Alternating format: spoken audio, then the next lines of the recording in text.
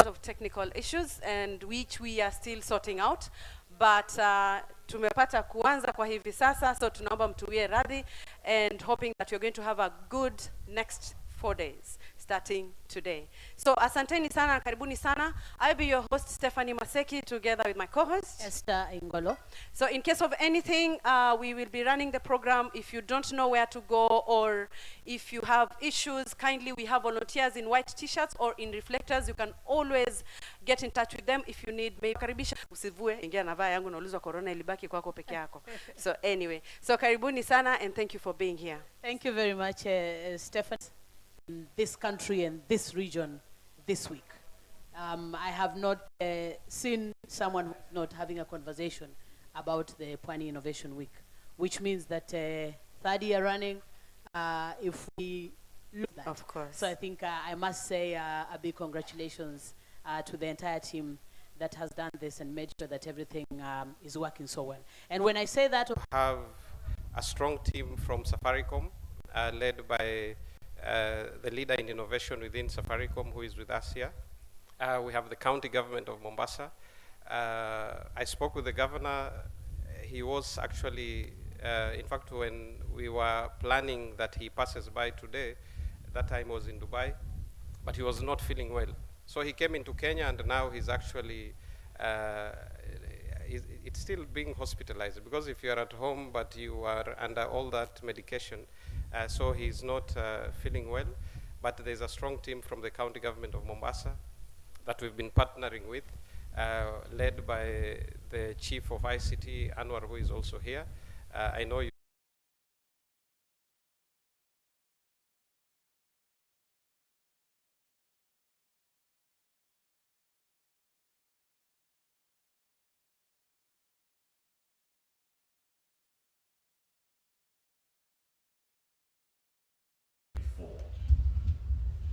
we are looking forward to ensuring that your experience with us here will be something that will be beneficial directly to you as organizations, to you as individuals, in everything that we'll be offering you. So just a bit of background and information why Pwani Innovation Week is such an important and an integral part of one of the major events that happens within this country every single year. Kenya's population, the average age, median age in this country is 19.1 years old. And for this hub here, Swahili Pot Hub, one of the most important things that we continue to do is to ensure that the young people in the 6 different counties that surround Mombasa are able to find a place and a home where they can get skills, but also where they can meet with other young people, and also where we can provide an opportunity for them to be mentored. Our biggest resource as a nation and as a country is our people. And I always unashamedly say this anywhere that I am and anywhere that I go, that the best human resource on the continent of Africa resides in this country. Many people may say that I say that audaciously because I'm a Kenyan. No, I don't. I must always qualify my statements with what I say. So I'll give you a very quick example. If you were an investor from around the world, would you pick Kenya, or would you pick, which country would you pick? Which one? Why would you pick South Africa? Because there's gold and there's diamonds there. Very same thing. If you look at all the big technology companies around the world that are headquartered in Africa, you find them here because this is their closest source to their most valuable ingredient in their business, which is human capital and human resource. So that's why they're here, and that is why we, as a people, must continue to ensure human resource. There are many things that we have begun and will continue to do.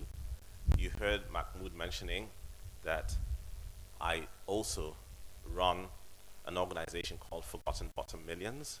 And what we do, first and foremost, we are the single largest WhatsApp network in the whole of this country that's been operating for 5 years. And every single week, we reach over 500,000 Kenyans and then onto other platforms. And these are jobs, fully verified and fully paid scholarships.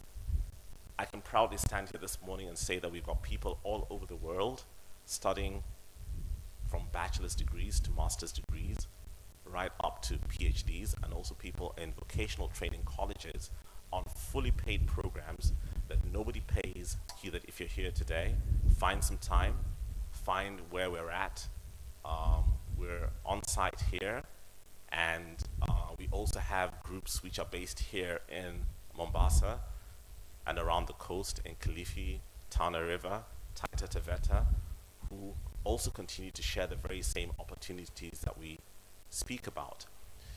It is so important that people and young Kenyans, the young people in this room, that you must know that there isn't anything or anyone that can take your dream away from you. We don't only just share opportunities that necessarily do not need you to have had what we refer to in Kenya as your basic education or having gone till Form 4. So we've got very many programs that we continue running and will continue doing. Starting from next month, we are going to be running a program together with Thunderbird Global Management School of Business, where we will be over thousands of scholarships fully funded, fully paid for people who have never finished any academic career. You have never been beyond Form 4, so that we can give you new skills that you may desire or you may want, because we understand that everybody is different. And to the young people who are here, just because you never made it beyond Class 8 or Form 4, I want to assure you that your life is not lost and it's not gone. There is so much that you can do, there is so much that you must do, and we are there to help you do the things that I've just spoken about. This country must, and I say this unashamedly again, when it comes to technology and the technology sector, we've got to build our skill set in such a strong way that as Kenya, we must colonize the rest of Africa through our technology. We have started the journey with what happened at Safaricom, but that's an old story. So let's stop speaking about M-Pesa. It is so 9/11. It is so gone. So don't mention it, please. Just do not. There's so much that we must do. There's so much that we have, and that is the talent that we have to keep ensuring that as organizations who are here, let's look at how to seed that into our people. Let's look at ways of opening our doors to the employees that we take in. Let us change our HR policies so that your first requirement when you ask someone to come for a job to your company is not how many papers do you have, because that is irrelevant. The papers do not do the work. It's the people that do the work. So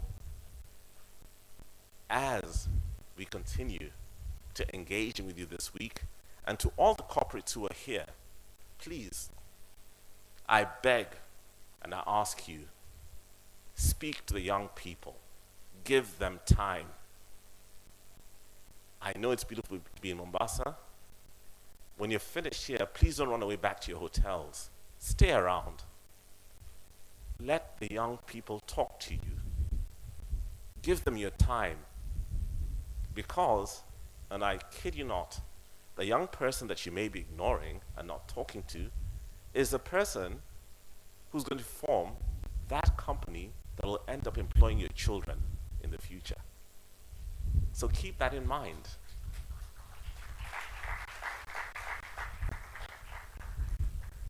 It's going to be an exciting week. Tomorrow is our official opening event. Not to say that today is not a great day and not an important day. So we are looking to running the day effectively and efficiently. And as I close, I am wondering where Bravin is. I can't see you. Is Bravin, are you here? Okay, he doesn't seem to be in this place. I wanted to tell you who it is that you can go and speak to. But ladies and gentlemen, thank you very much and welcome.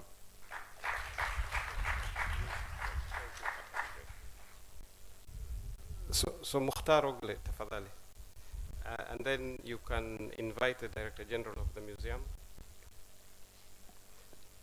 Tomorrow we will be with Joe Musheru, and the day after, Dr. Matiangi will also be hosting him here. So, and DG, I know you'll be invited by Mukhtar, but I think everybody needs to know that as the Pwani Innovation Week and Swahili Port Hub, we are here courtesy of the National Museums of Kenya. They gave us this place almost 7 years ago, without questions. We do not pay them a single cent. They've seen the value that it is doing to the community. We really appreciate that partnership, and we know we will go further. Asante sana. Mukhtar, then utamu-invite Acting Director General. Asante.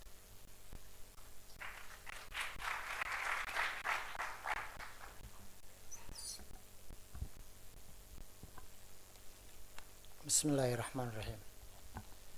It's a pleasure to be here. 3 years ago, Muhammad, was it 2 years ago? When we came here, we were meeting there at Upper's case. And given my circumstances, I could not come forward to where the main action was happening. I asked Mahmoud, this place is not inclusive. It doesn't cater for people who will have benefited from the immense work of Swahili Port. And then I asked, what happens if there are so many Kenyans who are on wheelchair and who will want to access the exceptional work that you are doing? Thereafter, I think we had a very deep conversation with Waziri Amina and the National Museum. Today, I'm impressed, but still I don't see space for wheelchair. Nonetheless, it's a good beginning. Oops. I don't want to behave like Wambora.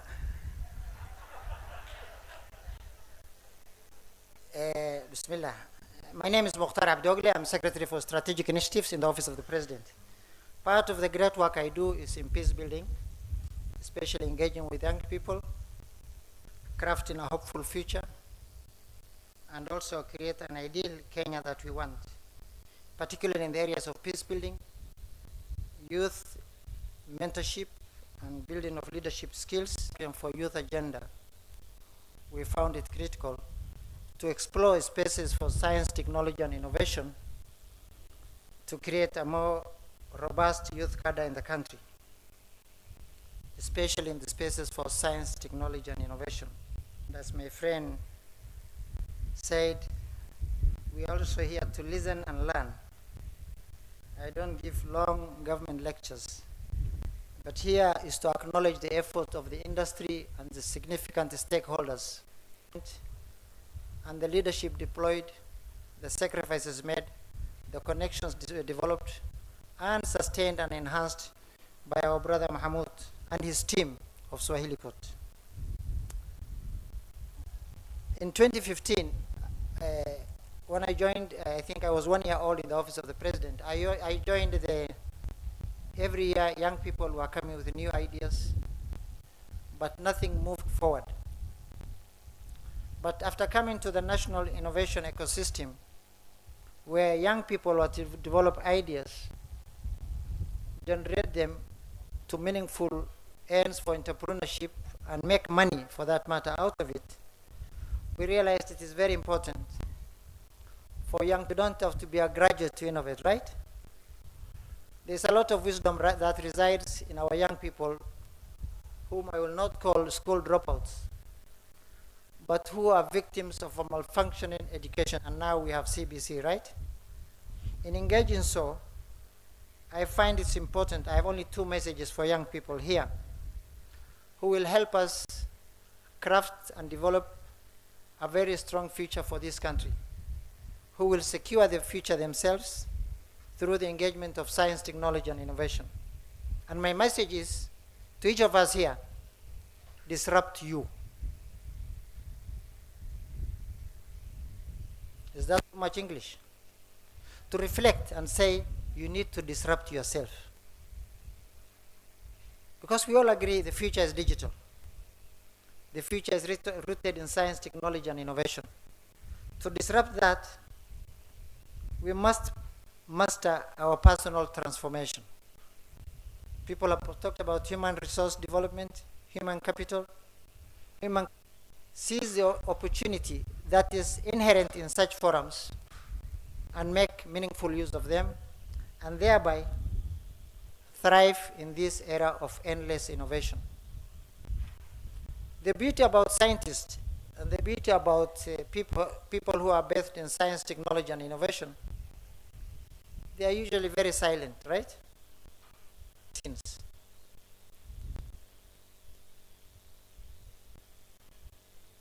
this talent is varied for me in this endless, including political problems. This country serves us with a unique mental health issue. Even as we approach elections, we need innovators to think how to tame and handle our political leaders through their sense of entitlement and also negative disruption for their personal gain. I'm not a politician, but allow me to dwell there for a few minutes. Because if the young people are more vested in science, technology, and innovation, they'll be less predisposed to any manipulation. They will have significant, I wanted to say that in Kiswahili, but my Swahili is not good. Nonetheless, we live in a highly connected world through social media. And more importantly, to be at the forefront in articulating issues of the future that truly reflect the aspirations of manifesto. And very elaborate formations must be rooted in those aspirations. Those aspirations can be rooted and can find space if we give space to the young people. His Excellency President Uhuru Kenyatta has, if there is any gap, blame those young people who are given this space. And I know there is a very good leader from this part of the world. Where is Nadia? Or she is coming with the big people tomorrow. Especially in the spaces for science, technology, and innovation, for productive and sustainable entrepreneurship. That is too much English, but also travel in the journey through a more practical and engaged and respectful networking and collaboration with the great minds who are here. Me and my friend Onyango will take credit for all the work you are doing, even when we are doing our reports. But the future is vested in these young people. Many of you, we don't know you, but you are doing impressive work, and God bless you. We need also to look at how highly connected innovators are in the globe so that we accelerate and amplify the future of work is not only digital, but it is also getting more complicated. When I engage with young people, they tell me about robotics, machine learning, deep learning. They also talk about the cloud. I don't know which cloud. But all these things are issues that relate to the future. Therefore, we must commit to a lifetime of learning. Whether you're old or young, we must commit to professional growth as young people. It doesn't matter whether you're in standard 5 or in A-level or you're a PhD student. Learning in life does not stop. Every day is a learning lesson for us.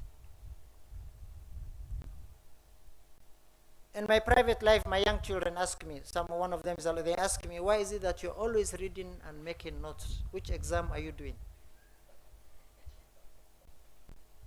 I tell them I only read books from 2018. And as an alumni of Harvard University, I have extensive access to this digital material. But for me, my day does not is not complete. I think many Muslims here will tell you their day is not complete without them reading the Quran. That is the spiritual word. So for the dunya, you study about what is relevant. So science, technology, and innovation, I'm saying about cloud and machine learning and deep learning. I'm also very much ingrained in that space. For us, looking at the future, disruption is the order of the world. What we are experiencing today will be different in the next 3 months or 3 years. How are we prepared for those rapid technological changes with catastrophic consequences if we are not adequately prepared? The world of war is changing. Wars will be fought in the next coming years, or even now, without military infantry. It will be determined technologically. That is war. I'm not preparing you for war. I'm preparing you for an economic growth and prosperity. That will also be digitally driven. How are we adequately equipped for that future? So that I reduce my English, we need to have a lifetime of strategic adaptation to these changes. Leadership matters. Adaptive leadership matters more, especially for young people. We must amplify the critical voices of our young people, especially women in STEM, in our national innovation ecosystem. If you want real change in your villages and in your community, please empower our women and young girls. Wanaume wako na kizungu mingi sana. So that we co-create and apply new knowledge to improve our world. Thank you very much, and God bless you.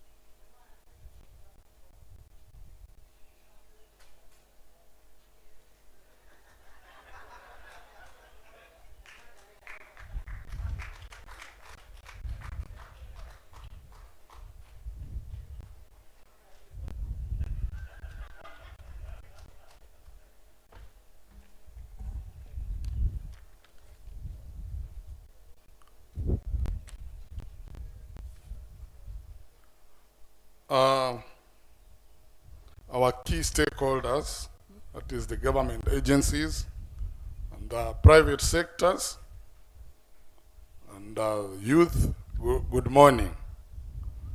I'm not going to talk a lot. My other two speakers have really talked. We were told these was brief speeches will be tomorrow.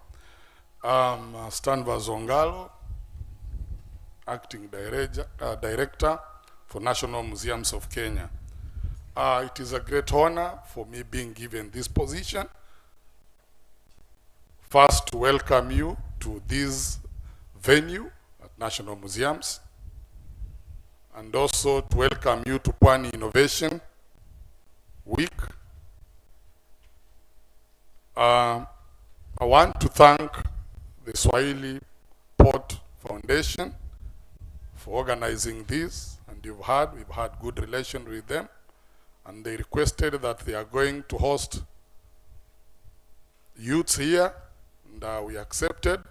And from the other speakers I've heard, thank you, you are saying you will come here another 2 years. Why am I saying innovation? Where we are seated, This was a creative and innovation idea which was brought for national museums. We had a need, we had a crisis. The ocean was taking over this place where you see up to that wall. Where we are seated, this was the ocean. We're sitting on water. But you can see somebody came up with a creative idea, innovative, so that we can reclaim this part. And indeed, us has been reclaimed. And here we are sitting here and enjoying the facilities. So, indeed, it is true that we need to be innovative. The other speakers have talked that now no longer we need papers to go and do routine work. You need now to be innovative and you need now to be creative. Become abnormal. Do things in a different way. And that is what will earn you. So here we are pushing the youth to do things extraordinary so that now we can achieve. On our part for national museums, I'm saying that we cannot succeed without having an identity.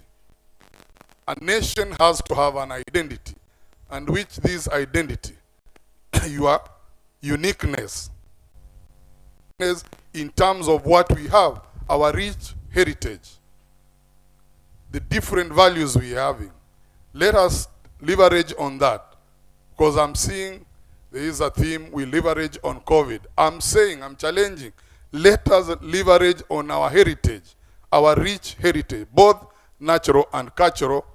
Then from there, we shall have an identity and become innovative in our own way. I'm saying so when you look at the Asian community, you look at the Chinese, you look at the Indian community, they leverage on their cultural, and that is what is assisting them to do things different.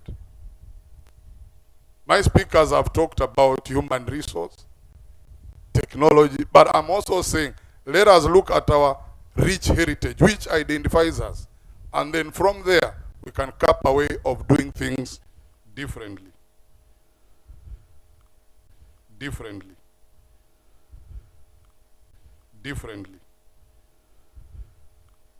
I'm not going to say much because today was just having briefs. So, ladies and gentlemen, I take this opportunity to welcome you to this Pwani Innovation, today's session. So I declare today's session to be open. Santeni.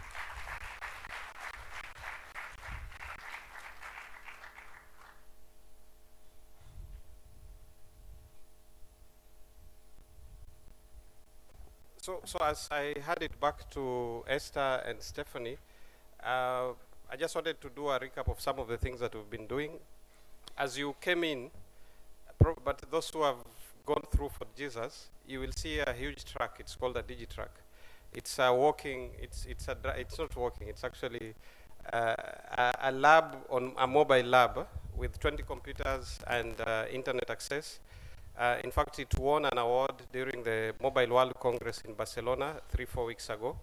It's supported by Safaricom, Huawei, Close the Gap, the Ministry of ICT as well. So it has been in the coast for almost 3 months now. It started international for 2 weeks. It was in Bangladesh slums. Then it went to Likoni for 2 weeks. It's supposed to be in Vita for the next 2 weeks. So for me, I also ask you to be ambassadors. I'm very happy. Bangla, it was full every day. Because it is free, we want our women to learn digital skills. We want our youth to learn digital skills. So it is there for Jesus. So I see my coach here, Coach Ndere. You mentor a lot of young people. Let's take them and we take advantage of this. Esther, back to you. Asanteni sana. A round of applause for Mahmoud, please. Thank you very much for being gracious enough to moderate that session. I think the speakers have started on a very good note. And of course now, this is it. We are ready for the few days we'll be here. And I'm sure that the conversations here are going to be very beneficial. And I'll take something that Mr. Muhtar said. And he said he wants the young people to be on the forefront to preach peace during the elections. There's an artist in Tanzania who said, "Usubiri amani na umesh-" So I hope hiyo mmeielewa vijana. Usihubiri amani na umeshika bunduki mkononi. Unaweza kuhubiri amani na bunduki? Haiwezekani. So even as we preach peace as young people, we remember that you are the same people ambao mnatumika visivyo. So then be very careful that even as you preach the peace, you're not preaching peace, but at the same time, you are spoiling for a fight. But I like the fact that this conversation is for the young people, and everybody here is willing to be able to tell you one or two things that will make your life easier and better. Because I think for the older people, we've seen it all, made our mistakes, learned from them, that did a bit of relearning and learning again. And so any slight thing that someone may say may not look like it makes sense right now to you as a young person, but take it home. Keep it. If you don't use it today, you may use it tomorrow. So as we start, I'll probably just want to directly call upon the next, the panel discussion that we are having next, which is under the topic Sustainable Digital Economy and Entrepreneurship. And of course, Dr. Gashugu, the project director, Ajira Digital, will be the moderator for this. Doctor, is he here? Thank you very much. Kindly take your seats as the moderator of this panel. I'd like to call upon the panelist, Ms. Edna Carijo, Program Manager, Immobilis. Edna? Okay, thank you very much. Also, take your place at the podium. Peter Kironji, co-founder and CEO Twiva. Thank you very much, Peter. You can also proceed to the podium. Zilfa A. Owiti, the Director of Capacity Development, Innovation and Partnerships at the ICT Authority. Zilfa? Is she in the room? She has a what? An apology. Okay. Will she be replaced or? Okay. Thank you.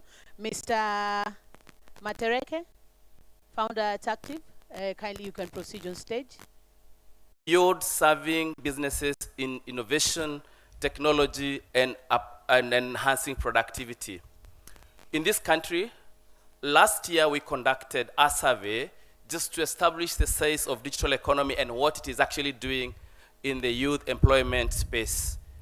We found that 1.2 million young people are earning decent livelihood from digital economy. 1.2 million.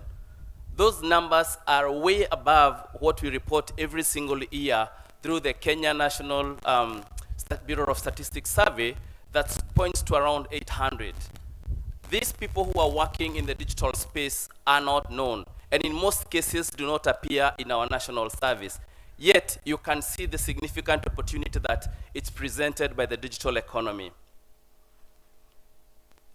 A recent survey also indicated that by 2025, 2 years from now, this economy will contribute approximately 9.25% of the GDP, which is equivalent to 1.4 trillion Kenya shillings.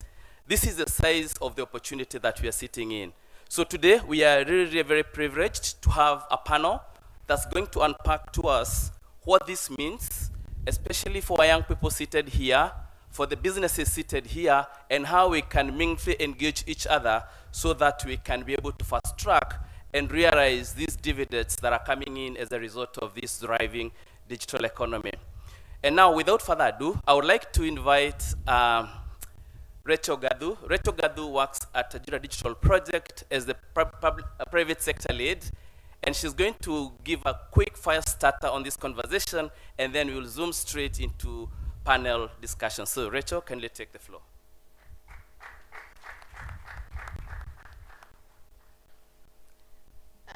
Thank you, Dr. Ehud, and thank you to all of you for even allowing us to have an opportunity to represent and even to share with you some of these discussions. So the theme of this panel discussion will be mainly on sustainable digital work.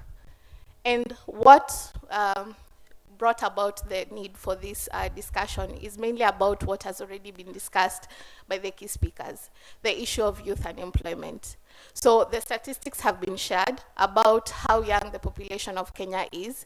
We all know about the high unemployment rate. And the formal sector mainly employs just about 16% of the jobs that are coming in. So it means that the economy will be highly unemployed. And there's a large challenge if we are not able to address this. So one of the opportunities that digital work represents is the opportunity to employ young people to become innovators and to be able to sustain themselves for the future. And this is part of what Ajira does, being able to create digital and digitally enabled opportunities for young people and ensuring that young people are able to be provided with the skills needed for them to be able to create work for themselves. So what opportunities represent for young people in the digital work environment? So we know how high the internet penetration has been growing. One of the challenges that have been faced is the access to infrastructure, which is something that is being resolved, but it's still a key challenge. So this is some of the things that will be driving and seeing what opportunities represent for you as an innovator, for you as a business to be able to take advantage of this. As mentioned, statistics, with the survey that we did, 1.2 million people in Kenya are earning, and that is just what we got from the survey. So it means that a lot of innovators are already getting work through this, through the digital work environment. So how can we be able to ensure sustainable digital work? So mainly through provision of skills. There are a lot of trainings that are going on, not just on the previous skills that we knew about, computer packages and all that. Changes have come up. There's robotics, which had been mentioned. There's machine learning. There's artificial intelligence. If we are able to address and learn these skills ahead of time, because the future, right now, data is key for most companies. The second one would mainly be on improved infrastructure, which means that ensuring that innovators are able to inquire and access the right services for them to be able to work as an innovator. And it's good that hubs such as Swahili Pot are giving young people an opportunity for them to be able to work as innovators. The other one would be geographical inclusion, ensuring that as we drive innovation, it's not only in the urban areas, it's also within the rural areas, and everyone is able to adequately work. The other thing that opportunities represent is if we are able to provide an inclusive, sustainable digital work, ensuring that all the genders are represented, not only gender, but also diversity, disabled, everyone is included. One of the opportunities that digital work presents is the ability for you to be able to work from where you are, for you to be able to solve a solution regardless of where you are. So these are just some of the thoughts that we'll be evoking in this conversation, and we hope that you'll be able to also be participating. Thank you. Thank you.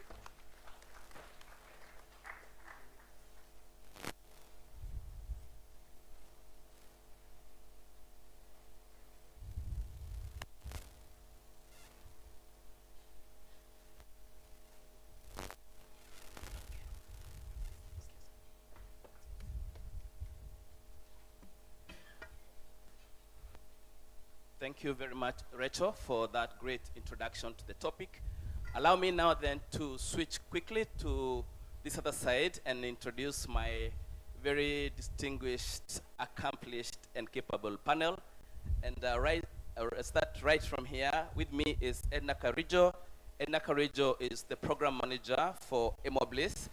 At the same time, she doubles up as the program lead for Ajira Digital at Emoblis.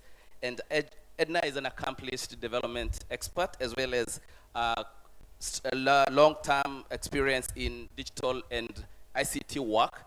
And so Edna will be unpacking a little bit of the supply side of this conversation, and she'll be giving us some insights on how the company is doing to support young people to get the right skills, digital, ICT, and others. I have with me Peter Kironji, who is the Chief Executive Officer, Twiva. And Peter, again, is an accomplished businessman, a techie, and of course, as you can see, he's not very old. So He's a young man who has really broken the barriers, and he'll be sharing with us a little bit about how he's been able to navigate the murky waters of innovator to an entrepreneur. I also have Kay Matereke. Kay is the CEO and founder of Tactive, business consulting enterprise that looks at processes and supports businesses to be able to adapt and leverage on the digital economy. He will be telling us a little bit about what he's doing. I also have Maureen Omboya, a young lady from this region who has been working on the digital platforms, a lot of experience on how she's been able to break the barrier and be able to really leverage the digital technology and internet to be able to grow her career. And of course, we have Rachel, who has just given us a reflection. And I'll go straight to the, of course, to the questions. And I'll start with all of you. Maybe Peter, you're here. And I think since this is an innovation event, you're the best person to roll off the floor. And you can tell us a little bit about yourself, as well as, your journey from being an innovator to an entrepreneur. How has that been? What motivated you? Yeah, pleasure to be here, and of course to be having these conversations around how we can make sure that young people are leveraging digital platforms to earn a living. My name is Peter Kironji, the CEO and co-founder of Twiva, which is a social commerce platform, and all we do is to market and sell goods and services through social media platforms and social media influencers. I graduated from the University of Toronto as a computer engineer, and we were having conversations with other Kenyans who are abroad around how do we create value for our businesses back home while still stationed there. For us, that was to be a digital platform in a manner that we can create value when we are still an ocean away. So we started with a product. It was an influencer marketing platform connecting the demand side and the supply side, which is how do young people push businesses, and particularly so the MSMEs, folks who lack the digital marketing skill set, to know how to position their product and services for chances to succeed online in terms of how you're packaging the messaging around the goods and the services, and sometimes the brand as well. So the journey has been to move from a product. I'm very sure a lot of young people start there, and sometimes you make mistakes by creating a solution and then trying to look for a problem that it solves. So it's to move from a product to a business in terms of how do we create value, meaningful value, and then come up with revenue models or businesses models that allow us to capture value out of what we create and then leverage that to fine-tune the engine and to scale so that we can serve more people. So it has been a rewarding journey. Thank you, Pete. I think that's very amazing, the fact that you can see a problem and come up with a solution. And I'm wondering, Kay, from your perspective, I think with so many other young people like Peter around here who asking, yes, we hear the nice message. Where do you start? I mean, you've worked with many of them, but where do I begin? I have an idea, a great one, but how do I move from that ideation stage to a stage that I can start now working on something bigger than myself? Great, thank you. First of all, I want to open up my conversation by saying young people are the solution. And I know that whilst we're in a platform where we're discussing technology, behind the tech are young people. My name is Kay. I'm a senior partner with Tactive Consulting, and we're essentially a multidisciplinary consulting agency. So very similar to the big 4 or 5, we are a consulting company that's focused on working with African-owned ventures, and our job is to actually help them scale. There's a disparity in access to information, knowledge, and infrastructure. Even the great Safaricoms work with the Deloitte and the PwC, and we've positioned ourselves as an agency that would enable ventures locally. To respond to your question, Doctor, I think the best place to start is to identify a problem that serves others. And I think listening to Peter as well, that's the best place to start. Africa is awash with opportunity. There's so many things that we could address. And for a young person, I think the untold truth is that you are surrounded by cultural capital, which is knowledge, which is friends, which is technology, which is ecosystem partners. All of these elements can actually be brought together to bring in local solutions that are highly scalable.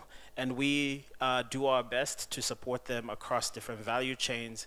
And just to give context, even within the telecom infrastructure, we support they may be called suppliers in the value chain, but they're African-owned businesses. In the fashion value chain, we support some of the fashion designers. In LREB, in the Lake Region Economic Bloc, we support factories that are African-owned. And all of these businesses started by saying, how can I add value to the gaps and to the problems that they're seeing in their ecosystem?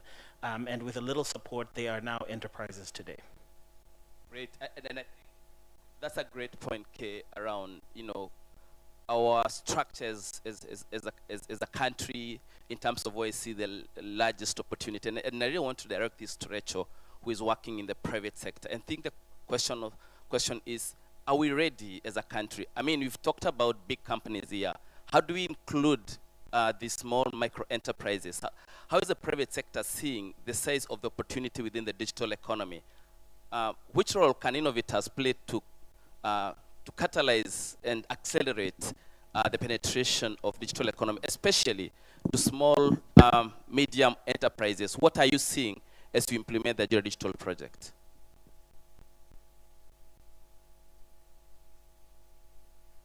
Yeah. So in terms of how the private sector is, so everyone is aware about the need for digital adoption within their operations. And I think this is what the platforms and what Tactive and companies like Tactive are trying to do.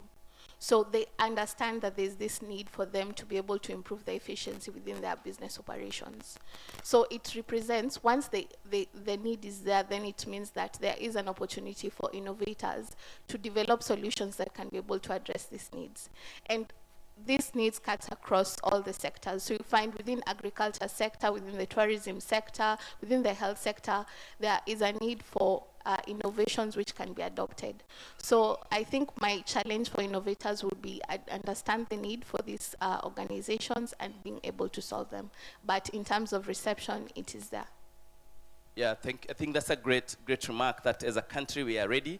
We can see the private sector is tuned to adapt technology and use it to really enhance productivity as well as the welfare of workers. So, Edna, this comes to you because we're talking about skills. And Michael did mention, do we really need papers or are we looking for skills? As it competencies? And from where you sit, because you are preparing young people to take up this opportunity by creating the relevant skills, digital skills, what's the connection between what you're doing in skills development for digital and innovation? Thank you, Dr. Ehud. First of all, let me begin by giving a brief background introduction of the Nigeria Digital Program. So it's a government initiative run by the Ministry of ICT, Innovation and Youth Affairs, supported by the MasterCard Foundation through the Young Africa Works program, and of course being implemented by the Kenya Private Sector Alliance and eMobilis. So to your question, Dr. Ehud, on how, on the connection between skills and innovation, for young people, and I'm happy to be discussing this topic as a young person myself. At Ajira, we provide access to free training and mentorship, so what we call upskilling and helping young people commercialize their skill. So that in itself has to make young people, they have to think innovatively when we enable them commercialize their skill.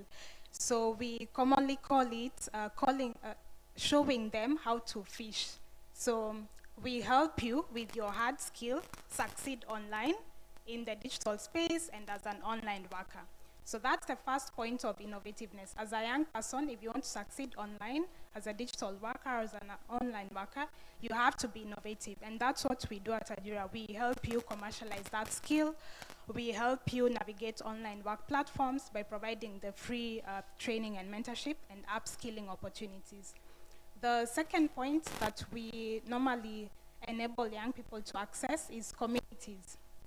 So we have formed communities of online workers in different parts of the country, and we operationalize Ajira Youth Empowerment Centers. I believe many of you have heard about the Ajira Youth Empowerment Centers. These are spaces located across the country where young people can access for free. They can access the internet, equipment, and devices. But most importantly, the communities that they form, that's where innovativeness comes in. So we encourage them to network, navigate online platforms, mentor each other, as well as try to understand what's the gap and the need in that community, and how can they, as online workers, enable the community to grow economically, as well as addressing that problem in the community. Of course, using digital platforms and using the skills that they've learned through Ajira. Case in point, we have one of our trainees in Webuye who trained through Ajira on the transcription program, so he was a transcriber. But months down the line, he became an influencer in the community. He began helping the young people in Webuye. So he identified what's the economic opportunity there and how can young people create an income. So they identified chicken rearing as an economic way of earning an income. So he began with his skills, and being able to understand the opportunities there, created an entire ecosystem for chicken rearing, out of the skills he learned from Ajira. So it's not just about navigating digital platforms, but also solving a problem in the community. Thank you. Yeah, very well put.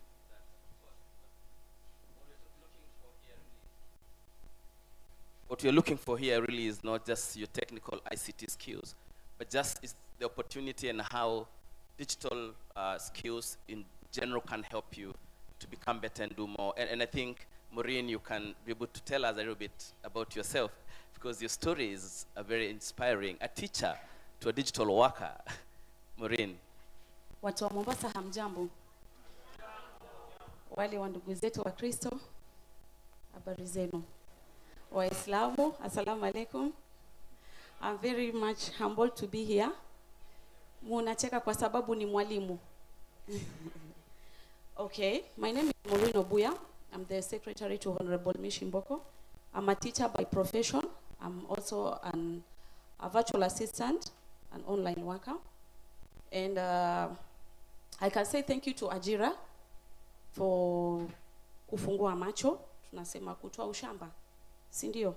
So, I came to know Ajira, that was last year Feb 2021.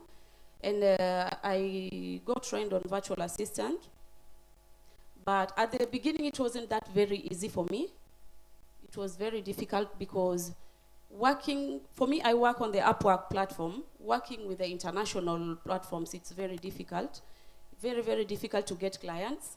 So after me finishing my courses and my training and my mentorship, that is, I started bidding. And after quite a period of long time of something like 3 months, that's when I landed my first client. That was when my breakthrough came. So after that, I can remember my first payment was $5. That is 500 shillings.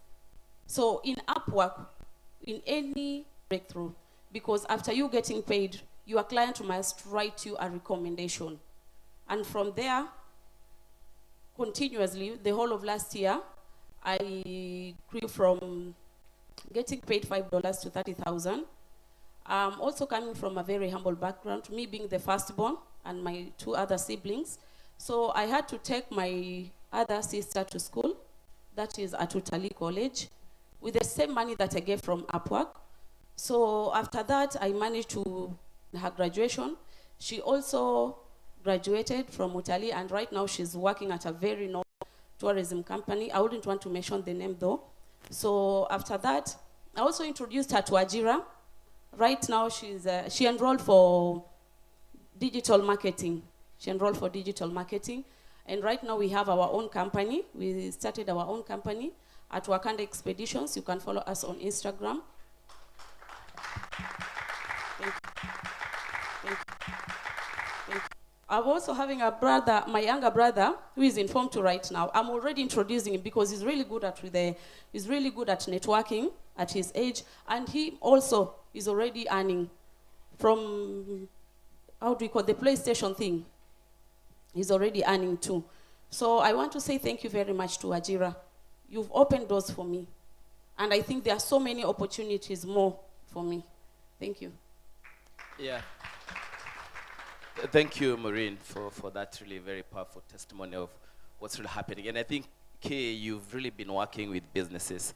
How can we scale such opportunities so that more young people like Maureen who have vision and they're wondering what to do can tap into business ecosystems with their skill sets and the abilities to be able to contribute to solutions for business? Great, thank you, Doctor. I think a good place to start maybe is to talk about the 3 hats that I've had. I've had the privilege to be an entrepreneur, and I built a business here in Kenya in the craft value chain over a short period of time. I moved into sort of an enabler position with Tactive, focusing on how we can catalyze a lot of the interventions that support and equip entrepreneurs who are emerging in the market. And then I think about 1.5 to 2 years ago, I then started to sit on a global platform that looks at sustainability or sustainability compliance with a B corporation, and I started seeing policy and sort of how the rules by which businesses engage affect how we create jobs from day one. With that background, I think our observation as Tactive is the B2B businesses or private sector in general has been disrupted. Everyone is trying to grow at a lower cost, and the only way for them to continue to expand at a lower cost is to collaborate with emerging innovators. And what's happening is the cost of R&D inside the ventures is extremely high, and they cannot do it on their own. There's a high rate of innovation that's outside in the incubators with every entrepreneur that you meet, but there's a disconnect between connecting the innovation with private sector. And my prior introduction is to say, when I look at the 3 hats, the entrepreneur, the enabler, and sort of the policy hat, they speak different languages. And because they speak different languages, there isn't a clear understanding of each other's needs, and yet there is an emerging challenge around how do we begin to create an environment where all can coexist, not in competition, but in complement, and how can we address the same things, because everyone will talk about employment, everyone will talk about economic growth, everyone will talk about security, and yet the rules that we use to engage don't work effectively. So to answer your question, I think there's a service layer that's being created from the innovation side. So there are a lot more platforms that are creating more digital reach that our private sector can benefit from. But there has to be a way in which private sector can engage safely with the innovators, not in competition, but in complement, to now let essentially the money that moves at the top of the economy to move downstream to the innovators, and we'll start to see new emerging giants in the economy. I hope that answers the question. Yeah, that's actually very punching, and I'm looking at Peter here. I'm sure he's really looking forward to answering this question, because really he sits at the middle of this conversation where he's an innovator sitting in those three spaces. And how has it been for you? Because of course with the platform are willing to do more, create jobs, add some contribution to the economy. How has your journey been, and how would you advise someone coming into the same space to move forward? Yeah, maybe I try to pick it up from where Kay left it. I mean, for the corporates and the neighbors like Agile is to create platforms where innovators, young people, and entrepreneurs leverage the skill set, the mentorship, and the resources that are within this ecosystem. So for companies like Safaricom, other than to just compete or other than just compete with the smaller businesses, MSMEs, or entrepreneurs or digital platforms, I think we are more likely to create more value if they could open up the ecosystems and invite these entrepreneurs and innovators to collaborate, or at least to compete with them as compared to just competing with them. For young people, it is to pursue partnerships with these other players within the ecosystem and to activate or to co-create value within those ecosystems. So I think what I realized for the Kenyan market is that the default go-to for corporates, for the innovators, for entrepreneurs, local digital platforms is to want to compete as compared to pursuing partnership and collaboration to co-create value. And I think that way we are likely to create more jobs as compared to competing. Well, not saying that competition is bad, because then the end consumer will benefit from that environment, but let's pursue cooperation as compared to competition.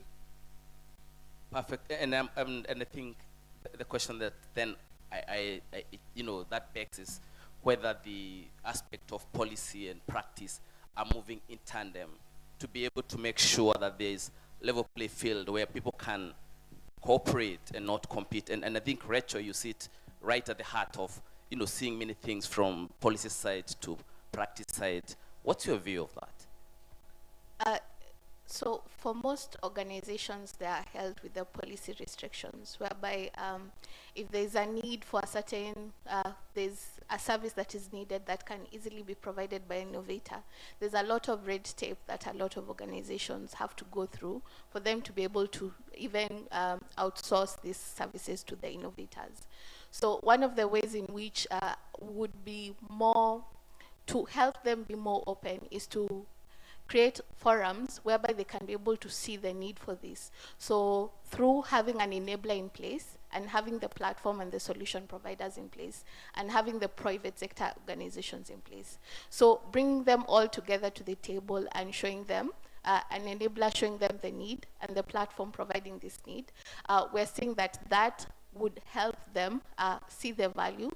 Once they see the value, so hopefully they can be able to outsource some of these small tasks that they have to go through the long bureaucratic processes, which ultimately will lead to creation for innovators. So slowly, by outsourcing smaller tasks, then before you know it, then more of the key functions of organizations will easily be outsourced, leading to creation for innovators. Yeah, and thank you, Rachel. And Maureen, I mean, Rachel has pasted the picture of how things work in an ideal situation, but you actually you managed to break the barrier and access your first job from a private sector company, which is digital oriented. I mean, what advice would you give someone who really wants to today make a decision that I really want to start? How would you advise someone? What kind of skills prepared you better to be able to get your first job, but also sustain that urge to be an entrepreneur within your same line that you started your business? Okay, thank you very much once again. What I can tell my fellow youths, there is work online and it pays. It's just determination and hard work. That is all I can say for now. Determination and? Hard work. Determination and hard work. Yeah.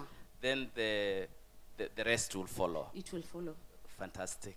Yeah. Thank you, Maureen, for that. And is the same what you're seeing? Are the people who are succeeding in your training program, Edna, reflecting this kind of attitudes and skill set? And how are you also preparing those who are ready to move to the next level, either as innovators, or as agents or entrepreneurs? How are you preparing them at Ajira Digital Project? Thank you, Dr. Ehud. And I'd like to, first of all, commend Maureen. She's an inspiration to many other young people who want to succeed online as digital workers, but who are also looking for hope and motivation just to make it in life.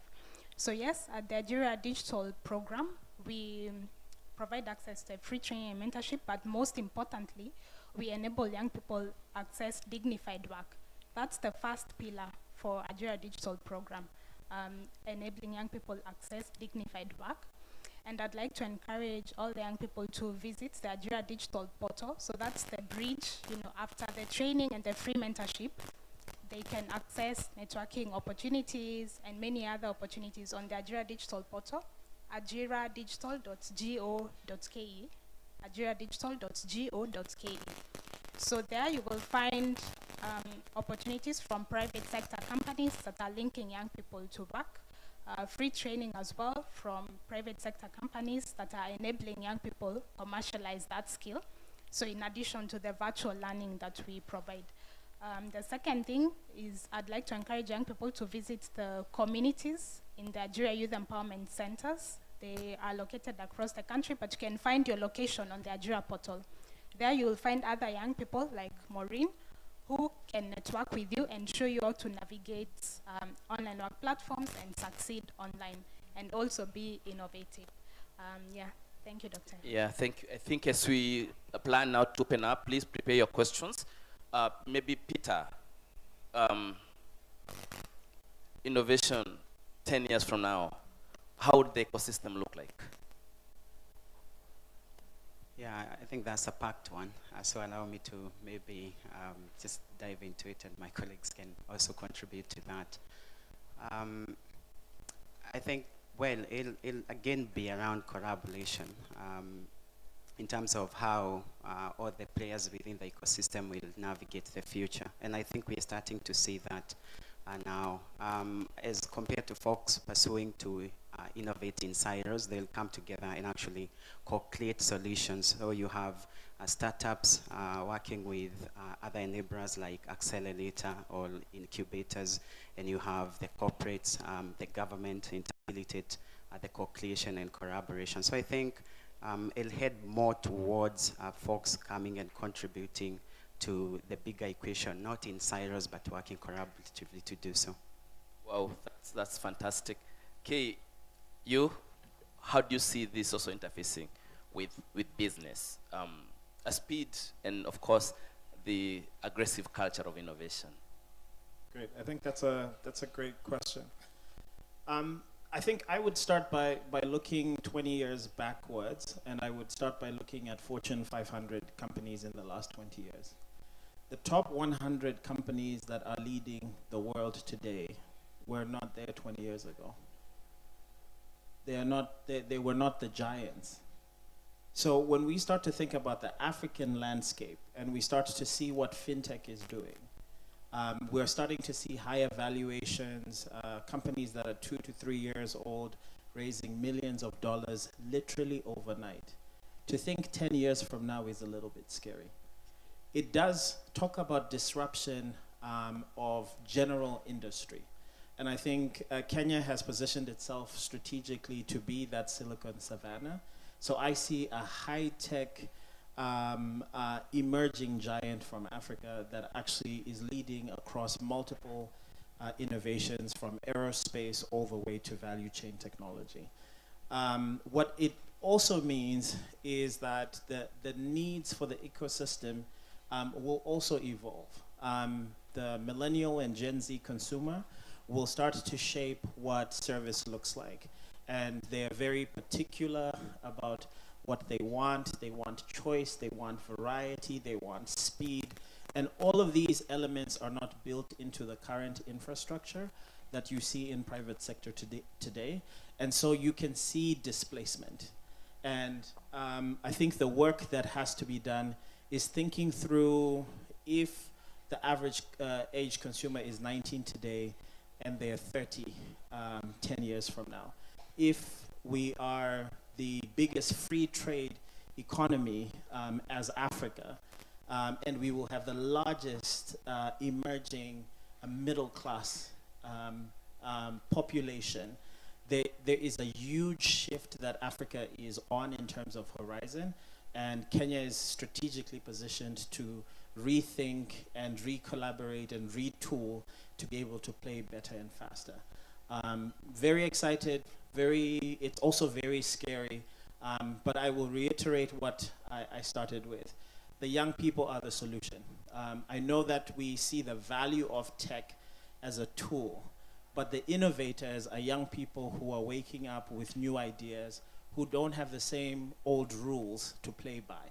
And so they're creating their own rules, they're creating new patterns, and if they are empowered, they unlock that human capital that has been trapped in Africa for hundreds of years, and we start to see a different Africa on the global horizon. There you go. You said it. I think the point is well driven home. At this juncture, I would like to open up the floor for anyone who has comments or questions to this very distinguished panel here. So someone to help me the mic. Evelyn, you can help me pass the mic so that we can, fantastic. I'll take 3-4 questions and then I'll hand over back to the panelists.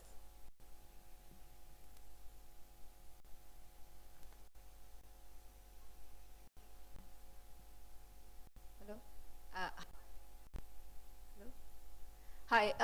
My name is Sneha, and this is a very exciting discussion. Very insightful indeed.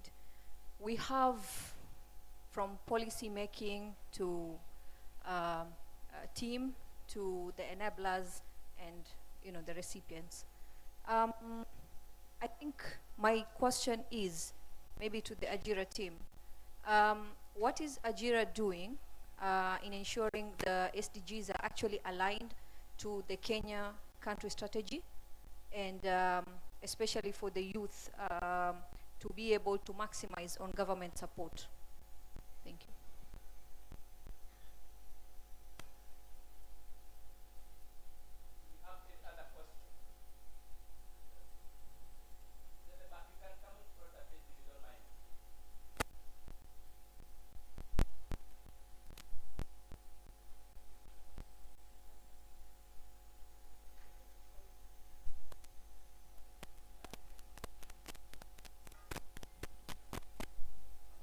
Good afternoon. Robin, and maybe I'd like to pass a question to the whole panel.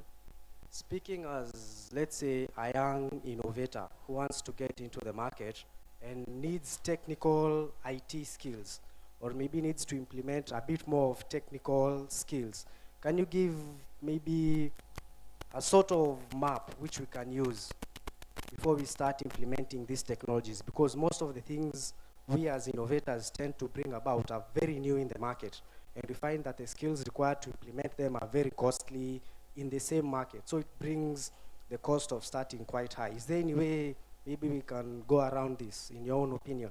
Thank you.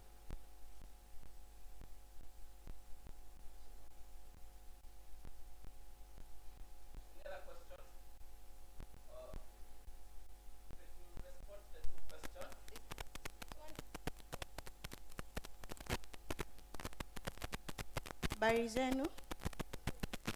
Langu si swali, lakini ni ombi. Hapa tumekusanyika watu kutoka maeneo mbalimbali. Ningeomba, kuna wengine ambao kizungu kinatupita, kama mnaweza changanya, ndo hivi viti vijae kama vile tulipokuwa tunaanza.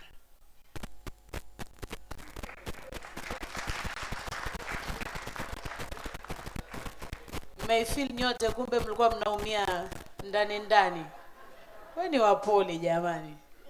Thank you. Okay. Any other question? Okay, you can go on please. Sasa hata mimi ndio nitaanza kubadilisha lugha, so kwa hivyo usiwesikiza tu maneno, msishughulike sana na tafsiri na tunashukuru sana kwa sababu ya hiyo comment. So ajira na SDG, so Edna hiyo ni yako, Peter and Kai, you talk about innovation and the skills that are required to really propel innovations to the market, lakini muongee Kiswahili.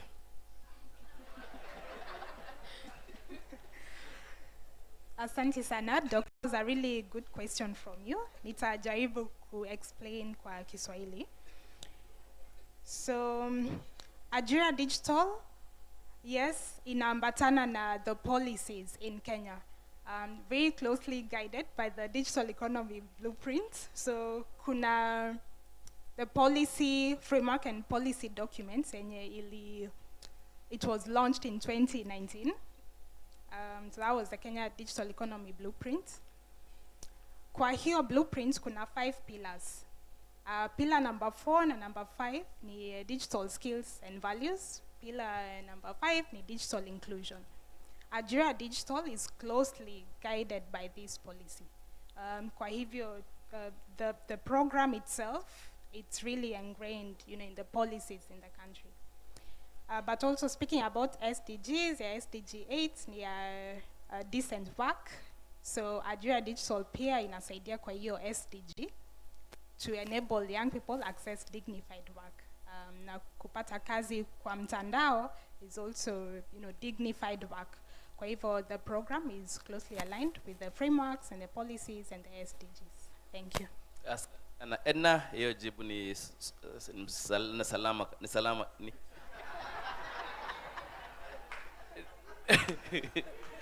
ni swali kabisa. So Peter Peter kwako sasa. Shukran. Thank you so much for championing inclusivity. Nitajaribu kuongea kwa Kiswahili ingawa Kiswahili changu ni cha Nairobi. Not the best version. So I think swali ilikuwa je, ni talanta zipi tutahitaji ndo tuendeleze maendeleo from a product development point of view. So nafikiria kwamba baada ya sisi kuanza kuangalia hizi teknolojia like emerging technologies like machine learning, that's not where we should be starting. Tusianzie na kutafuta hiyo. Tunaanzia with small scalable steps. So do you start with an MVP yenye haihitaji uwe unaelewa hizo teknolojia a high end. So start na locally available talanta iliyo hapa. There are folks who are taking these skill sets and being upskilled by platforms or partners kama Moringa, wale wanafunza watu kufanya kucode, kudesign hizi platform. So I think tunastahili tuanzie hapo kwa sababu that is affordable for us. Tutakuwa na hela ya kufanya hiyo kwanza. And then with time ndo tutaanza saa kuangalia utatoa wapi resources kwingine. This could be you raising money to now start to take advantage of emerging technologies like machine learning to make sure that the platforms are robust and scalable enough to create more jobs and opportunities for young people. But I think the better framework is start with what is accessible to you and start in small scalable steps, and then from that folks will want to support you, whether it's the neighbors, the policy makers, the investors will be willing to give you resources to now start to scale that and access better resources. Thank you. Thank you. So I would utaongeza kitu ke? I will try. I didn't mention when I started that I am Zimbabwean. Maybe this is a good time to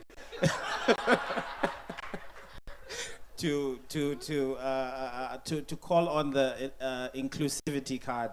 So it's a privilege being here. Where innovation is the leading conversation starter. But with digital, the needs around soft skills and management skills is also emerging. Everything in this world now is decentralized. And so what we are learning is that people don't actually have the soft skills to connect to people adequately or to organize work. So in addition to Peter's response, I would say there's also a lack of managers, people who understand problems and are able just to coordinate people. So I think tech is one part of it, right? It's the technical, scalable accelerant that everyone identifies, but the human skills that brings that work together, there's still a large deficit to understand the problem, to scope it, and to organize it. So my response to Robin is, if you're good at identifying problems, you don't have to be the engineer, right? You can be the person that serves to understand and coordinate and create collaboration, because that's what the fourth industrial revolution is about. It's not learning everything. It's knowing how to integrate with everything. Thank you. Wow, thank you. As we come to wrapping up this very nice and interesting panel, your parting shot, Rachel. Yeah. So for me, I think this whole was still trying to figure out. So there's an opportunity with digital work for everyone to be part of it, because as we said, in 10 years, what we're seeing right now won't be what is happening right now. So my call to action would be identify the opportunity where you can fit in within the whole digital ecosystem and act on it and work on it. Thank you. Thank you. Maureen, your advice to upcoming and already innovators in this space, what would be your advice? My advice to the youths, mostly from Likoni and Coast region, there is work in online, and also it earns. It pays good money. So it's just your determination and your hard work, and just be competent, because online work, it is a very competitive space. It is worldwide. So meaning each and every person, each and every walks of lives, each and every person in there is yearning for the same opportunity as you. So whenever you do your thing, do it to your perfection. Thank you. Thank you. Okay, your parting shot? I think what I would like to leave you with is what I started. Youth are the solution. They need to be heard, they need to be understood, they need to be equipped. I will give a case study. I joined as an employee number 1 to a business in 2015. That venture was youth at 21. We had a workforce of 100 young people, and it was a value chain-based solution. And the thing that I can tell you, even if there are a few that have experience, it takes the whole to do the work. And what I learned from that experience is that youth not only have the aptitude to acclimate to difficult challenges, they also have the innovation to develop micro solutions that build stronger systems. And if we can really become inclusive about bringing them to the table, we start to set in motion transformation in the Kenyan economy, in the African economy, in a way that has not been seen. So if there's anything to remember, is that youth are the solution. Oh, wow. I feel like I want to reverse engineer my age. So, Peter? Yeah, thank you. It's been a pleasure to engage here. I think for me is for us to embrace new ways of doing business and earning a living. If it's for the young vehicle, we have those drivers now taking kids to school through that money. You have Airbnb, same concept. Why would you have a stranger come into your house? And we have people who are earning meaningfully so from this platform. So the call to action would be across the spectrum, whether it's policymakers, make the environment work for the innovators, the entrepreneurs, and players within that ecosystem. And of course, create a level playing field to enable us to create these platforms that give our young people jobs. For the young people is to embrace them and actually seek to understand them, to take up those skill sets so that you leverage these. For the government, if we can go through on the politics just a little bit, you have investors, businesses who are shy to spend or to participate in the economy just because of the uncertainty that we have right now. So creating an environment that works not only for the innovators, but also players, including the investors, so that there is appetite to invest here. So mine is to call all players, within the ecosystem to embrace new ways of doing business and to support entrepreneurs and local digital platforms. And I have the problem that we're all trying to solve, which is the lack of employment for our young people. Thank you. Asante sana. Thank you. Edna, your parting shot. Make it brief. Thank you, Dr. Ehud. I'll emphasize what was said in the morning. Our biggest resource as a nation is its people. And for us here in Kenya, the young people are our greatest resource. So you can get information on how you can succeed online as a digital worker, as an online worker, or visit our website, ajiradigital.go.ke. Thank you. Asanteni sana, nafikiri kubaliana na mimi kuwa hii panel imefanya kazi na imeweza kutueleza vizuri kuhusu mambo ya digital work, na nafikiria kila mtu hapa ameweza kupata moja ama mbili. La muhimu sana ni kwenda kutekeleza. Go and take action. Whatever point you've taken, go and take action. So we want to really thank you, our panelists, for really doing justice to this conversation, and we hope that we will continue with this conversation in another time. So kindly join me as we give a loud of applause to this very able panel. Thank you very much. Na asanteni sana. Thank you very much. Asante sana, Dr. Ida, good job. Lakini pale alipomboa anze Kiswahili ghafla akawa mtangazaji. Daktari, thank you very much. I appreciate that you steered the panel very well, and also you kept time. We are having another panel shortly, and because of time I'll have, I'm sorry to the next panel, but nitapunguza muda kidogo tu by 10 minutes so that we can be within the framework ambayo inahitajika. As we were going through that particular panel, sustainable digital economy and entrepreneurship, a similar panel was going on at Close the Gap, and the topic at Close the Gap was the circular economy. I'm sure that that one you can be able to catch it later, and there will be photos also that will be streamed live on the screens in front of you, so you can be able to also see how that particular panel went. And it was a particular a guy called Poet Selassie to be able to come and give us a bit of a breather kidogo, manake information imekuwa nyingi kidogo. We need to digest it with something a bit enticing, although Peter pale alizungumza mambo ya appetite, nikaona jamani ni saa 7 ukianza story ya appetite, some of us with food inakuwa bala hata tukisikiza maneno mengine. But I know we'll have a lunch break at some point. In the meantime, Rukia, please be ready. The entire team is ready to go. Karibu sana. Prophet, nafikiri itabidi, Poet, itabidi uchukue microphone pale juu. Tafadhali. Thank you very much. Just jump on the stage is fine. Hello. Thank you. Mmeshindaje? Mko poa? Okay, my name's Arselasi and I'm a poet. Okay. Mazemu wache kutusi watu wenye wanataji. Kwa mfano mimi mamangu siku hizi nisipokunywa chai, utasikia akisema hiyo ni bangi. Watu wa bangi wapendangi chai, azifa shaitumia bangi. Na kwani drugs ni mbaya? Wewe shai kunywanga syrup. Ile dawa ni tamu, inaweza fanya kama wewe ni rap hata usirap. Kuna ingine inaitwa Panadol Extra. Kwa duka Panadol Extra 2 ni 10, lakini trust utapata hizo 2, hakuna Panadol Extra. Sasa acha tu tuende kwa ukweli. Unajua ukikuwa mgonjwa, so hizi drugs zimefanya daily na lala kesho, juu nikilala leo bila kumedi my mind ina work slowly. In fact hiyo day inaishia ngori.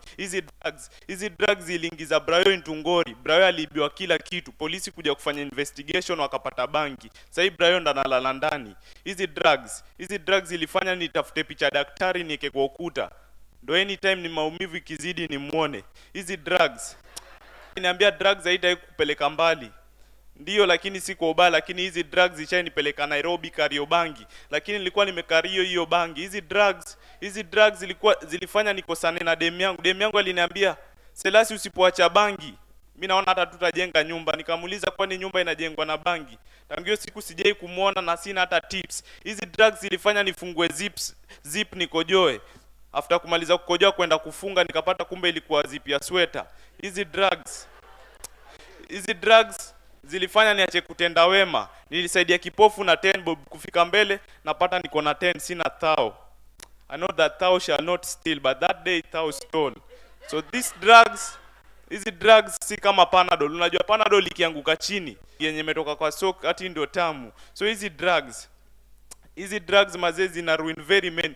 Lakini hizi drugs pia ziko na lot of advantages mazee. Juu after kutumia drugs huwa mi wana think. Wanasema ati moshi ya bangi inaharibu akili na moshi ya sigara inaharibu lungs. Aje na moshi yenyewe inaenda nje. Hizi drugs make me think, samaki ana survive aje kwa maji bila sweater? Hizi drugs make me think maze. Kwa shule wameka watoto na pressure ati find the volume. Utafindaje volume na hakuna speaker? Of advantage. Kwa mfano pombe. Hii pombe inafanya mtu anaongea kizungu. Mtu akilewanga ile kizungu anaongea hata watu wa Oxford hawezi kuafford. Hii pombe moja inafanya mtu anasema ukweli lakini hawataki pombe kwa court. Hii bangi ndio imefanya hadi sasa niko high. Maybe hata ningesha kufa lakini juu ya bangi niko high. So hizi drugs walisema anything with advantage iko na disadvantage, lakini mbona hiyo advantage inanga disadvantage?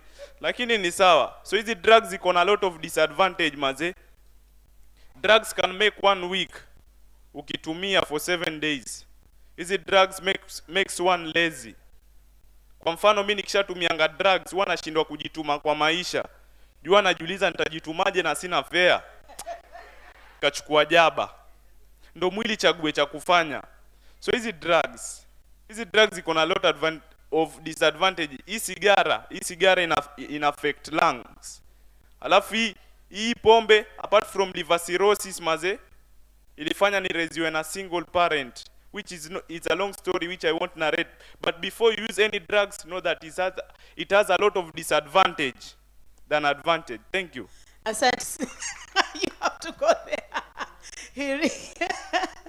Wakati wote uko unazungumza na kuangalia mara mbili, I think he definitely wants to have a conversation with you. Steph, hizi drugs wewe zilikufanya ukafanyaje? Niseme nisiseme? Sema.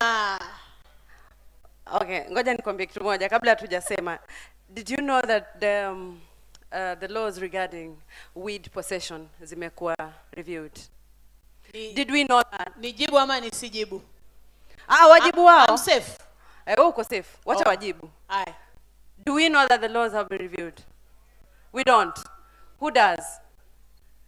Okay, I need you to tell us how. Yeah. Steph, nilifikiri review ni ile nzuri kumbe. So, nitapeana recap, nitapeana more of a summary. Right now, ukipatikana na 100 grams za bangi, ni either ukwe jailed for 50 years. Alternatively, you'd pay 50 million Kenya shillings for your bail. So that is the first option. Second option is you get to be jailed for 50 years and at the same time pay 50 million shillings. So carry your 100 grams and weigh it with your weight. So personally, I'm around 80 something. So I would rather take it off my pocket so that I don't get the 50s or the 50s in numbers. I hope I got it right. You did. That is more than 100 grams. So just informing you, you know, this is Kenya. Weed is not legal. Stephanie Shasema, I don't even think I need to add anything. And at this point, I'd like to recognize the presence of the ambassador for Belgium, Mr. Peter Martins. Karibu sana, thank you very much for the topic is sustainable development. And of course, it will be led by the beautiful Rukia Jamal, who is a communication specialist. Kindly, Rukia, you can proceed to the stage. She'll be joined by Gabriela Nashiva, an agripreneur. Gabriela. Faisal Abdallah, Chairman Goin. Faisal. Robert Mrima, co-founder Rockerbags Africa. Robert, thank you very much. I see you. Fatma Mbarak, Goin as well. Fatma, thank you very much. And of course, we have the last one from a network of reliable and competent and skilled experts and workers, which is definitely a one-stop shop for services and jobs in County 001, Kazi Mtaani, a representative. For enough microphones, kindly confirm with the team. We can have one to share for every. Faisal, do you have a mic? Okay.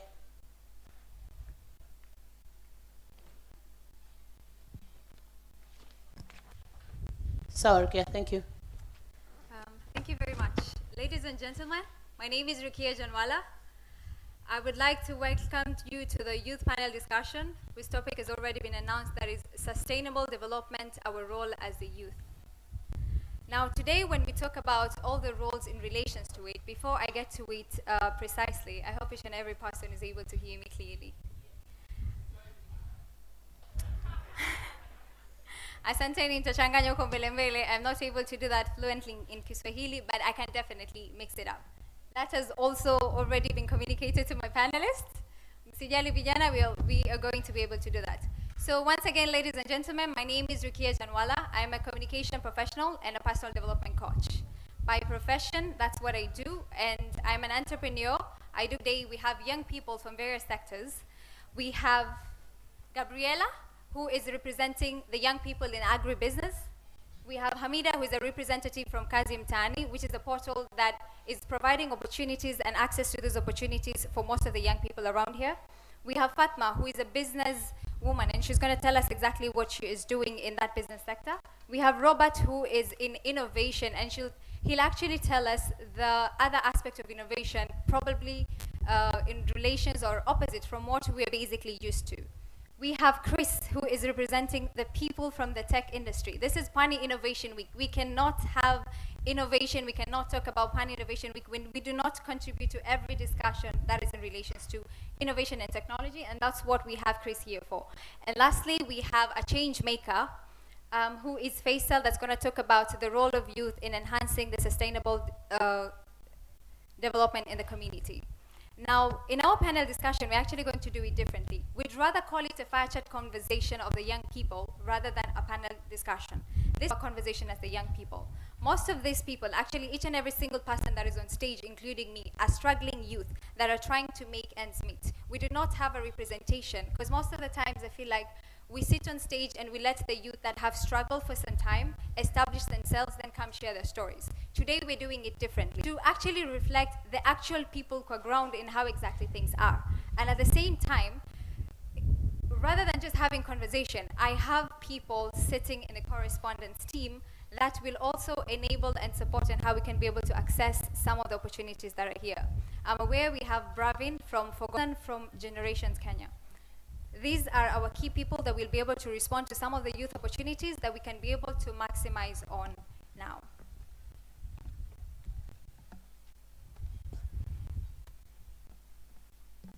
Panelists, I hope you are near a microphone. Can you please introduce yourselves and what you do for a living, and maybe just a bit of your background in terms of education? Good afternoon, everyone. All protocol observed. Good afternoon. My name is Gabriela Nashiva. I'm a horticulturist by profession. That's the course I did in school.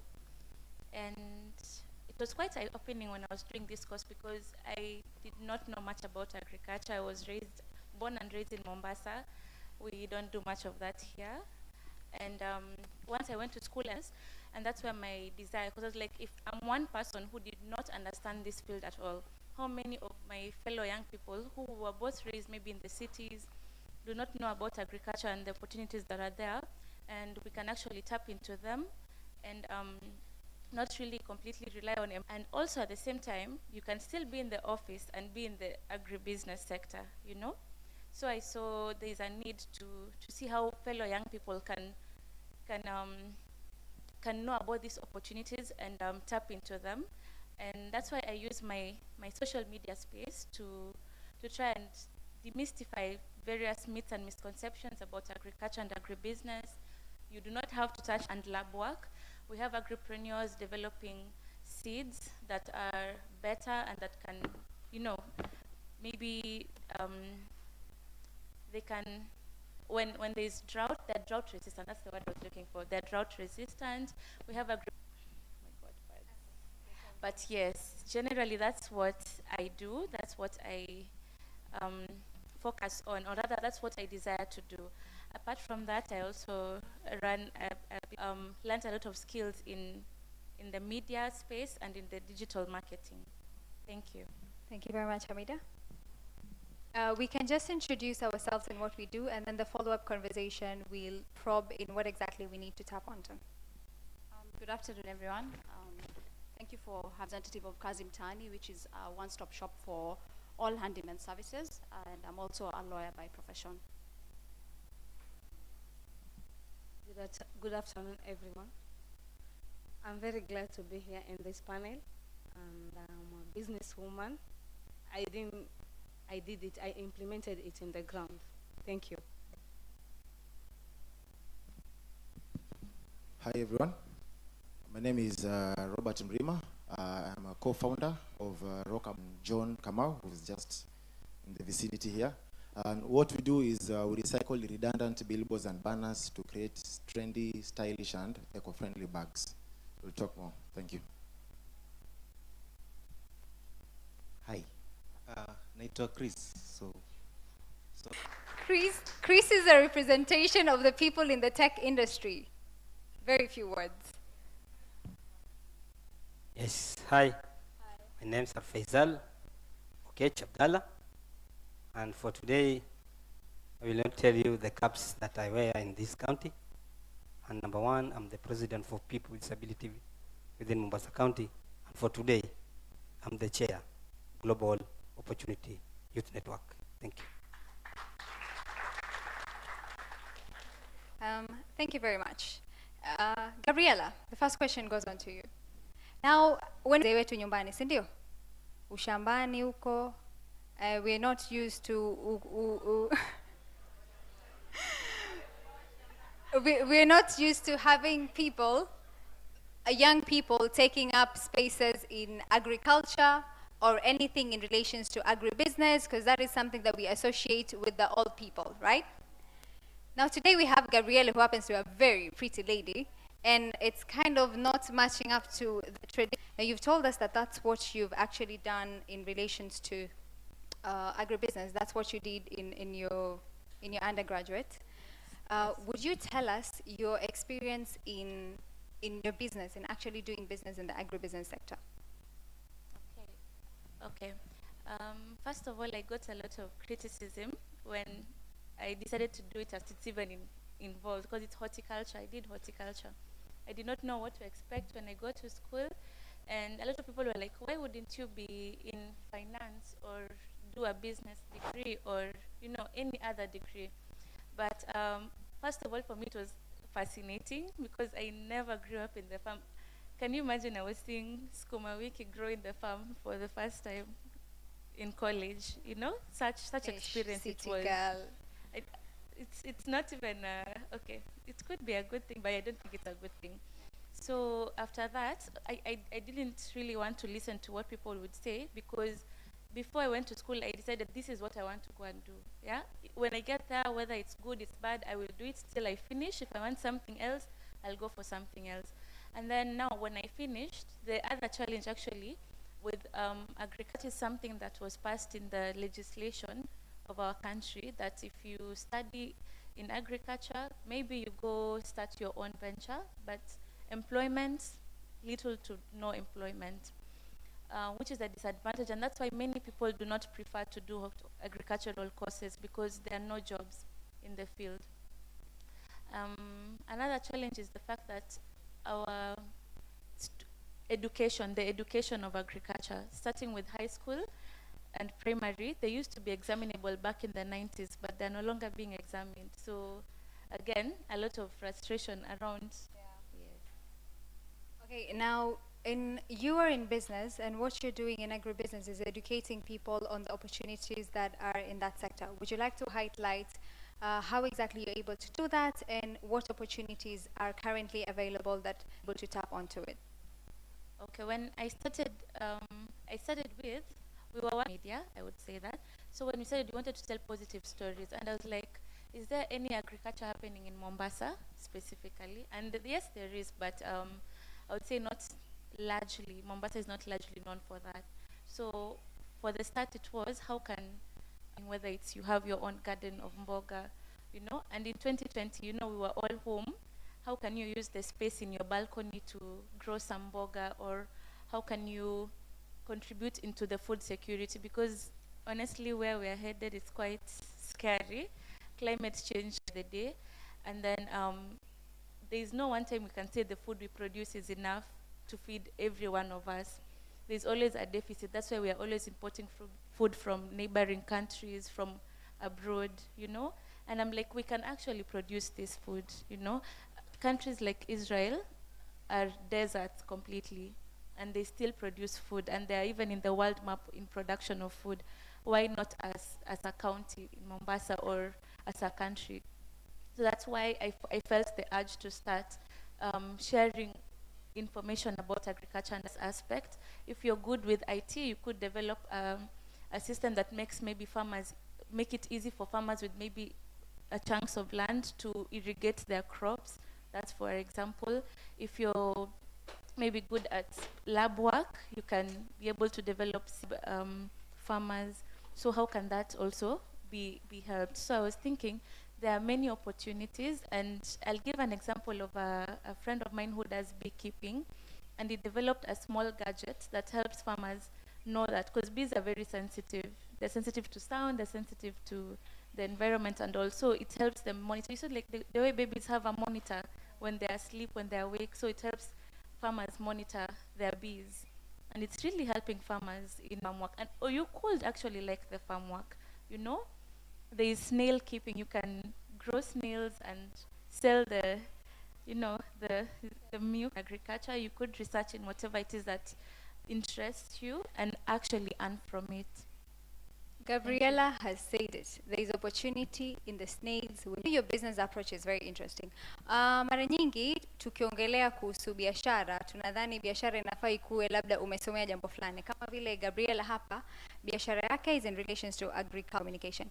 Lakini with Fatma hapa is a representation of vijana wengi huko nje ambao wanafanya biashara haziko katika education background yao. Simply because ilikuwa business opportunity na ni hizi biashara ndogo ndogo ambazo. So Fatma, utatueleza vipi ulianza katika biashara, vile ulianza vipi, changamoto ulipitia, na mpaka sasa hivi umefikia wapi, na ni plans gani ulizonazo kuendelea? Asante Rukia. Okay. Mimi si mfanyabiashara, nikijitambua kwa mfanyabiashara ni baada ya implement everything. I didn't fall in love with the business. Nilikuwa nakimbia kabisa, nilikuwa sitaki kwa sababu ina hisabati nyingi. I didn't like it at all. But nilipokuwa naendelea, I did something else different, so he did. I want you to do chemical engineer, because I did chemical engineer. Ile nafasi yangu nikiretire, I want you to replace me. So I did it to impress him, but I wasn't passionate about whatever I'm doing, because I didn't know what I wanted. I follow whatever he wants. Nikipewa school fees, sipeleki, because I didn't see it like, why should I do whatever he wants? Nafanya vitu vingine opposite. So we have that attitude like, babangu akifanya hivi ni hivi na hivi. So the moment alipo retire is the moment the challenge kifika semester 2. Na alikuwa I was a good escapee. I didn't realize this thing like, too much. I'm doing it to impress him. Why should I do this? At the end of the day, mimi ni mwanamke like that. In this our community we live in, like we doubt ourselves. At the end of the day, I'll get married. Sasa lakini nikakaa. Pale retire, yeye yajua mimi niko almost nafanya nini? I'm graduating with a chemical. Lakini sasa akija realize mimi niko semester 2, I have been escaping easy classes. Akija huko akiangalia ameona opposite with whatever anaona mtoto anatoka shule, attend classes, like mimi namaliza, I can't be able to fix you. I'm supposed to be retiring to replace you. Like I was a failure. Nimesema sasa hapa nitafanyaje, mzee ameretire. So I had 200 shillings. na sikujua, maanake I don't know anything about life. Wajua ukitoka high school pale, you have big plans outside. Outsiders they know that. Maanake wakisema there's a lot of dreams, we know. Nikiongea a lot of dreams we have, we know as OIs, we know what we are talking about. Maanake waona tu nikitoka nitapata kazi like that. Unaona ukisoma ukimaliza utapata kazi, kazi iko pale ya kusubiri. Like it's kupika, nilikuwa ile nikienda jikoni napika haraka haraka. Yani I wasn't passionate about anything. Nilikuwa I take life for granted for real. Manake a lot of youth wana complain a lot, lakini they take life for granted. Wao wanaona everything, you need to push yourselves to attain whatever it's there. Lakini wao wanaona wakimaliza already there is a job there, wamekiwa ni yao. Though they end up failing in life, especially in our community we live in today. Hawajajua kama you have to do it on your own without anybody's support. Hata kama kuna mtu anakupush, at the end of the day huyo mtu atashindwa kwa sababu you are not pulling up your socks. I pulled your socks up, you let your sock go down. I'm not pulling you. Ukaenda kuanza hizi biashara zako ndogo ndogo. Yeah, umefikia wapi sasa? Okay, with the 200 shillings imenifanya mimi nikawa biggest suppliers of cylinders in my community. Nimeanza na baobabs ambao silikuwa sijui kupika baobabs. Nikaenda nikiuliza mtu haniambii, hanipi the recipe. Sasa nikaenda nikakutana with one grandmother ambayo anaishi Mtwapa, ndo akanipa recipe, lakini ameniambia nikikupikia waangalia na mimi nikagawanya nusu kwa nusu. Nusu kwa nusu, nusu yangu hiyo ndo payment yangu. Sasa nilianzia hapo. Nikauza 10 nikaja 20, I get the suppliers to 50 to 100. Nikacheza kikozi ni chama ambao nikapokea 20,000. Mimi sikuwa passionate about cooking. I didn't like it. I was doing it to impress my parents. Sasa nilikuwa spending moto. Sasa nikasema hizi 20,000, let me do something else. Hii biashara niiache kwa sababu sikuwa napenda mambo ya kupika. Japokuwa ni mambo ya mwanamke, ni mambo ya jikoni, lakini I didn't like it. So those 20,000 nikasema nichukue mali ya kutoka Dar es Salaam 10,000 ambao niuze, ambazo nikaanza na nguo za watoto. Customers wakaniambia, why don't you ulete za wasichana sasa na wamama? Umeelewa? Order sasa ndio ikaongeza 50,000 shillings in my pocket. Sasa hizo 50,000 nikasema sasa hii nimepata. Na faida yangu 10,000 ilikuwa kando, ilikuwa sijaigusa, maana yake nilicheza na 10,000. I had 20,000 nikacheza na 10,000 ambazo zikaingiza 50,000 with the same profit. Maana yake nilikuwa nacheza na ile pesa iongezeka naongeza mali. Hiyo nikachukua 40,000 ambao nika start up business ya cylinders ambazo nikaanza cylinders ndogo. Sasa ilikuwa mambo ya permit ilikuwa ni shida kabisa kwa sababu you have to have like 3 permits ku supply cylinders. Like county government, it's very expensive kwa startup mtu kuanza biashara, manake budget yao wameka nyingi sana ambayo yashinda OI nyingi ambao they fail in doing business. Lakini mimi si kwanza na mambo za permit, manake wakija mara doing, unaelewa, it's too much ambao they want to discourage my normal people. Sasa ni ile wanataka kusurvive, lakini kusurvive kwao is other way around. They discourage the OI without noticing that they're discouraging the community. Alafu they wanakuja tena, lakini I didn't mind about that. Sikujua mambo ya business, but the cylinders ambazo nilikuwa nikiuza, maana sikuwa mjuzi wa biashara. Yepi in Amani Katana, you know Amani Katana? Watu wengi, lakini sasa mtu akikuona una gunia la chupa, wengine wanadharau wenzao. But I didn't take it negativities because nilikuwa na ile passion, like I know what I want. Thank you. With this fail has a very interesting approach, and one of the major challenges that as young people we're facing is the business idea generation. Mara nyingi tukitaka kuanza biashara huwa hatujui tuanze biashara gani, right? Because labda unajiona hauna kipaji au una kitu chochote. So today we have Roka ambaye atatueleza ni vipi aliweza to commercialize on the waste that is coming up from such kind of banners or such kind of waste. Robert, can you please tell us how you did that and how you are progressing so far? If you can, please keep it in 3 minutes. Thank you very much. But first of all, allow me just to congratulate Fatima. She really inspires me, by the way. Just one time for her.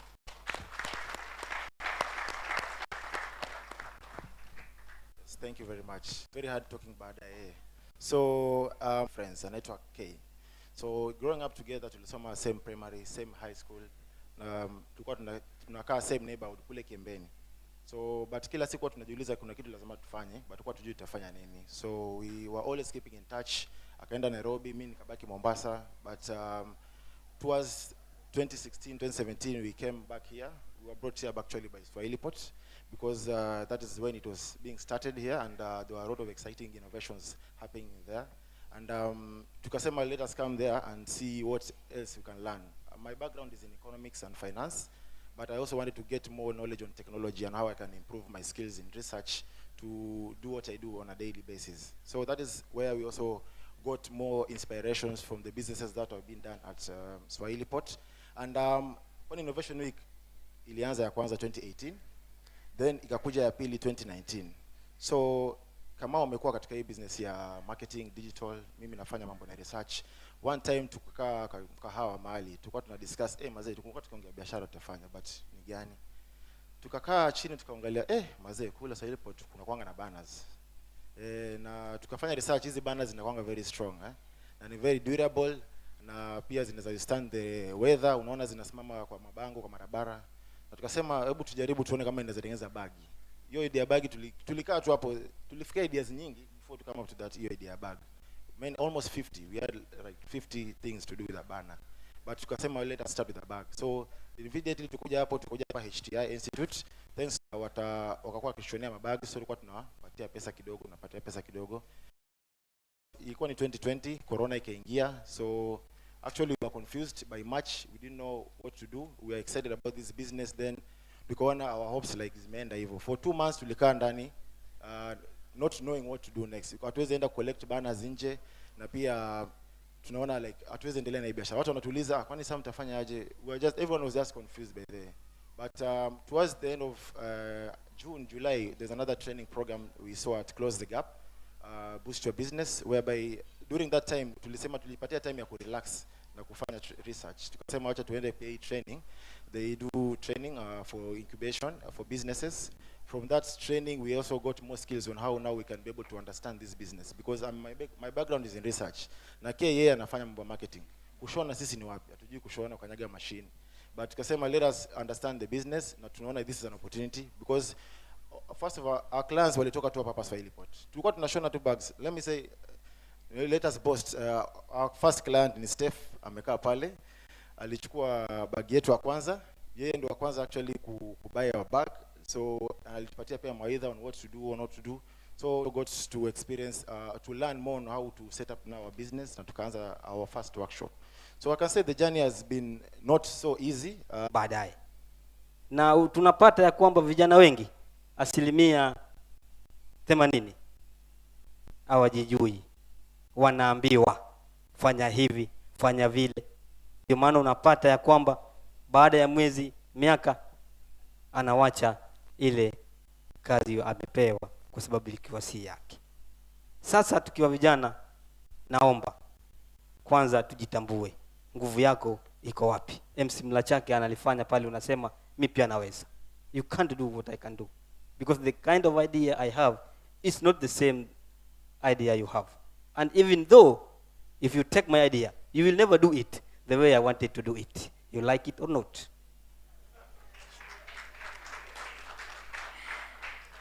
So sisi tukiwa vijana lazima jitambue na tusiingie katika mambo ambayo haina natija katika maisha yetu. Mara unaingia katika madrugs, mara anasa, haitaleta natija, kwa sababu wewe maisha yako ni yako. Ulizaliwa na mama yako, lakini baadaye wewe pia utakuwa ni mzazi. Na kama hujatengeneza mahali utakaa, we as young people to prepare our seat where we will sit at the old age, when you are still energetic at the age youth. And also, I always emphasize, because I'm a person with disability, I always want to see this we are part and parcel of the community, but the community does not recognize us as we have ability to do anything or opportunity. The community sees as people, the best work we can do is only to beg.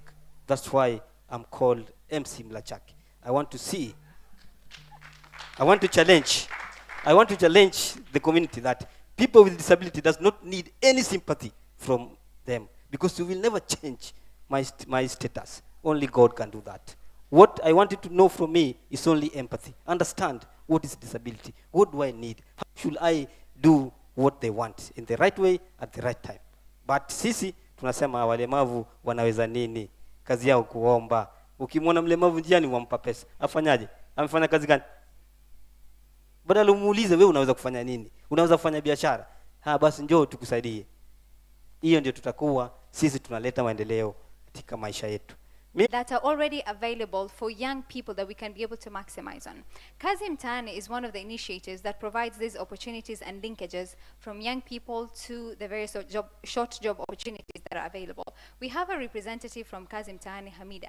Can you tell us what has been the uptake? We eat every day, right? Please let the thought linger that at the end of the day, what food are you putting on your plate, and is it healthy?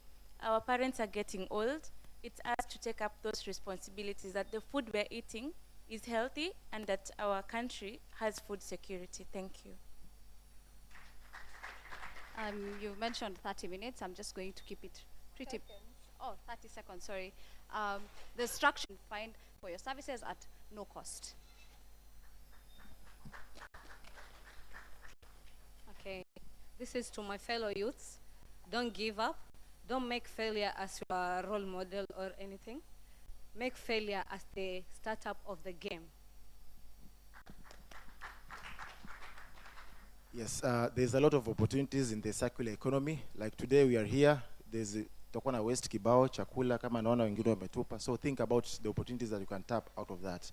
So for more information, if you want to get one of your safe cool bags kama hizi, our booth iko pale vile. We also see other amazing startups that are there. So please, pita pale or promote one or two. Asante. Sorry, I don't have a business to promote, but yeah. So, okay. Chris, how can the young people, what fine. can they do to be able to access the opportunities in the tech sector, those short opportunities? Okay. Yeah. You can like Google stuff and then get what you want to do, because it's easy to do that, and it's like the best way to, so that if you want to know anything, just Google. That's my partnership. Yeah, and Microsoft. That person said it. Make Google best friend. Let's finalize with the... Asante.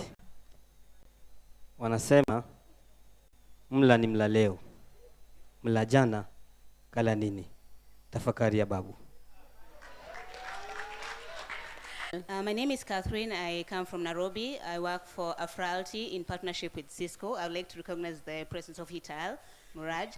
So one thing I learned during the first panel is that youths have a lot of opportunities that they can be able to tap. And I encourage that all youths to be able to take advantage of the knowledge and the space. There's a wide space of courses that are online in combination with Ajira, there's Google, there's IBM. So I would just encourage all youths, take advantage of what you're being given, the platform that has been organized here. And there's a lot to learn. We have so many people who are ready to, willing to hold your hands. The various partners that have come together to organize the event. So this is a great opportunity, because sometimes I look back and I'm like, I wish I had this back in my time, but unfortunately it's not bracket of a youth. So I'll still take advantage of what I can to add more value to myself. So all the youths, please, I emphasize, you have the best at this time. We are empowering you with a lot of knowledge, with a lot of technology that you need. So all the best. Thank you. Okay. Thank you very much. I'm actually a beneficiary of Cisco. In 2019, we went to Egypt with the women with disabilities. And we stayed there, and that experience was very good. I remember Hital was very instrumental in that. So thank you very much.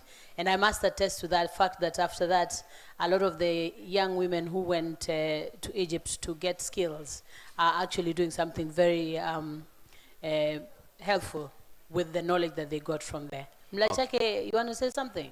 No, he was saying that next time they pick men now. See, the other team was women. No problem. So the next team should be men. So Faisal wants to go. It is okay. You will go. Egypt tutaenda inshallah. Sawa. So we said after inshallah we can't say anything else. Anybody else? Upande huu kuna mtu yote ambaye alijifunza chochote from the meeting? A comment? Surprising Esther, it's the ladies who picked something. I don't know what's wrong with the men. The men. You guys were sleeping They were or busy something. looking at the ladies.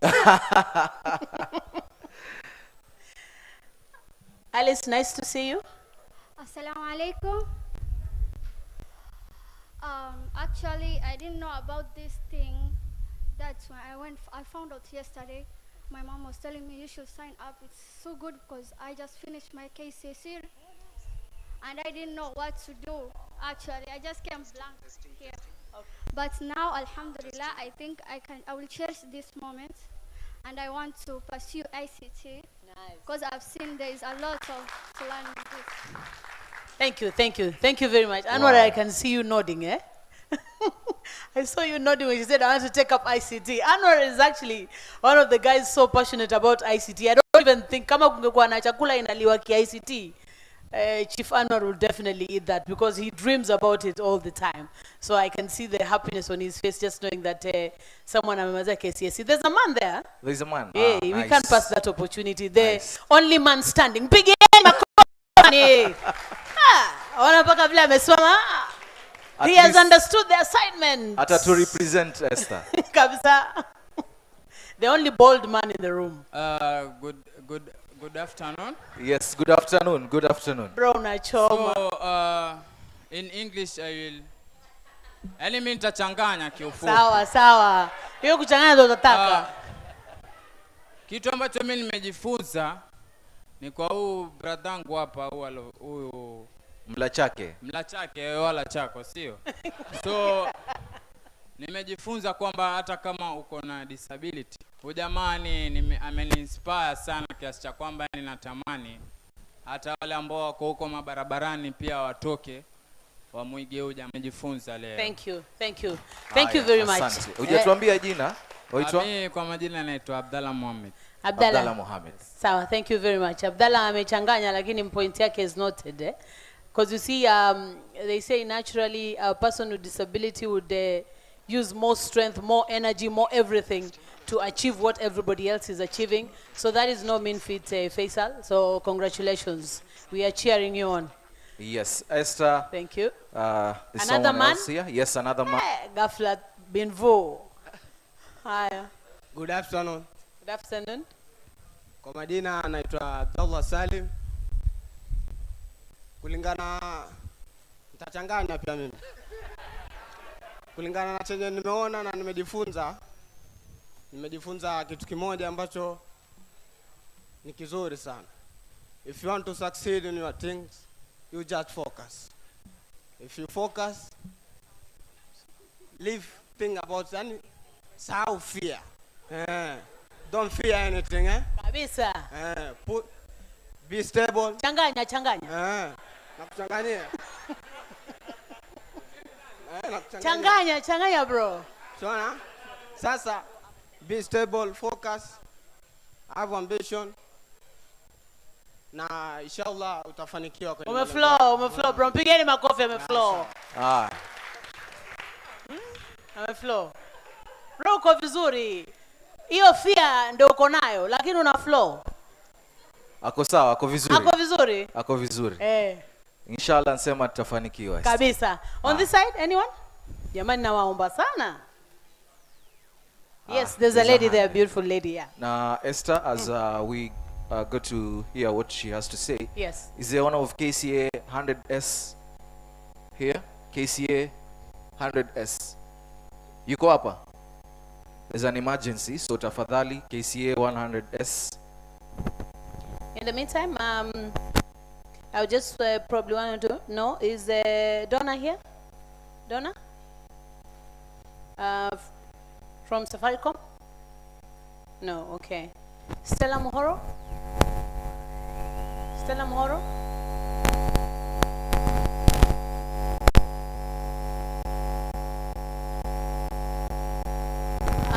If you have the car KCF 100S, KCF 100S, kindly, it's an emergency.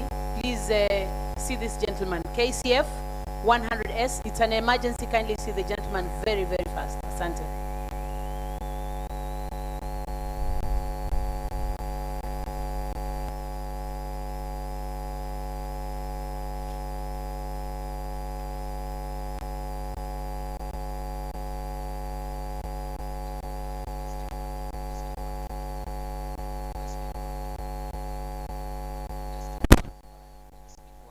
Are you speaking, madam? Yeah, so Okay. I think someone mentioned it, that the lack of information and is not available. So what I picked up from today is just different websites where I can find information, different organizations, like Ajira. I think it was the blue collar, the lady, the lawyer lady. I don't Yes. can't remember the website. Kazim Tani. Yeah. Yeah. Yeah. So those are very good websites and Okay. places. Because unfortunately, sometimes they say a lot of young people access their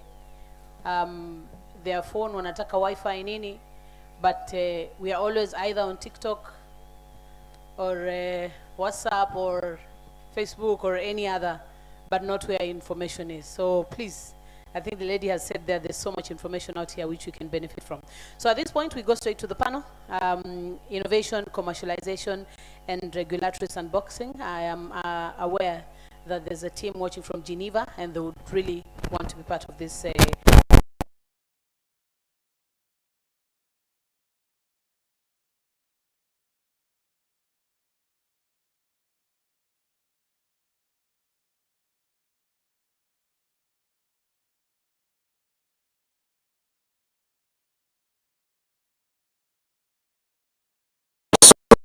Those who are interested, you'll see Ziri. Ziri, yeah. So Ziri, you'll see Ziri, and then he'll guide you. Okay, thank you very much. Dr. Gilbert Mugeni, kindly you can proceed to the stage. Ms. Hital Muraj, Manager Corporate Affairs at Cisco Systems, kindly you can also proceed on stage. Adam Lane, Government Affairs Huawei Kenya, kindly also proceed on stage. Andrew Masila, Research and Design Tech Lead at Safaricom, here upon the stage. Stella Muhoro, Chief Manager, Business Development and Innovation at the Konza Technopolis Development Authority. I'm not sure if they are here. County Chief Officer ICT, Mr. Anwar Ahmed, kindly also proceed on stage. Dr. Gilbert, I'm not sure if the other panelists are here, but you'll give us guidance from there. We are handing over this to you, and kindly remember that we are having 50 minutes for this panel. Thank you. I was told that, Esther, that there are others joining us online. Yes. Okay, so there is June. June is online.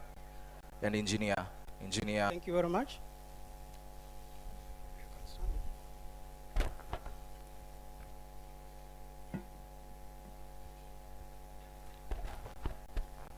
Good afternoon. Afternoon, everyone. Actually, 3 of my panelists are joining online. That should be Engineer Daniel Obam of the National Communications Secretariat from Geneva. And we have Adam Len of Huawei. I hope he's also online already. And we have Ms. June Kipkemoy from Konza, standing in for Stella Mohoro, I think also joining online. Once I have a confirmation that the 3 are already online, then we will start off.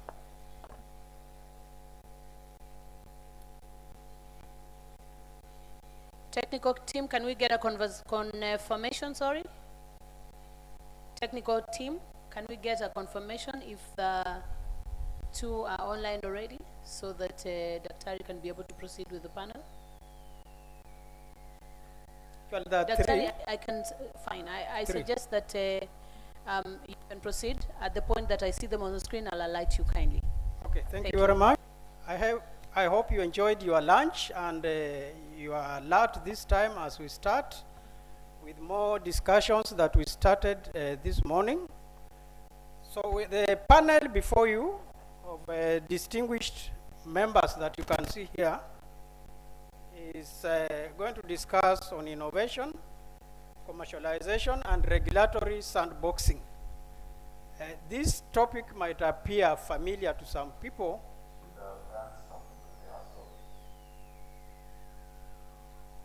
It might appear familiar to some people, but might also be very unfamiliar with some of us here.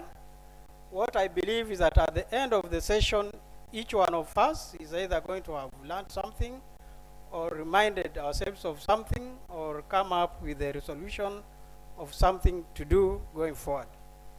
So just to make a brief introduction, maybe before I go to the panelists.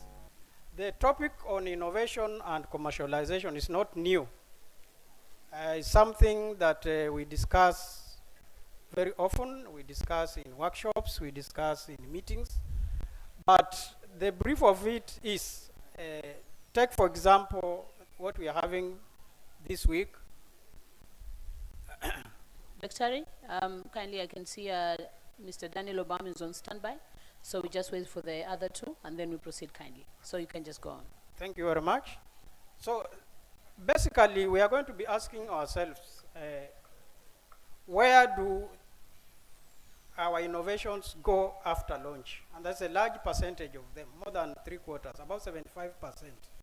We hear of a new innovation being launched or written about, but 5 years down the line, what happens to that innovation? Is it still there? And if it's there, how many out of 10 make it to commercialization? Those are some of the things we'll be looking at. In monetary terms, for example. If we are to look at, for example, the social impact, what is the impact of those innovations that we come up with? And more importantly, how do we monitor and evaluate the innovations that we come up with? And then we wrap it up in terms of how does government, industry, and the innovators, how do they collaborate in this area to make innovations more successful? And how can we enhance that going forward? So I have a panel of 7.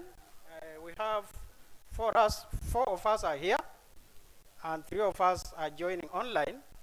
I'll just mention their names for now, but as each one of them comes on stage, they'll start with a small introduction, where they work, or what they do for this country, and their brief profile before they take on to the questions. But I'll take you quickly through the list of the panelists.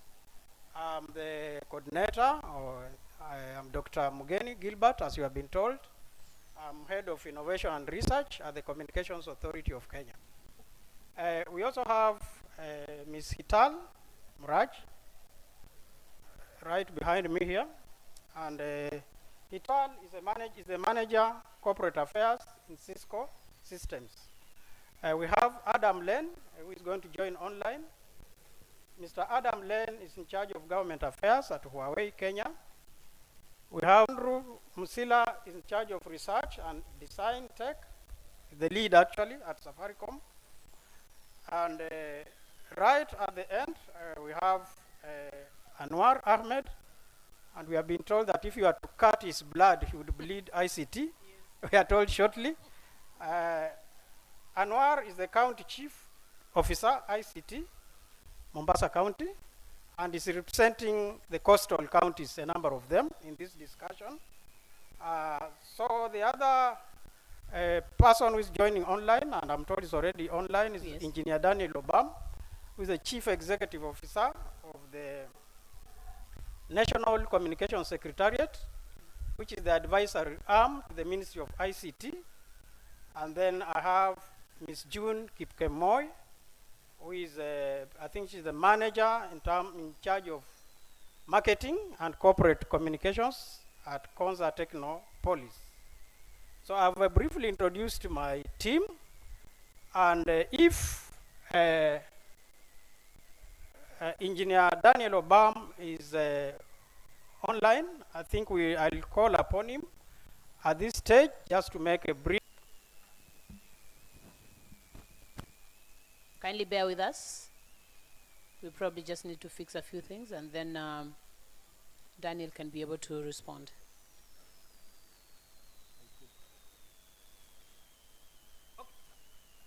Thank you, Tim. As we wait for Engineer Bam to connect. I think we can hear from the industry perspective what the topic before us means to the people in the industry.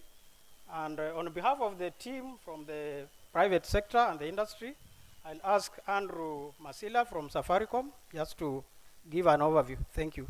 As we wait for Engineer Bam. Thank you. So, good afternoon. Can you hear me? Am I audible? Thank you. So, it's a pleasure to actually be in this panel and discuss a subject that is dear to most of us here, and that is innovation. And I want to tackle innovation even before coming to an industry perspective. Innovation has always been part of our lives. Think about it. When a child is born, it's actually an innovation inbuilt process. It's actually an innovation process, how a child learns to walk. When you think about it, innovation is about empathy with your environment, getting in touch, in tune with your environment, adapting to it, building ecosystems that can actually come and support you in order to apply innovation in your area. It takes me back to an interesting story I like to tell about industrial revolution. And this is a journey, and we're actually part of the journey. It started from Industry 1.0. Industry 1.0 was all about the faster horse, the faster machine that will enable you to actually mechanize farm production. When we came to Industry 2.0, Industry 2.0 was about electricity, making factories to be able to run more efficiently and enabling mass production. Of course, between 2.0 and 3.0, after 2.0 is 3.0. But before we come to 3.0, something interesting happened. This was the advent of commercialization of flights. And what this enabled is international cross-border trading. When Industry 3.0 came about, Industry 3.0 was mainly around the computers. How do we make offices more automated? Starting from the mainframe all the way to the pocket computers you hold in terms of phones. Industry 4.0 is sort of where we are, and I'll give you the context how it relates to innovation. Industry 4.0 is interesting because in Industry 4.0 you actually place the customer, the user at the center. And the various pillars around artificial intelligence, machine learning, cybersecurity, digital twins, all come to support the customer who's at the center.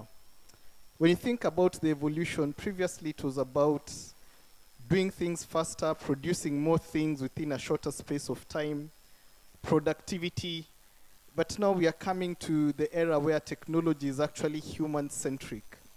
And that's one of the tenets around innovation. So when you think about innovation, you really start from the user, the use case, the customer at the center. And when you think, maybe someone needs to innovate around that to mute it. But anyway, just moving from Industry 4.0, then we are really at an exciting time where we are saying it's not humans working for the technology, rather it's the technology working for the human beings. And this is an interesting era, and it begs the question, you could be having an idea today. How do you bring that idea to life? Now, Industry 4.0, as I've gone through the history, actually provides you all the rails to be able to make it happen. We do have Pwani Innovation Week, which is quite a great platform to actually enable you to bring your ideas to life. And I think the key message you're saying, it's becoming easier to integrate technology. So innovation is not really about the technology. Technology is a great enabler. When you think about what's next after Industry 4.0, it's something we are calling Industry X. Industry X is the internet of ideas, internet of experiences, Internet of Lifestyles, which means that the young person that you're seated there, there is a great opportunity even from this forum. And that's what you're talking about. How do we bring these ideas to life? And as we progress, I think from the various panelists, we are going to bring to life now that we have Industry 4.0, we have all the rails that can make it happen. What are we doing in our different spaces to actually make your innovations come to life? And we're in partnership across government, regulatory bodies, the private sector, academia, and of course the most important team, the innovators. I've had the lady who just finished Form 4, very much welcome. You're in the right forum. And basically we are here today to discuss how do we ease in the journey from an idea to a potential innovation and actually bringing it out, doing an MVP, and being able to scale it. So the rest of the panel will now be talking about what we have availed in order to make the realities of Industry 4.0 enable your innovation come to life. So with that, I'd like to officially open the panel so that we have a discussion with our guests online. Engineer Obama, I can't see you, but nice to meet you again, and the rest of the distinguished panelists. So, karibuni sana.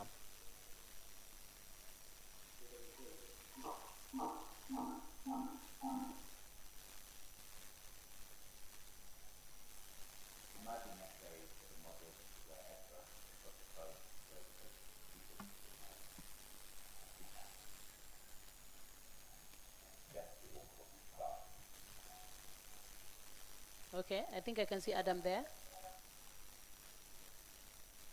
I think we can have Engineer Bam if he's ready now. And could we have some more microphones up here, please? Okay, Dr. That will be done shortly. Thank you. And sorry for that as well.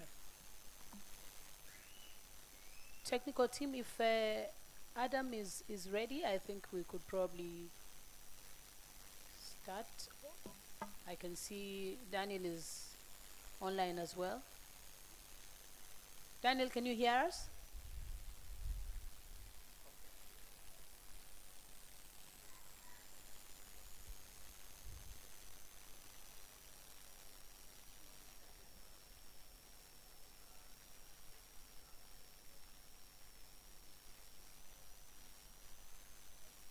Can you hear us, engineer?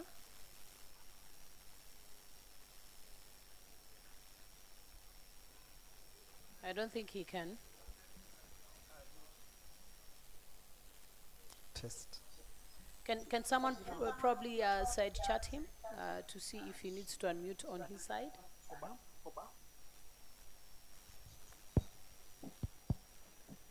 In the meantime, in the interest of time, Daktari, we can proceed with the physical panel, please. Okay, I think we'll proceed. We'll proceed, and when you're able to go through with Engineer Obam, and then he'll come in.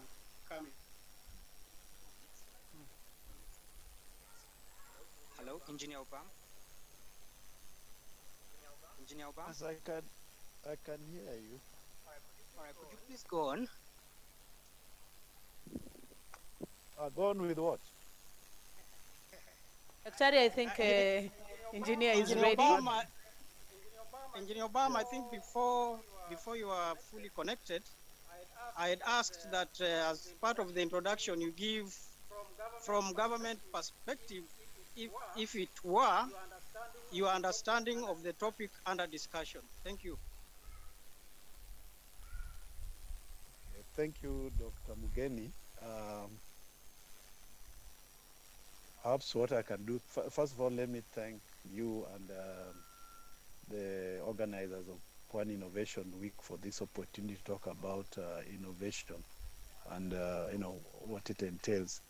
Let me start with the national ICT policy, which of 2020, it focuses on four specific issues. The first one is mobile first, the second one is market, And the third one is what we are calling skills and innovation. And the fourth one is service delivery. So under skills and innovation, the policy does outline how we want to develop a self-supporting ecosystem that can produce, really 21st century, technology products and industries. So we need as a country to really keep up so that we can continue being on the cutting edge of innovation. And so that policy at a very high level does put in place a framework for innovation. The other document that perhaps I can talk about is the Digital Economy Blueprint of 2019. And it has 5 pillars, and one of the pillars is what we are calling innovation-driven entrepreneurship. And under this, the key aspects of this in that policy document is they encourage utilization of new digital technologies, be they social, mobile, analytics, or cloud. And this will be used to improve business operations and introduce new business models, and it will enable businesses to engage with their customers and stakeholders through new channels. So the overall goal of this pillar is to make every business a digital business, leveraging on innovation, emerging technologies, innovations based on emerging technologies, so that we can accelerate the digital transformation of our economy. Let me stop there, Daktari, in case you have any other questions for me later. Thank you. Thank you, Engineer Obam. I think if Adam is online, I think you can take your questions.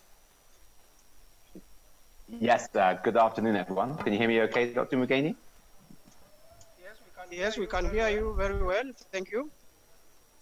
Okay, great. Yes, so good afternoon, everybody. My name is Adam Lane. I'm in Huawei in our Kenya office in Nairobi. And apologies, I can't be there on site with you all today, but I am enjoying the air-conditioned office here.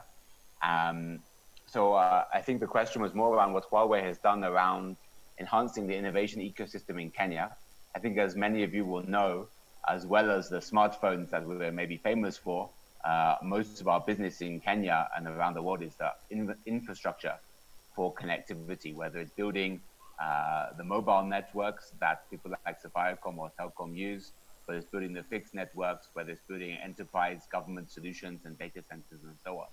And actually for us, innovation is really critical to this. More than half of our staff around the world, we have almost 200,000 staff, so half of them are working on R&D and developing the latest energy efficient products, for example, developing cheaper mobile network equipment that can be installed and therefore reduce the cost of building networks in remote areas and so on. We also, of course, are developing a lot of software.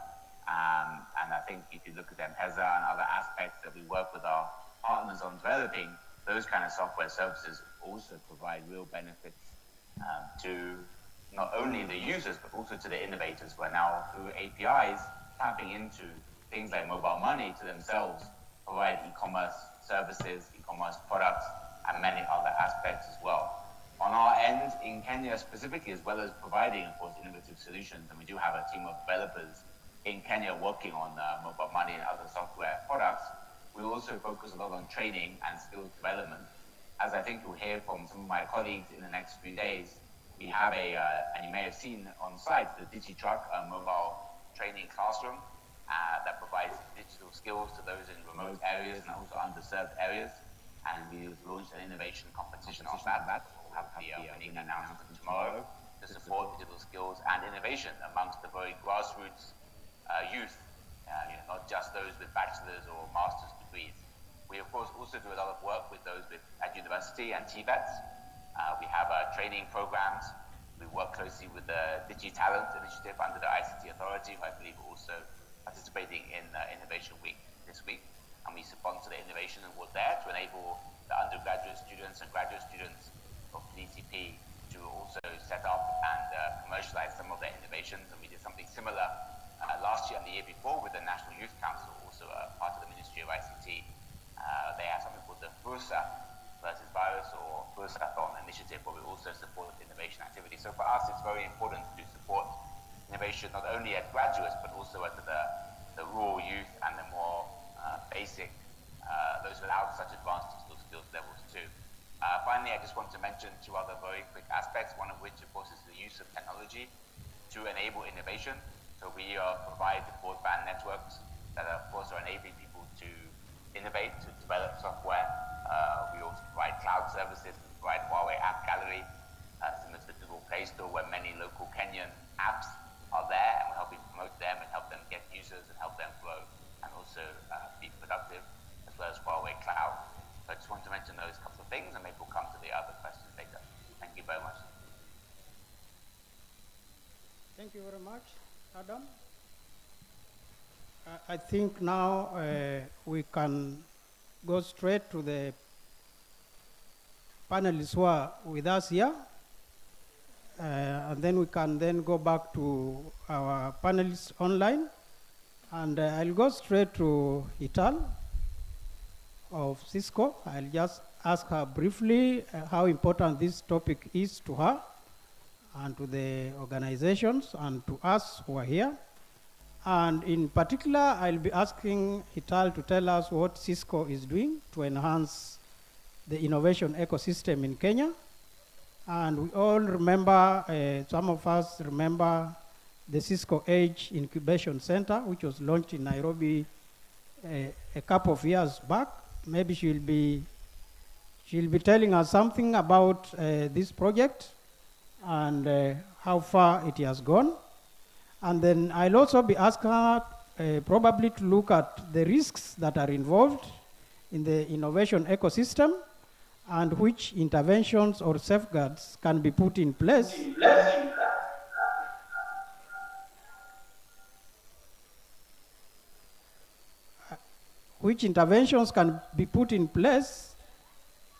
including IPR measures to enhance innovation support. So Hital, karibu sana. Thank you. My name is Hital, and I am responsible for Cisco's corporate social responsibility and corporate citizenship programs in East and Central Southern Africa. Now at Cisco, innovation is actually at the core of our DNA. It's at the core of what we do as a company. We're constantly innovating and coming up with new ideas. And to answer his questions in terms of what is Cisco doing, so in Kenya we have set up, well actually Africa-wide, we have set up what we call Cisco Edge centers. Edge stands for experience, design, go-to-market, and earn. So as the name suggests, we do exactly that. We help young innovators and young SMMEs to actually come within those centers to experience, to design, to take their product to market, and to earn money out of that innovation. The first Edge Center that we set up was at University of Nairobi, and that center is packed with Cisco collaboration and networking equipment where students get real-world experience with Cisco technology. So the students actually innovate around a Cisco environment, and then we provide them access to market, and that's how basically they grow. We also provide a lot of skills development programs for those students so that they can be able to better their skills and contribute to the economy. That has been Cisco's biggest contribution. The center cost us about $200,000 to $300,000 just in terms of equipment in equipping that center. And young minds actually go there to the Edge Center. It's still working, and we're working with ICT Authority with Whitebox to actually help to incubate some of those programs within the Cisco Edge Center. We also have Cisco ecosystem of partners, and these are companies that sell Cisco technology. And we need young innovators, like those ones that go to the Edge Centers, to be able to innovate solutions so that our channel partners can actually absorb those skills or even co-invest in those business ideas. And so that whole Cisco Edge Center that we've created is putting in mind the entire ecosystem that Cisco serves, working with government, so Whitebox, working with our local channel partners, and working with young university students, academicians, researchers to make sure we come up with state-of-the-art products. And so young people actually get the idea of how to start up a small business using Cisco technology. Now, we have a number of young companies that have actually come out of that Edge Center. In terms of what else we do, we have the largest classroom, which we call the world's largest classroom, which is where we teach young people technology skills. We teach them skills where they can actually go out and be able to create employment for themselves or even employ their peers. And the Cisco Networking Academy program, as it's called, we signed an MOU with the county government of Mombasa, where we are offering the program in all universities and TVETs here in Mombasa. A couple of years ago, we were really surprised to see that the fiber cable actually lands here, but then there is no skills, or there is no place where students in Mombasa can actually go and access Cisco skills. They have to travel to Nairobi to be able to get Cisco certification. So what did we do? We brought the skills here within the local academic institutions so that students can actually have access to the skills. Among that, IoT, Internet of Things, is one of the courses that we offer where young students learn how to innovate using technology. So these are some of the things that Cisco is actually doing within this space. I hope I've answered your question. Thank you very much, Hital. Maybe you did not touch on the question about the risks, around the risks involved in the innovation ecosystem, and which interventions or safeguards can be put in place. Just briefly. So one of the things that we have actually noticed is a lot of replication when it comes to ideas. So for example, a bank goes to a young team of innovators and asks them to develop a product. At the same time, you have another institution going to another group of developers asking to develop a similar set of product. So there's a lot of replication when it comes to young developers coming up with ideas, because we feel that private sector and the public sector need to work together. So we see that as one of the biggest risks, is that private sector needs to work together with the innovators, but as a consortia, and the same thing with public sector.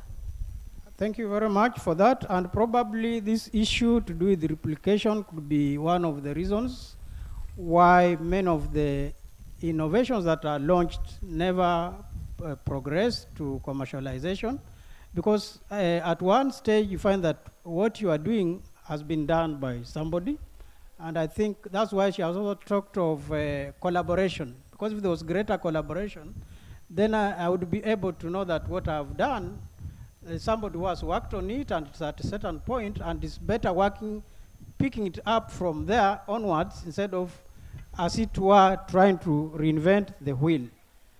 Now I'll go to my panelist. I know he introduced the topic, but now we can have him speak to us, Andrew from Safaricom, and I'll be asking us same question, what Safaricom is doing or what it has done in the Kenyan innovation ecosystem, and generally to speak to us about the benefits of innovation talent development, and cite examples where Safaricom has deliberately taken efforts to develop innovation talent, and how this has been done by Safaricom as an entity, and also through collaboration with other entities. So Andrew, karibu. Yeah, thank you very much. Am I audible? Okay. I think the monitors are not working. I can't hear myself back. Yeah, but thank you very much. It's okay. Thank you very much for this opportunity. Andrew is my name. Looking after innovation at Safaricom, and basically I'll tell you a story about, and I have a very big team that we've come to Mombasa, and I'll be able to give you the philosophy of what we are doing at Safaricom. I also sit as a registered engineer within Kenya in the IK board, and I'm charged with driving Industry 4.0 that I spoke about. Now, coming back to the question, the purpose for Safaricom has been always to transform lives. And Safaricom has always been known for innovation. Whether you talk about M-Pesa, And if you think about what M-Pesa has done one very interesting thing to spur innovation.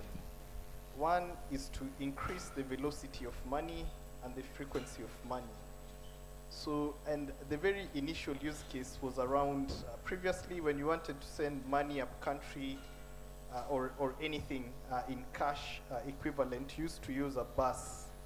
And basically you'd wrap up 100 shilling notes in a very big package. Now M-Pesa shortened that and increased the velocity of money. So when you think about it, that is already starting to empower the innovation ecosystem.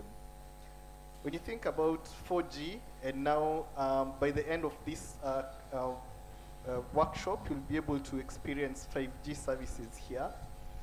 Then we're also creating the rails upon which innovators can actually come in and innovate, because we've created such a good network that when you go to sites like Upstream and the various sites for online work, actually find most Kenyans are actually working there. Not only do they use ICT skills, but they also use the network, part of which Safaricom has invested. And basically, Safaricom has always been about creating platforms, opportunities to connect people, places, organizations, ambitions, basically to connect them in order to realize one big vision of transforming lives.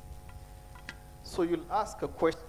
Safaricom has done quite a bit, including sponsoring this event. So what is next? So at Safaricom, we've come up with an innovation framework where we seek to inculcate a culture and discipline of innovation, bringing on board partners across our vendor ecosystem, tech hubs in Kenya, the academia, developers. And I've heard everyone today speaking the same language. We are aggregating. So it means we are all of the same mind. And this time, the key difference is we're actually on the ground to do the work. We've spoken about it, we've made the intentions right, and now we are here to do the work. About 2 weeks ago, Safaricom hosted our partners, our ecosystem, government officials from CA, from Central Bank, in the FinTech Innovation Week. Now, the thinking is we do have great ideas internally, but we realize our ecosystem has much more ideas that can enrich our ecosystem. And when you think about it, what is the next phase of M-Pesa? And we are saying this time around, we want to create that with everyone in the country, our partners, our ecosystem. So really, we are embracing an open innovation framework that takes an outside-in approach, which means we are able to collaborate. And actually, we are here to do a couple of things. Partnerships is key among them. We are here to engage with you. You've finished Form 4 recently. The innovators, the county government, national government, other stakeholders in the industry, and basically to see how can we power the innovation ecosystem in Kenya. So in summary, is about 5 or 6 things which we're doing as Safaricom. Number one is the network, which is the enabler, has really transformed lives, created innovation. We've also sponsored Pwani Innovation Week, and the sponsoring was intentional so that we create that platform that will enable acceleration of innovation. We're also doing something interesting. So in Mombasa, we are a team, a big team, and we are doing what you're calling apprenticeship caravan.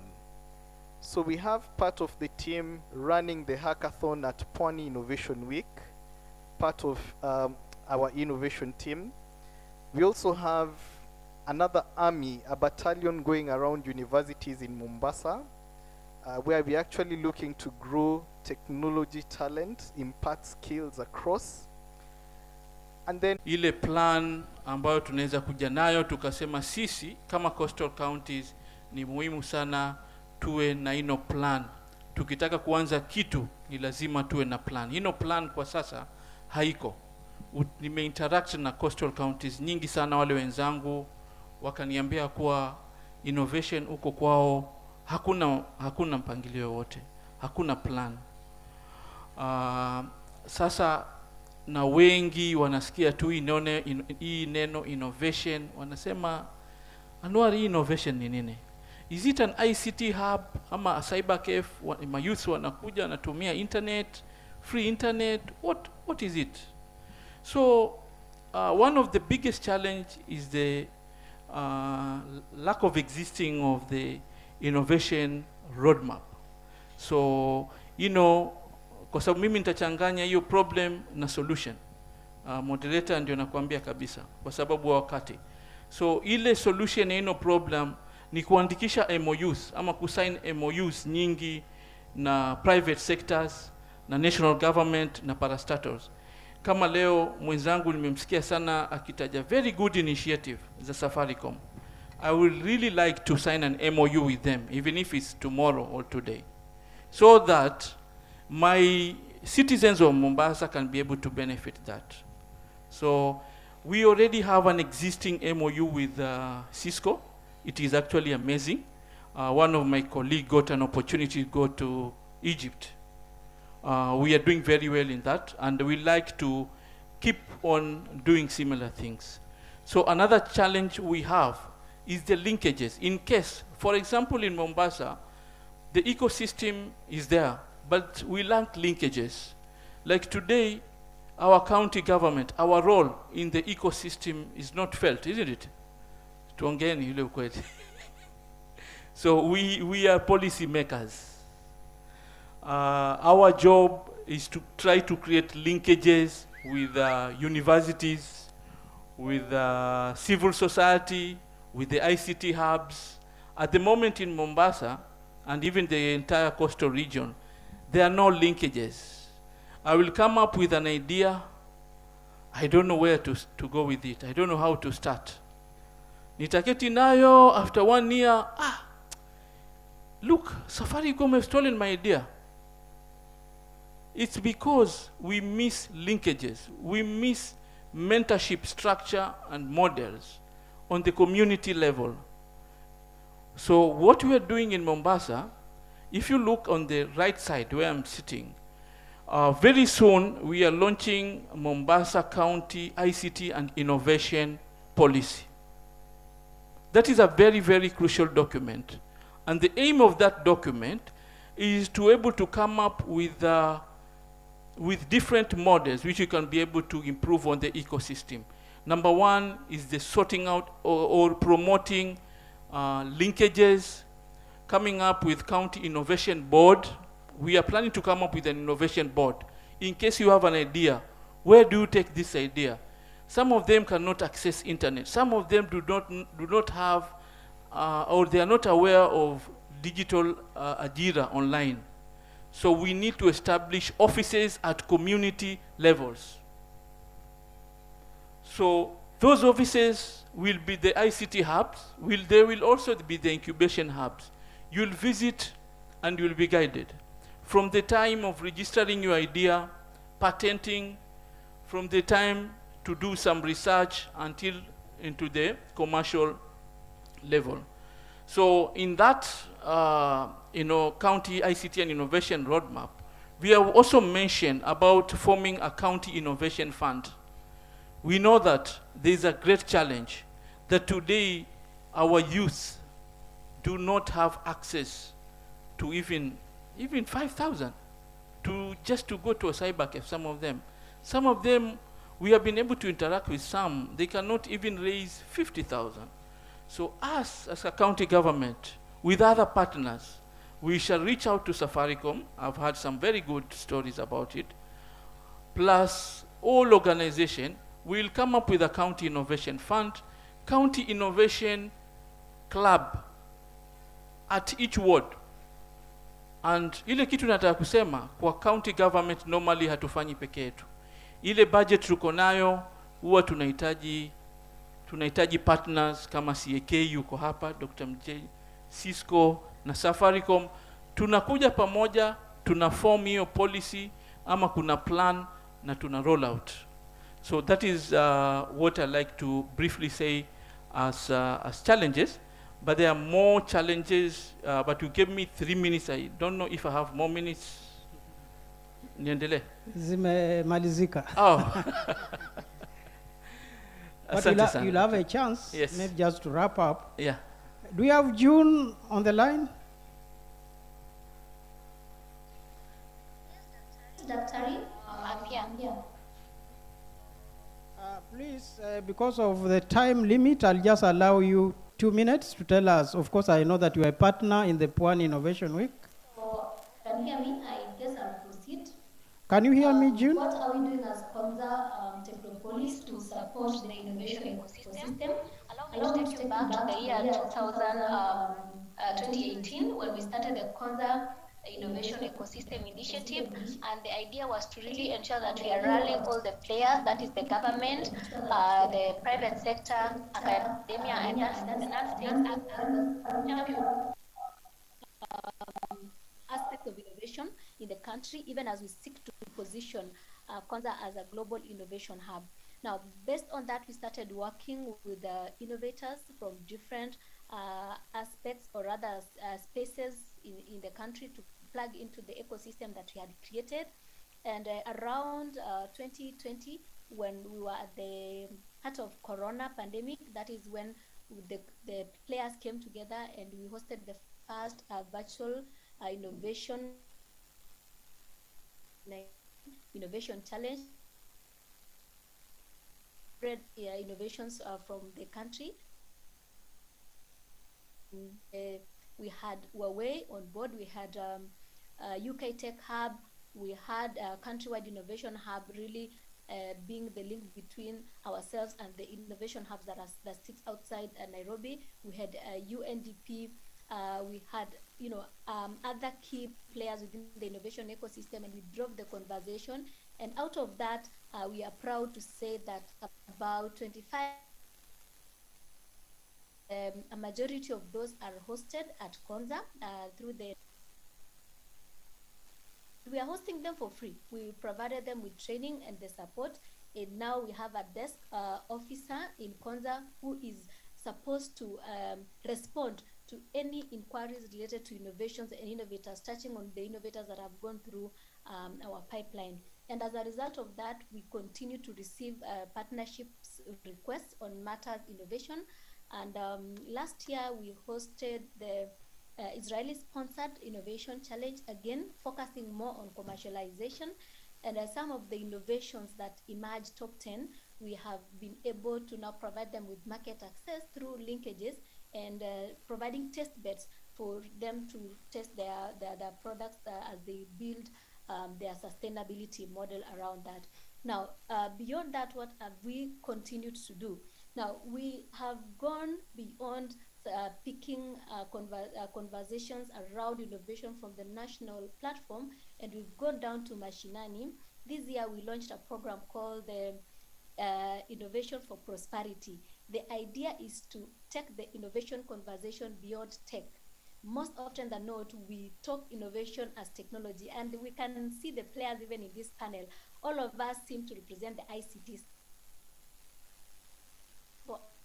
And from where we are seated, the answer is no. And therefore, how do we allow the ordinary Kenyan at their level, whether they went to school or not, to translate their ideas into real solutions that solves real challenges that we are facing as a country, and now bringing in technology to make it more viable and competitive. Now we've started running those countrywide innovation hubs. And why do we work with them? Because they are in mashinani, and we are able to engage the local people through them. We started in Naivasha, where it was a very interesting community in a room of about 150 young people. We asked any of them whether they were looking for jobs, and only one was actually looking for a job. Everyone was looking for an opportunity to take their solution to the next level, to take the idea to the next level. From there, we went to Kakamega, Trans Nzoia, and we are going to different parts of the country to be able to stimulate innovation at the grassroots and have conversation around innovation beyond technology.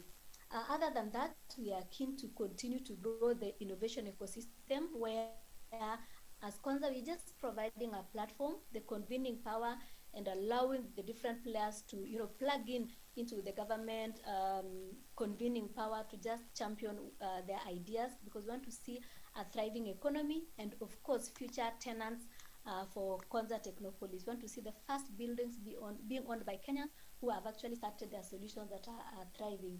Now, maybe as I conclude my remark in this first question, is to mention that that particular program, the Konza Innovation Ecosystem Initiative, was actually ranked as the third most by the International Association of Science Parks and Areas of Innovation, meaning that the need to have an ecosystem that speak to each other and leverage on each other's power has been deemed as the most powerful tool to push the innovation conversation.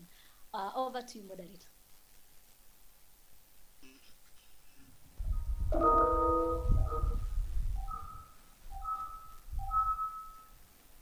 Thank you very much. I think because of time, I don't know whether I'm allowed to invite a question also from the audience, but we have heard from our panelists, and I know many more of the organizations and people that we have in the audience.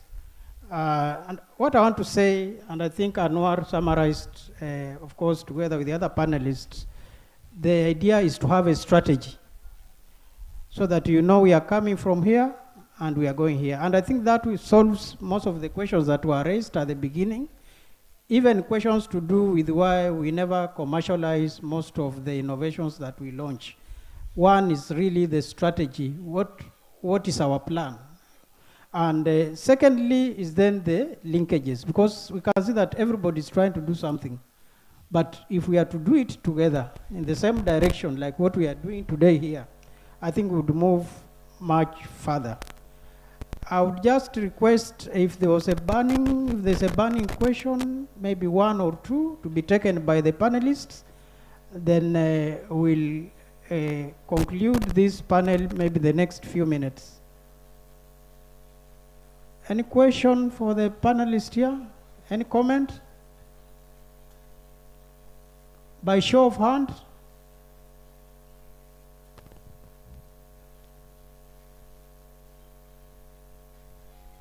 We don't have any, so I believe that the discussions were well taken, and we have heard from the panelists, both those that were here physically and our colleagues who joined us online.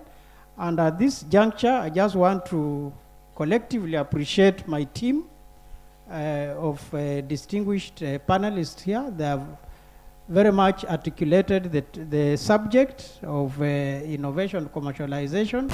I believe we could have needed more time if we are to all put out the initiatives that we have undertaken as organizations and jointly.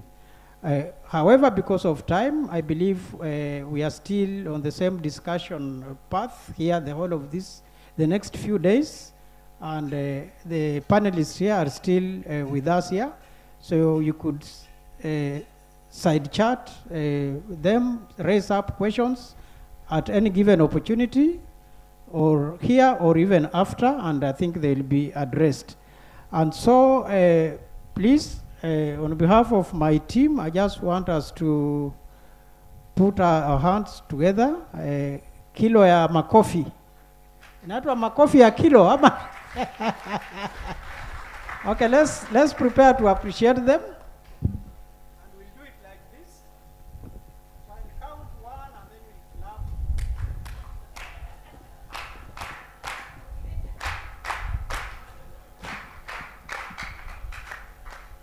Thank you very much, the audience and the panelists, and have a very good evening and a good night as well. Thank you very much.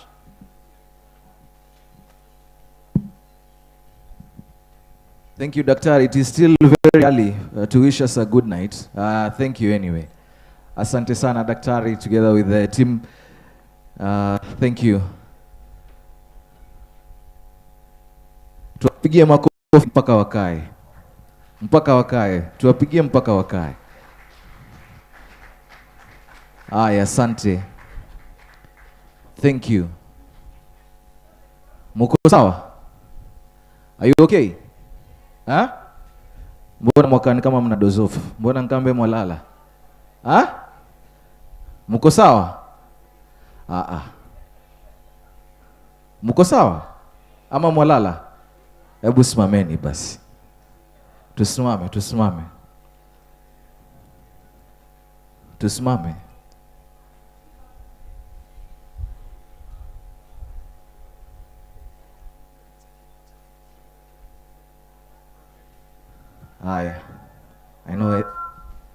I know Esther is a very good dancer. So Esther, I think you lead us hapa. Lenium uko na Lenium, do you have something kidogo? Haya. Umesema twende hivyo Esther? Okay. Haya, Lenium. Na sote tumwangalie Esther hapo. She's leading us. I know she's good at that. Above the head, below the belly. Ati? Oh, Lenium, PG. Parental guidance, my friend. Bado watched.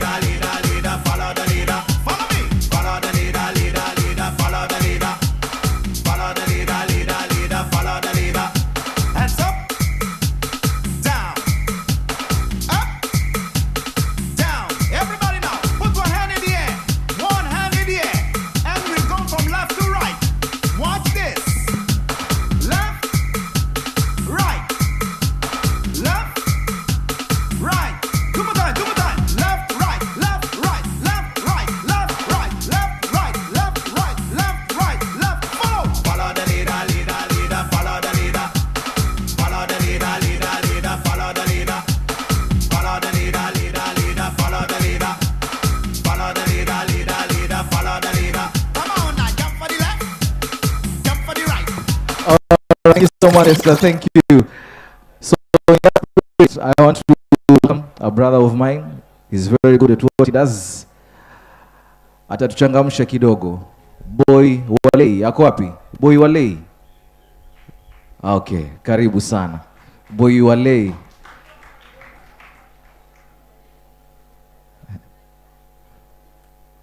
Karibu sana. So huyu Lei sijui ni babako ama ni girlfriend? Si ni Boy Walei? Karibu sana. Asante. So, my name is Boy Walei Vo, aka Rappers and Numbers Don't Lie. Muko fiti lakini? Mic check, nasikika poa? Asante. Song ambayo nataka kufanya inaitwa selling work, so we sell work all day every day. Thank you. DJ.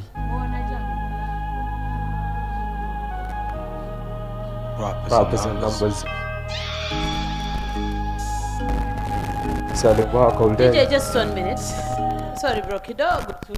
I think I'm sorry that I have to do this, but I have to recognize the presence of a very important lady in the room. Kas Nadia, I saw you smiling. I know you are the one. Eh? Kas, karibu sana. You have to stand up. You are a young person. You can. There she is. Makofi kwa Kas Nadia. Karibu sana. Thank you very much for being here. Proceed. Thank you. So thank you. Naweza nsaidia pia. Asante. Let's get it. Rappers and Numbers. Rappers and Numbers in the building. Let's get it. Put your hands in air. Let's get it. Oh yeah, oh yeah, oh yeah, oh yeah, oh yeah. I'm selling. Sing it with me, sing it with me. Oh yeah, oh yeah, oh yeah, oh yeah, oh yeah. I'm selling. Oh yeah, oh yeah, oh yeah, oh yeah, oh yeah. I'm selling walking. Oh yeah, oh yeah, oh yeah, oh yeah, oh yeah. I'm selling walking. Let's get it. I'm gonna grind and I'm gonna shine. Still living in a ghetto, but I'm feeling fine. No father, no mother, born and raised to survive on grammar. This life ain't fair. Can teach you a lesson I need, don't care. I know this. Got love for all, hatred for none, and I let them burn. No second chances, ain't gonna lose opportunities, and I keep on using them. I leave a line and I know I'm safe. Got give and takes. I'll never shut down the power, keep on. I press the button, I'll never cool down. I'm going hard in all day. I'll never change, the best is okay. Man in the mirror, I'll never get scared. Me, you better reflect, and I'm coming, better get ready. Get off your bed, my people, start to run. Trust is better be on your coin. May your chest reflect on your hope. But don't forget you are from that soil. Pride is a devil, you people know it. Selling work, and I put it like Dame. That's what I'm saying. Be so good that we never ignore you. A spot to inspire, I'll never regret. Won't get a TV play unless I pay. I think they're going insane. Change the world, cause I'm the man, and nothing bad. We stay in this world until the end. It's crazy when what's failed, this music speaks. Better do you people, I'ma do me. Selling work's what fits me, and I'm always angry. It's time to oh yeah, oh yeah, oh yeah, oh yeah. Sing it with us, yeah. I've been a place in a building.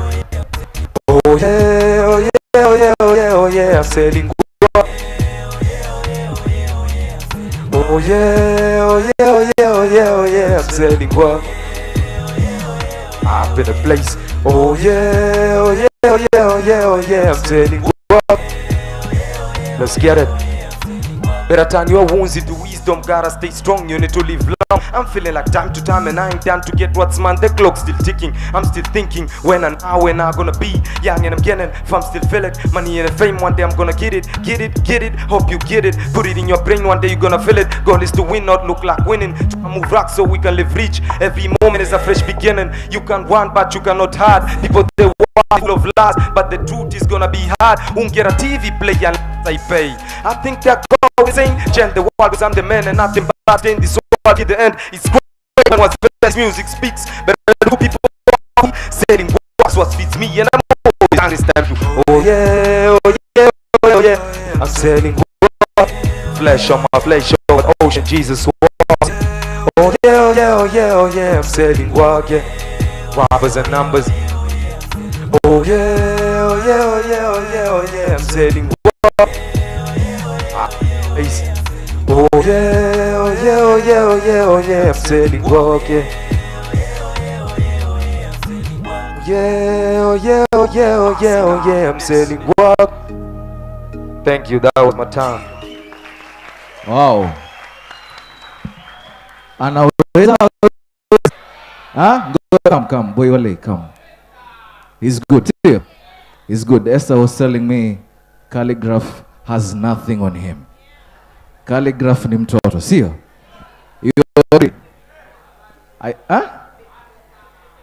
Calligraph bado?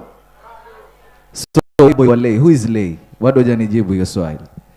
Lay like Lay is the girlfriend? No. It's that just you know, you stamp authority kabisa boy wale. Azi, Wale is just a name too evil. Ilikuja nikaona ni create have to be Wale. Aha. Alafu ni jina pia haina watu wengi. Yeah. Sawa, tupatie freestyle basi as you go. Freestyle kidogo. Okay, I'm riding in the east. Life ain't easy, but at least people hate it when you succeed, but that's the power of God. You better believe. In any pain, I feel the relief. I'm in a good hands, you can see that. Aiming on the top, and the money I can beat that. Pain no gain, one day I'ma hit the top. Time is now. Gotta go hard, ain't giving up and no going back. I believe in work hard, no relaxing. So we ain't done unless we work with a Satan. The devil is a lie and is always free. I'm on a grind, is a part of me. Keeping 100 is what I believe. We never surrender, we never retreat. Thank you. Lenny, I'm able to drop me a bit, I think I can try it. Nene, is good. Thank you. Oh, shida mwacheka na nyiwe mjui. Thank you so much, Boywale. Thank you so much. You're welcome. All right. So at this juncture, Esther, where are we going? Of course, we are going to the next panel. But Lena hajafanya poa. Lena, support a bro. Wezi jua hii inaweza kuwa next career. Mbona uko hivyo? So we are going to the next panel, Zuli. I think probably you can introduce the panel. Yes, sure. Moving to scale, lessons from a pandemic, which is the panel we are taking next. The lead is Executive Director Yepi, Mr. Amani Katana. Exactly. And of course, we'll be getting into that panel. Right now, Esther? Oh, wait a bit. Okay. So is Amani Katana, the Executive Director for EAP. And of course, the topic is lessons from a pandemic. Interesting, is it? Yes. Very interesting. What did we learn from probably, Esther, I think, for most of us, this was like the first pandemic we experienced. Yeah. Yes. And that's why it's important to have this conversation. Thank you. I can see Nadia coming to take a seat. Thank you very much, Karibu Madam sana, Cass, for being with us as well. So probably we'll take a breather and then we'll come back shortly. Just Lenium play for us some music. We breathe for 2 minutes and then we proceed with the panel.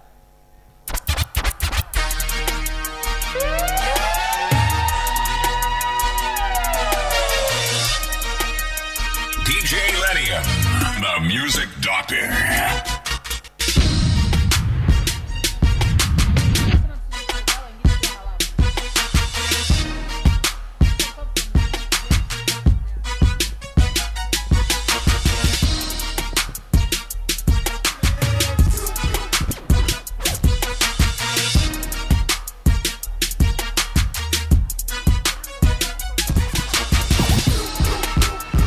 Chopper, nigga zipeleka bam, kuki zipeleka bam. Fina like chopper, feel a roll like chopper.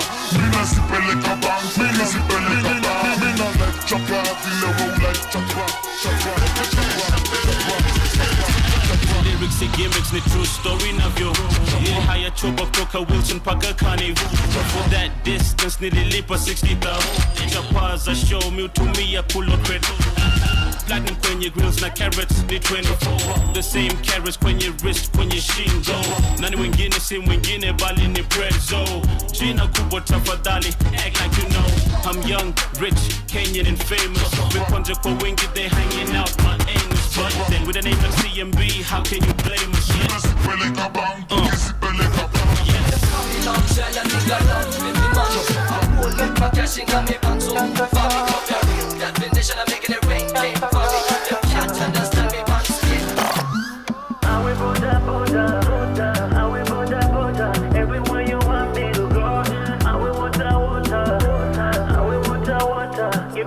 DJ Lenium.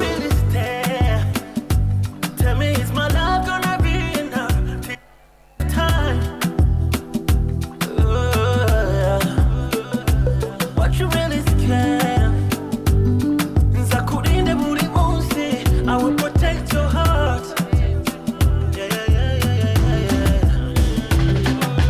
I will border, I will border, everywhere you want me to go.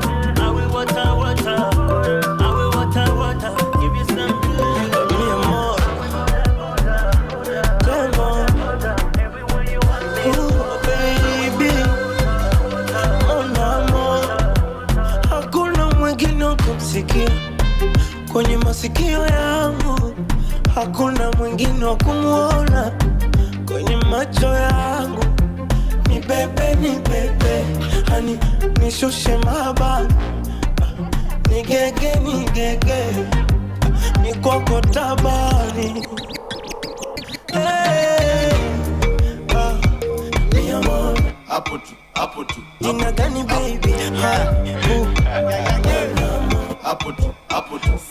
Uhuru Gardens tuko jaba, wengine wako miti. Zetu ni majaman, zenu pikipiki. Leo tunaenda kanan, beba zigi mingi. Kakuna mamadam, beba sidi mingi. Ni mimi hapo back left, paparazzi wanaifanya ngumu kufanya usherati. Nakumbuka kabla nifuge manati, nilikuwa na wakunywa ya Versace. Quiz backseat, ilikuwa love seat. Smooth na manual unafikiria ni automatic. Tint kwa window muadhara ndo hatutaki. Hapa perfection tunaifanya bila practice. Mbele naona success, nafunga hat-trick. Mindo the jet kwa icho itisha hapik. Tangu tuingie kwa hii mchezo si ndo heartbeat. Nairobi City tunairan kama athlete. Das tusijali, hatukujaji. Hapo tusijali, hatukujaji. Hapo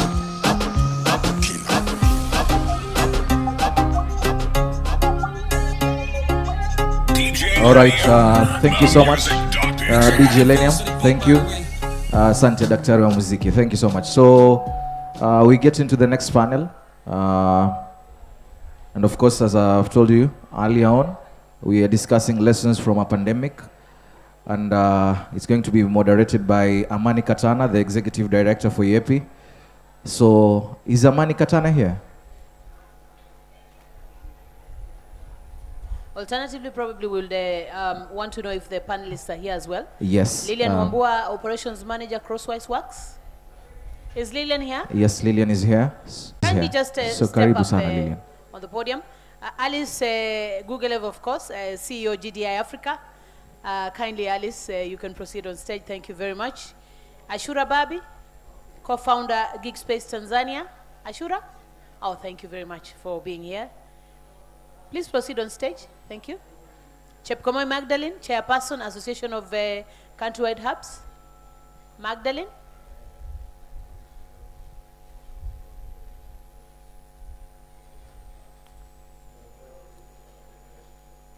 Osman Varwani, Managing Director at Innovus Group.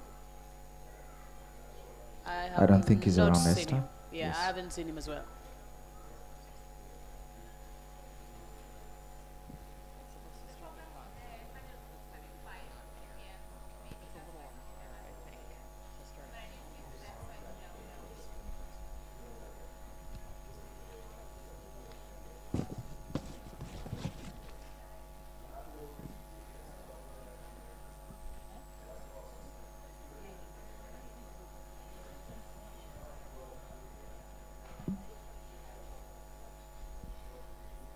Kindly, Lenium, just play something as we deliberate on something kidogo, please.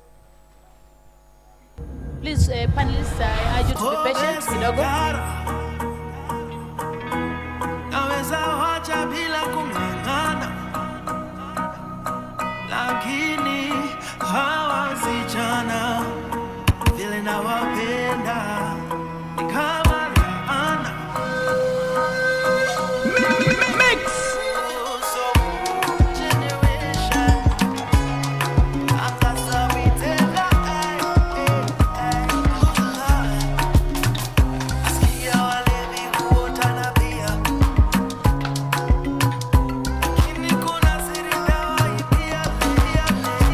Baby, my Valentine. Yeah, now you do make you my temperature days. If you leave me a good time, I swear.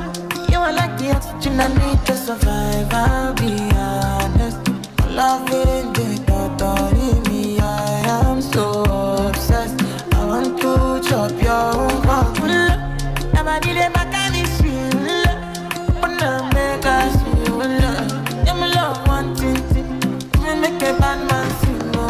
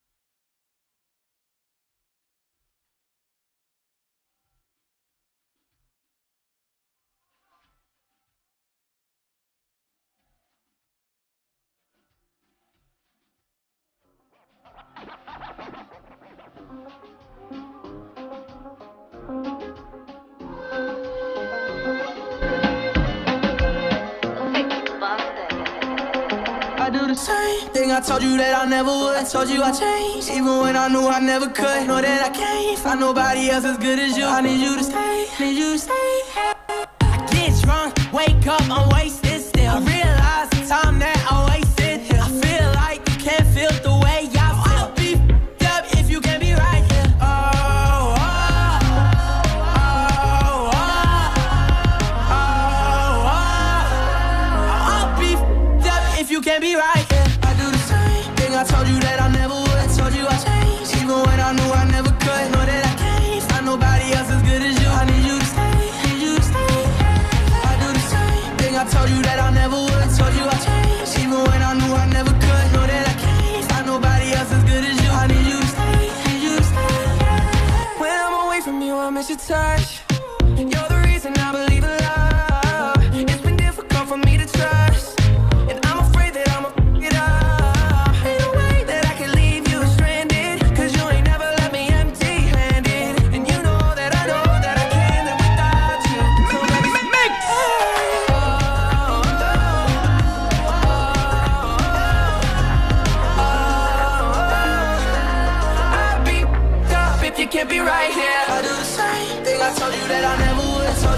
change. Even when I knew I never could, know that I can't. It's not nobody else as good as you, I need you to stay.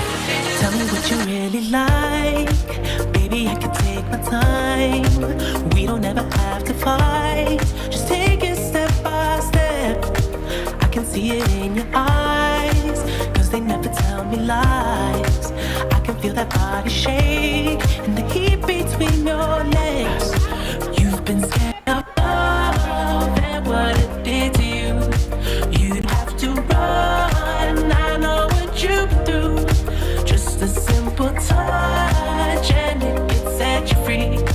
We don't have to rush when you're alone with me. Feel it coming, I feel it coming, babe.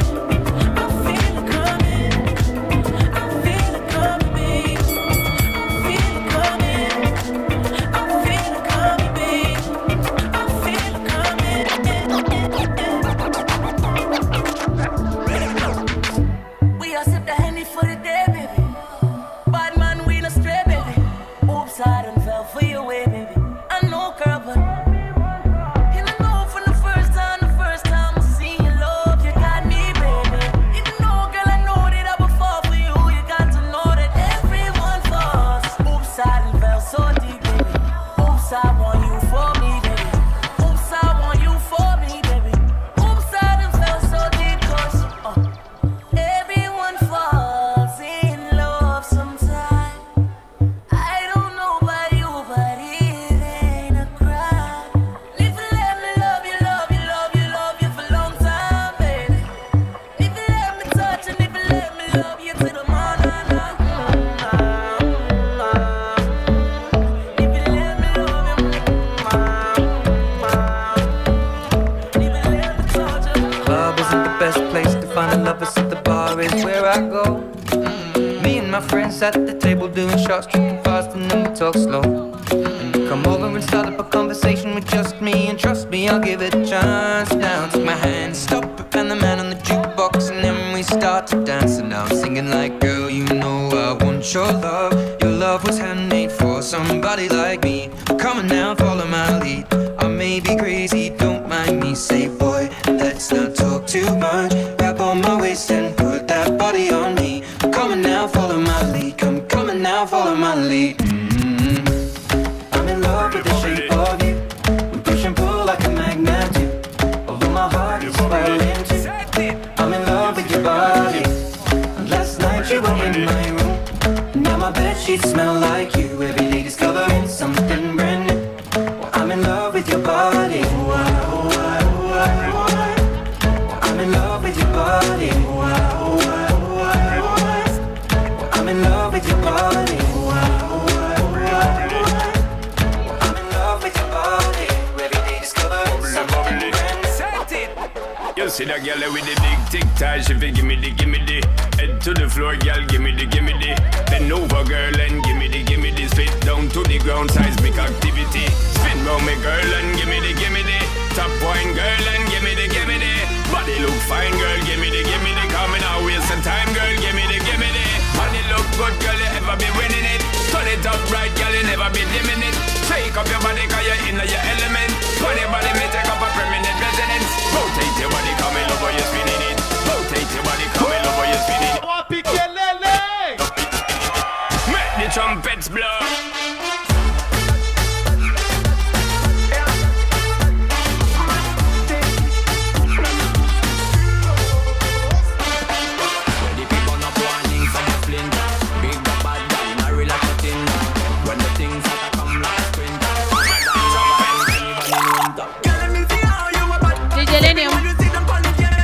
Endelea kutuchangamsha. There's a bit of a mix-up, so kindly we'll wait until we start the next panel. So please, I urge you to be patient. In the meantime, enjoy the music. Lenny, I'm over to you.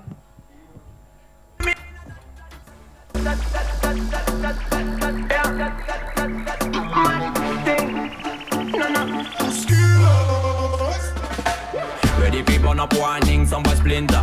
Big up bad gal in a real life nothing. When the things hotter come like a sprinter. Hotter than lava anytime even in winter. Girl, let me see how you a bad bad. Sipping while you sit on punish, yeah me in a that. So me say me girl, let me see how you a bad bad. Smoking on you black it, that get me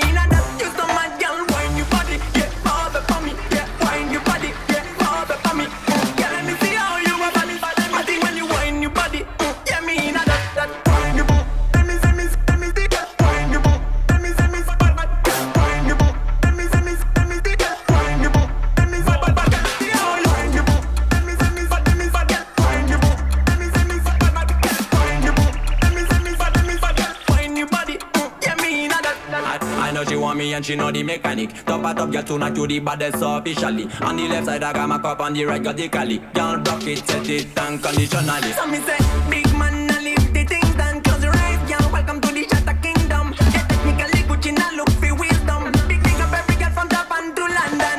Ready people no warning, some for splinter. Big up bad girl in a real life nothing. When the things start to come like a baby, time even in winter. You don't have me life, want you back in my life. Sipping while you sit and put it in me in that. So me tell me girl, let me see how you about. I feel make it right. Yeah. Oh gosh, baby, baby, come back. You know you're all that I've got. Come on, girl. Come on, girl. Oh gosh, I can't deny the fact that you got the perfect spot. Come on, girl. Come on, girl. Me not gonna lie to ya. Me need you right back, and if me see you, then anybody woulda fight for ya. I saw me need you badly right now. Give me back the loving, girl. Let's start over. Grow together and be much closer. You're out of range, me need you in a me rover. Come over. Oh gosh, baby, baby, come back. You know you're all that I've got. Come on, girl. Come on, girl. Oh gosh, I can't deny the fact that you got the perfect spot. Come on, girl. Come on. Say, oh, how would you feel if you see your girlfriend with the next man? Me nah lie, me feel like to cry. Me text her, me call her, me try. If you get her back in my life, whatever me do, me apologize, baby. I feel express me feeling and reach out to you. I wanna see you. Oh gosh, baby, baby, come back. You know you're all that I've got. Hey yo, Chris, we have money now. We fucking my girl upon the list. Set it up, we can't miss. I said, yeah. Marceletta, are you ready? We don't start this. When we touch you, run up in no clash. Get team pull up on the ass of them a flash. Push to the moon, pocket full of cash. The girl them see we all and them a scream. Stop just never for your cash. Them on the paper traces like 100 with a dash. Up on the stage we got the worst them a fi bash. I saw the cameras a flash. Daddy, daddy, daddy, daddy, da. Daddy, daddy, daddy, daddy, da. Daddy, daddy, daddy, daddy, da. Daddy, daddy, daddy, daddy, da.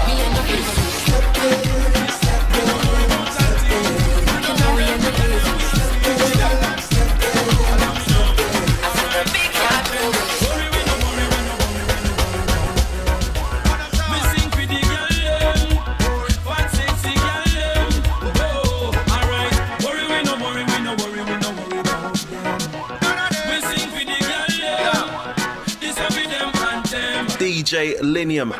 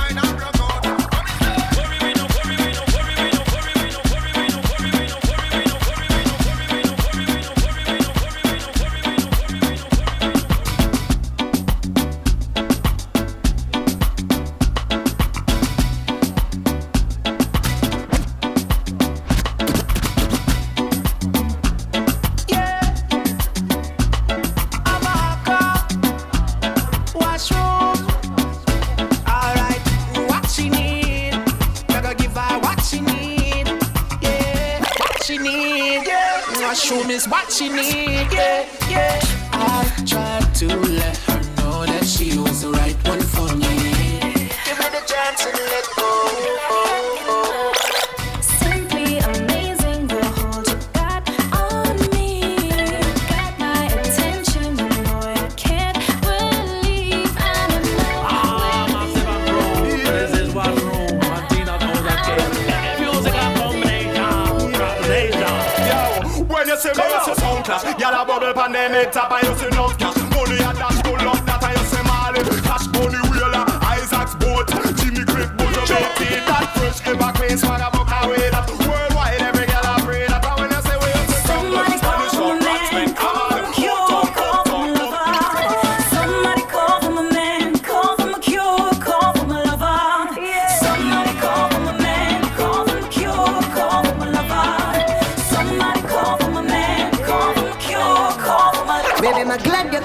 over. Me have something I have to tell you. Face to face, I'ma never want to tell you. Come over. Me have something I have to tell you. So me have to tell you. Something I have to tell you. You know why, you know. Make your things I got you there. You know why, you know more. And if the cat come a full one time, she better know that for me a crime. So tell her, you know why, you know more.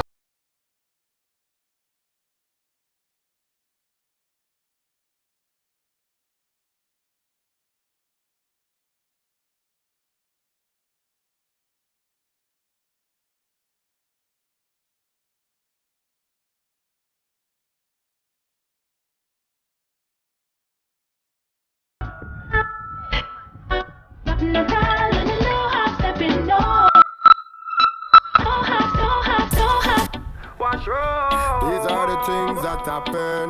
Yeah. My girlfriend left me, and my friend them switch up. Flow cut off my cable, and my digital cell phone stop pick up. Taxman says my car them, landlord give me notice. Them think me woulda ball, me looking at them face and no make them know this. God love me, God love me, God love me, God love me. God All right, thank you so much, DJ Lenium. Thank you. Asante, thank you so much, DJ Lenium. So we will get into the next panel. So wale ambao wako mbali tafadhali, you can join in. Na I'm being told that Amani is here. So tafadhali, that panel, Amani will moderate this panel. Lillian, tafadhali, we can go to the stage. Lillian, Alice, Magdalene, and she's on her way. And I saw Mr. Osman Nyake.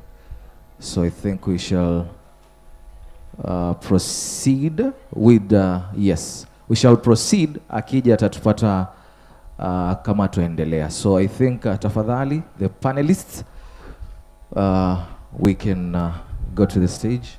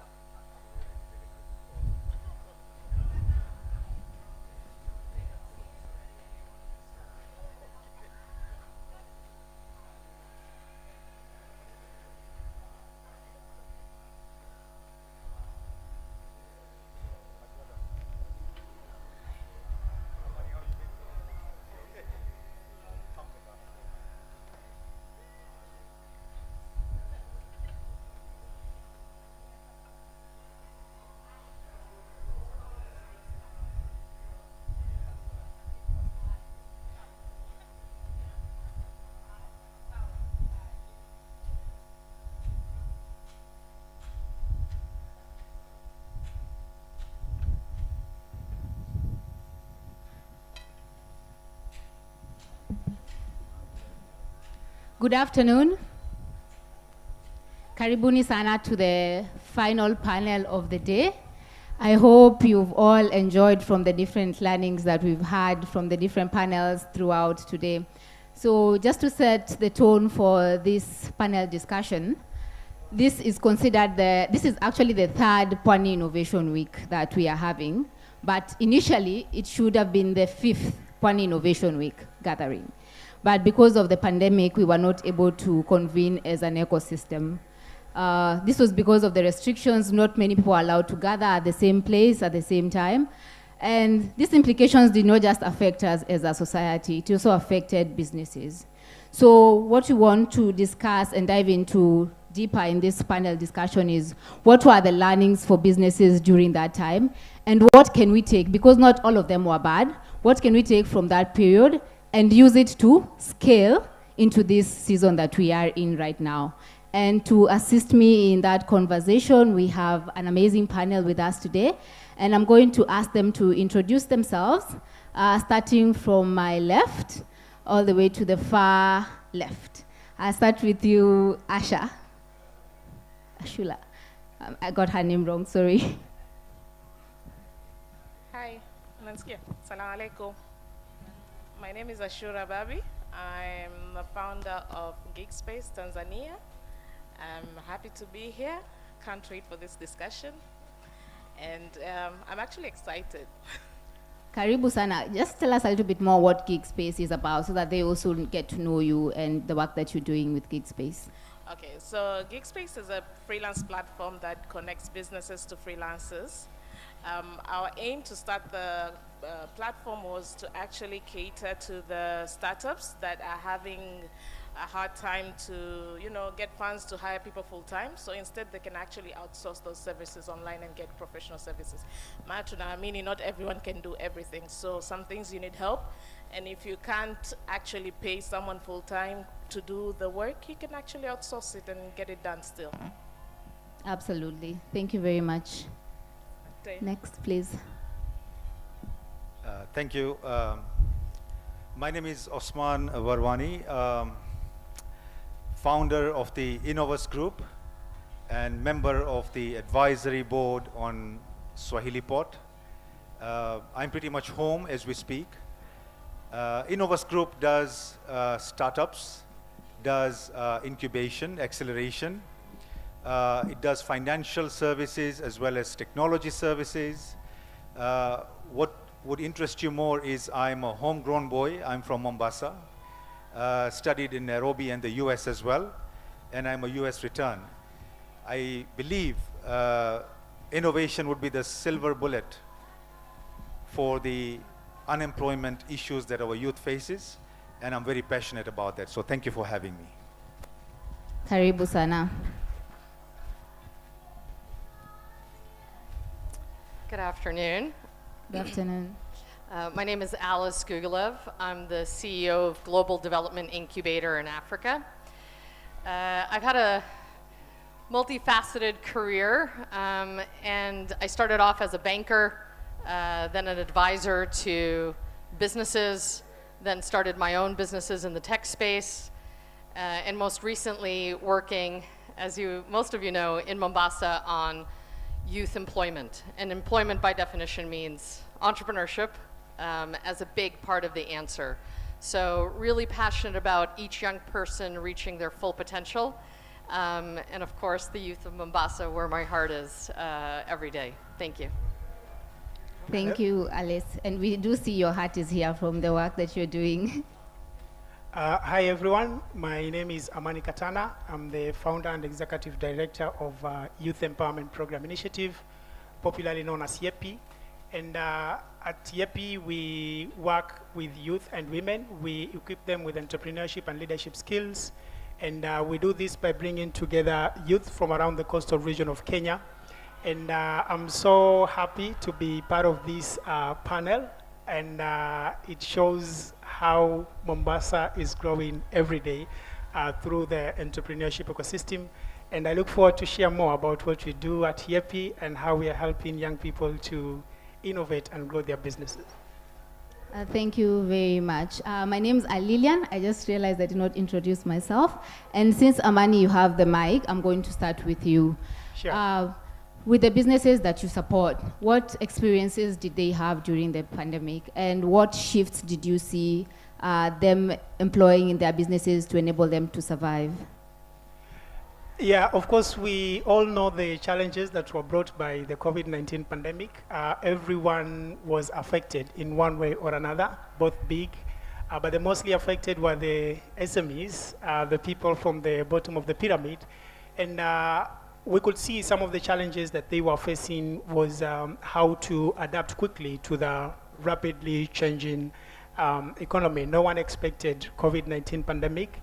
And one of the biggest challenge was for them to adapt to the new changes that were brought in the COVID-19. For example, people shifted from one-on-one businesses to online businesses. So you find that young people who had not embraced technology were struggling to take their services and products to the end user through the online platform. We also saw challenges caused by finances. Some of the many entrepreneurs were struggling to raise funds because of the disruptions that were caused by the COVID-19 pandemic. But 1 year or 2 years down the line, we've seen these young entrepreneurs building resilience and learning new skills that have helped them to overcome these challenges. Of course, there are many who had to close down shop, but there are few who had to remain resilient, and they are still in business despite the challenges that were caused by the COVID-19 pandemic. For the ones that are still in business, so did they pivot, or what strategies did they put in place? What tangible strategies they put in place to ensure that they continued surviving? So as an organization, we came up with programs. Also, we had to adapt because most of our programs were one-on-one. So we also had to come with programs and mostly virtual trainings on how to help these entrepreneurs on how they can change their business model.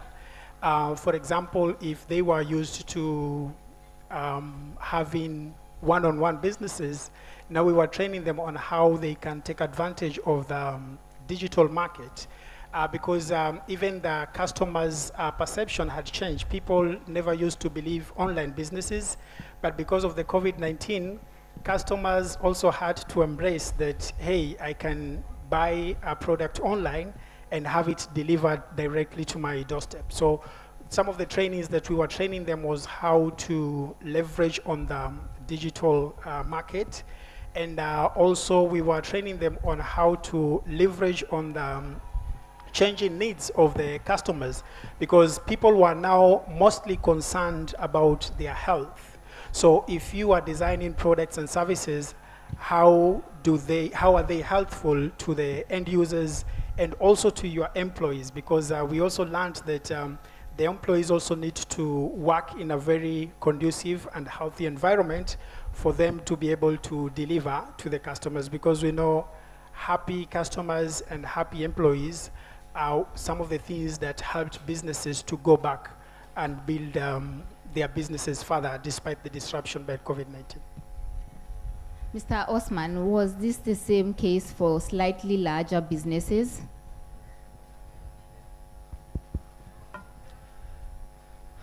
Thank you, Alia. Obviously, the larger businesses had more resource to support themselves, to survive the difficult times.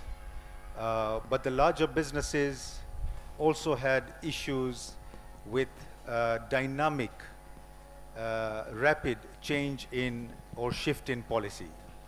I would call it digital policy. So the disadvantage with corporates. You're mindful of that. I might not be the bearer of good news. We do have an ecosystem. We have beautiful places like Swahili Port, hubs all over the place. We have the county running with the robotics program, early childhood. We have YEPI, fantastic things are.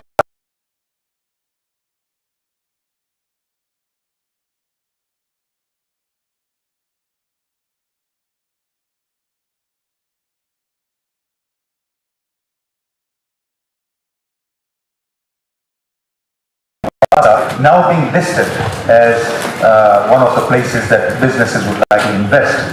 The usual challenges or showstoppers to ecosystems and healthy ecosystems are infrastructure, is access to capital, is lack of digital.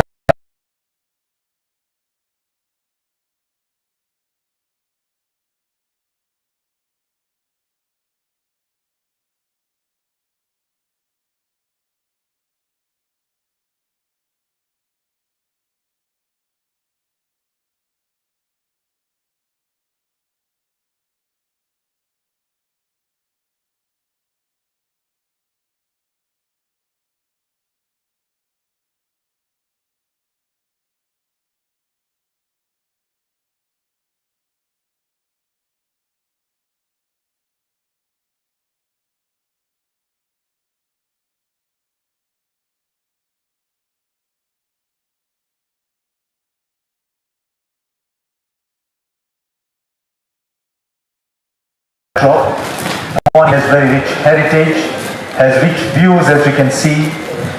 We have a lot of potential, the blue economy, the green economy. It's amazing.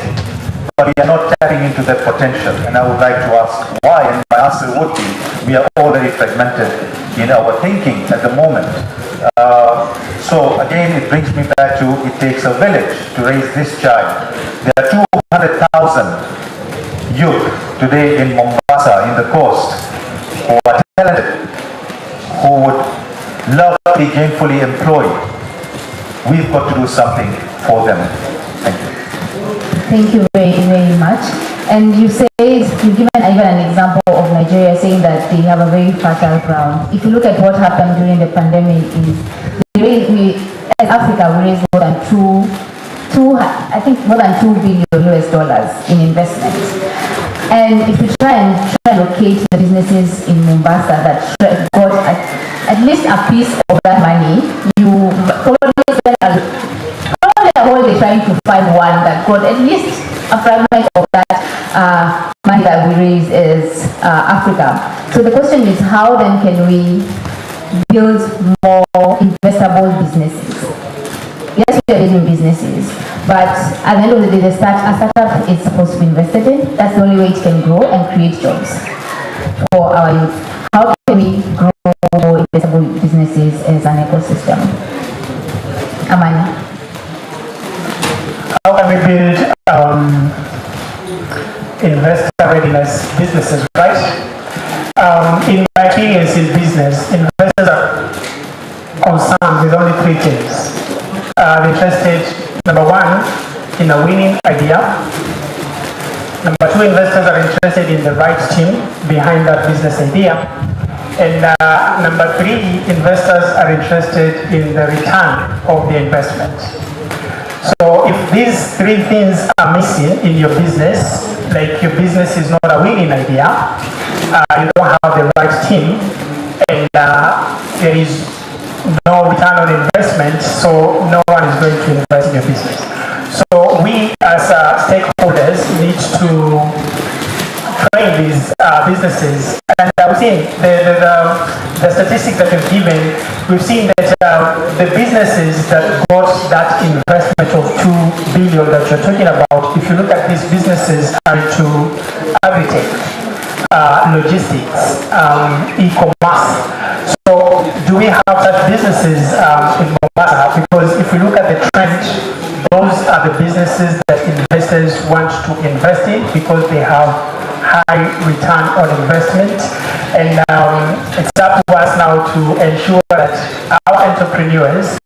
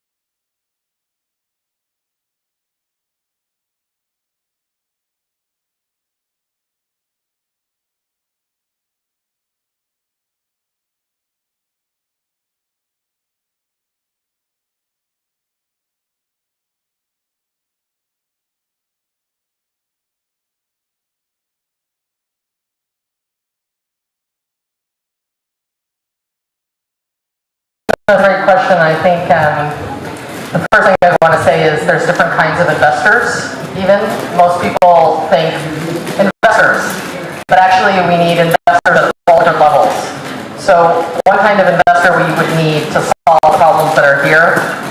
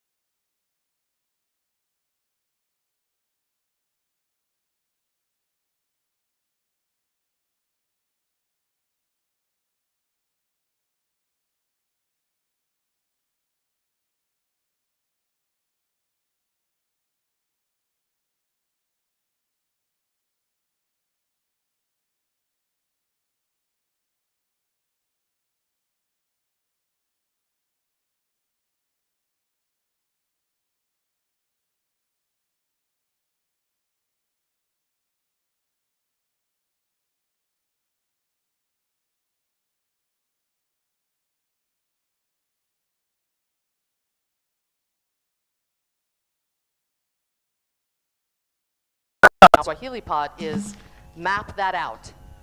What are these value chains? Let young people know if you start a business, this is where you can sell into. These are the business drivers. This is where you're going to get customers. These are where the growing businesses are. Otherwise, everyone's going to start the same, women start little beauty shops, and then they're an entrepreneur. So let's actually have data-driven approach to this and think about where the emerging markets are, communicate that clearly to young people, and set them up in a way that they know what the business drivers are, the kind of capital investment that's required, what their day-to-day is going to look like. So then they don't have this information. We'd love to equip them with all of this, this background, so then they can choose which businesses they'd like to get involved in. Thank you very much. Mr. Osman, to add on to what Alice has said, I know that academia is a key pillar in innovation. Do you feel like we are incorporating academia enough in the innovation ecosystem in order for us to drive data-driven innovation strategies as a coastal ecosystem? The answer to that straight away would be no, we are not. I work with Ministry of Education in some small role out there, mostly to do with technical and vocational training, and that links directly to what we are trying to talk about here today, skills. Blue economy, we got introduced to the phrase about 3 to 4 years ago, and as Mombasa, as people living in the coast, we have been hearing about the potential, the opportunities that exist in the blue economy. We are not doing anything about it. I have not seen our curricula change. I've not seen our TVET institutions or universities start teaching skills related to blue economy, whereas that can bring a lot of gainful employment in the next 10 years, 20 years, and even 50 years to this part of the world. So I see youth sitting here, and I will give you an idea for free. Blue data is going to be gold in this part of the world. Now, what is blue data? it's how many fishermen, for example, go out fishing. What type of fish do they bring in along the coastline? What are the timings? What are the tides like in the Indian Ocean? That's data that's going to be gold. And it's an idea I'm giving it for free here. No NDAs, no copyrights. Use it. Because you need an app today that brings in blue data for the blue economy, for the benefit of people living here who are entrepreneurs, who have ideas. So much as I would like to say that the academia is not actually boosting what needs to be done, there are efforts. So one thing that's important, and I need to state it here, is most of the startups in context of academia do not have the knowledge of business management. What really happens is, if you look at statistics, most startups have not gone, in Africa actually, beyond Series B funding. The other thing that goes wrong is we try and replicate success stories from other parts of the world, rebrand and call them our own. One size does not fit all.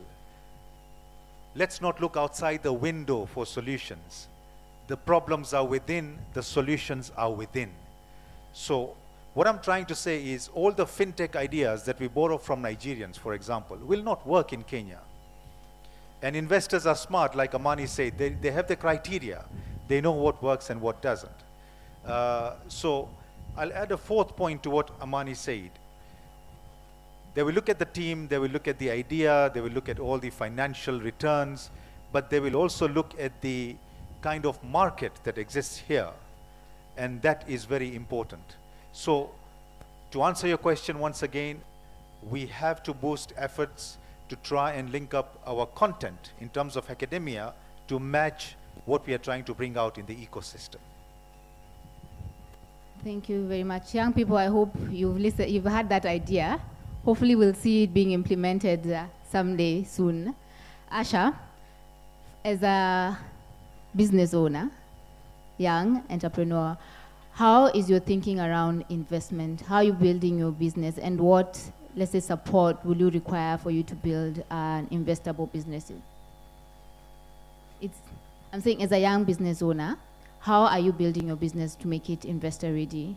And what type of support would you require? Because here we are sitting as stakeholders. So we need to hear from an entrepreneur's perspective, what type of support would they require from us to ensure that you're building a business that is investable and that can grow and become resilient and provide job opportunities for young people? Hello. That is a hard question. So, first, as a young innovator with a business, how are you building your business to become investor ready? And what type of support would you require? Because everyone sitting on this panel is in the entrepreneurship support ecosystem. So what did you say are the requirements from us to you as a business? okay. So far, I think I've tried the normal way that everyone does, the hubs, the incubation, mentoring, coaching, which is good. I won't lie, it's good. It helps you, because my mentor always keeps in check and tells me, okay, you need to do this, you need to do that. This is the next step, this is the next stage. It is really good, but from where I'm coming from, I feel like the enablers, like you say, or the investors, need to be a little bit more for the people and less political. I don't know if I'm making sense. I feel like people sit in tables and try to find fundings for these businesses, and they all talk and talk and talk, and nothing. The only answer you get, oh, you're not investor ready. How do I get investor ready then? I mean, that's why I'm here. At least tell me how I get investor ready. You make me go through coaching and mentoring for days, months, but then I'm still not investor ready. At least, you know, there's something wrong somewhere. It's either me or you guys. There's a gap somewhere. So I don't know about Kenya, but in Tanzania, it's just politics. Karibu, Margaret. Magdalene Chepkombo. Karibu sana. Magdalene serves as I think you are the CEO of Association of Countrywide Hubs at the moment, right? I am the chairperson. Oh, you are the chair of Association of Countrywide Hubs at the moment. Maybe I could just ask you the same question that we were discussing.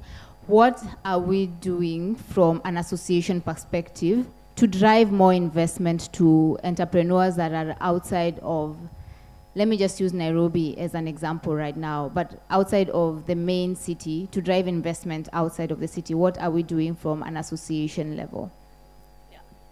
So thank you so much, and I would like to first introduce myself.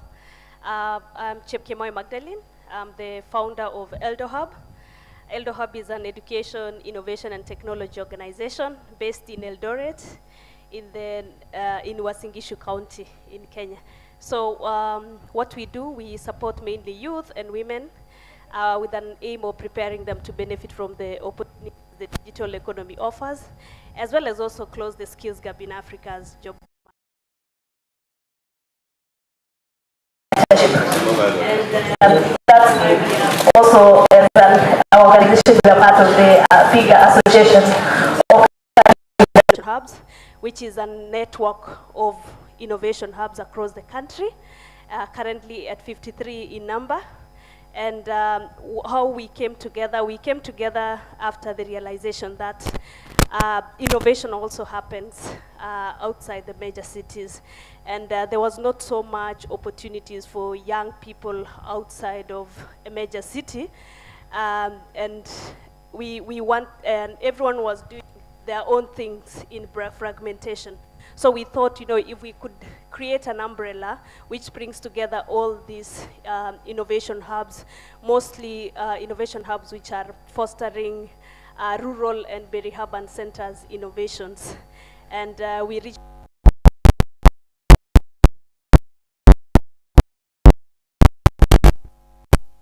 53, and the number keep growing, of course, as long as you meet our criteria. So coming to your question, what we are doing as an association to support innovations outside Nairobi, right? Or innovations which are not really in the major cities. I think there is a gap, and I hear what she said, especially on, sometimes people go through the same programs, or people going from one program to another, but at the end of the day, they are still not investor ready. And I think it's kinds of collective efforts. There's also the banks and all that. What are the requirements? Why do these innovators not meet all those requirements? But I think one main thing which is very important is commercialization, and looking at different challenges, and not trying to copy what Silicon Valley is doing, and just bringing it and bringing to this environment. This is a totally different environment, and that's one thing we really need to understand as ecosystem players, that we need to build our own unique innovation ecosystem.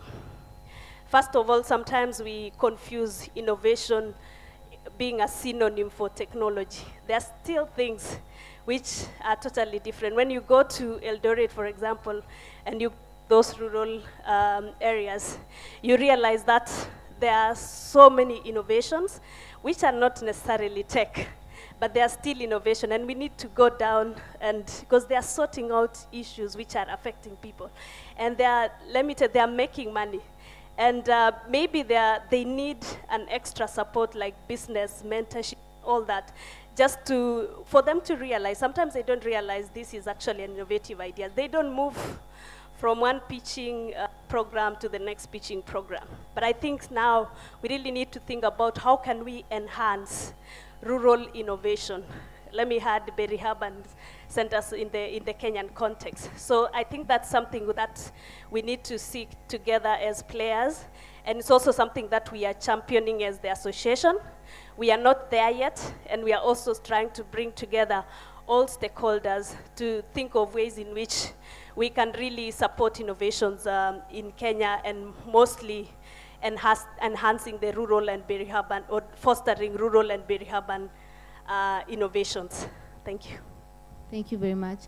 If I'll be opening the panel up for questions from the audience, so you can start preparing your questions.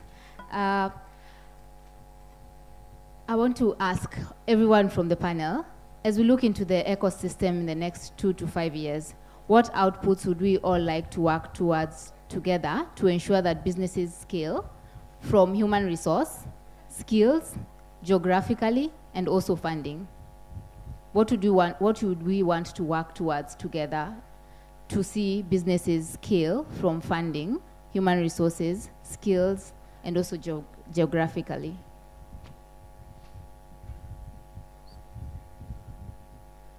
I'll start with Amani.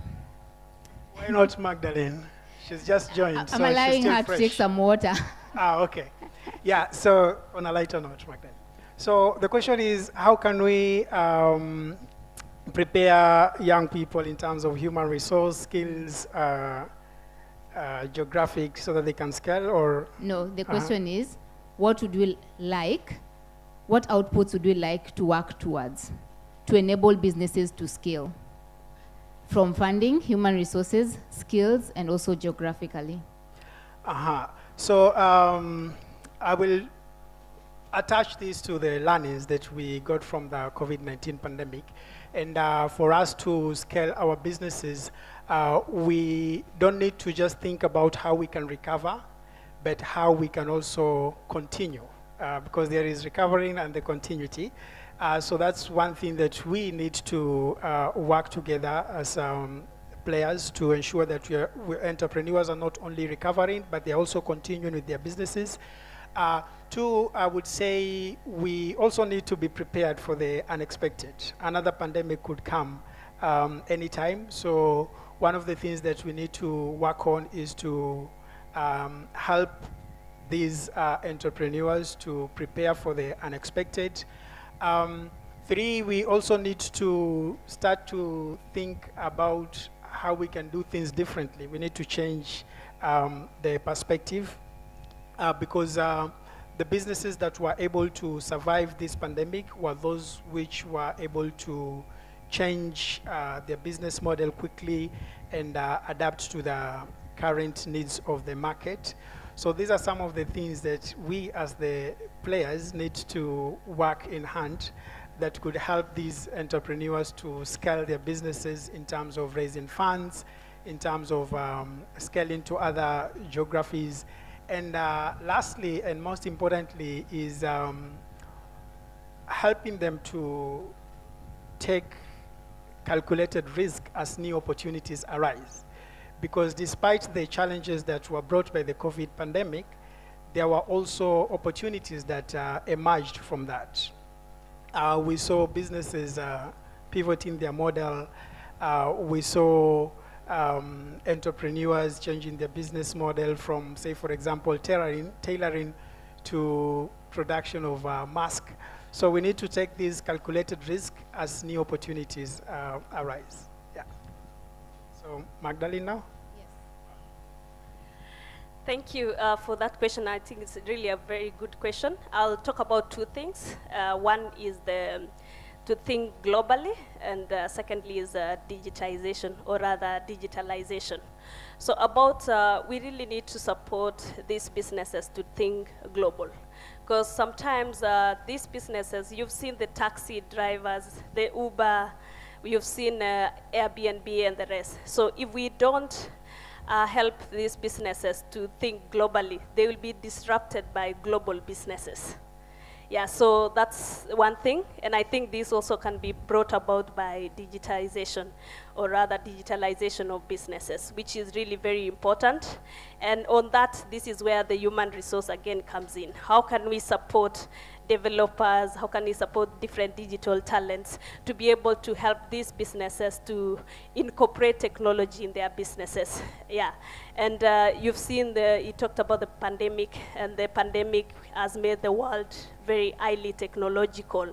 How can we, and highly technological, you know, you can leverage on e-commerce, digital marketing, and all that.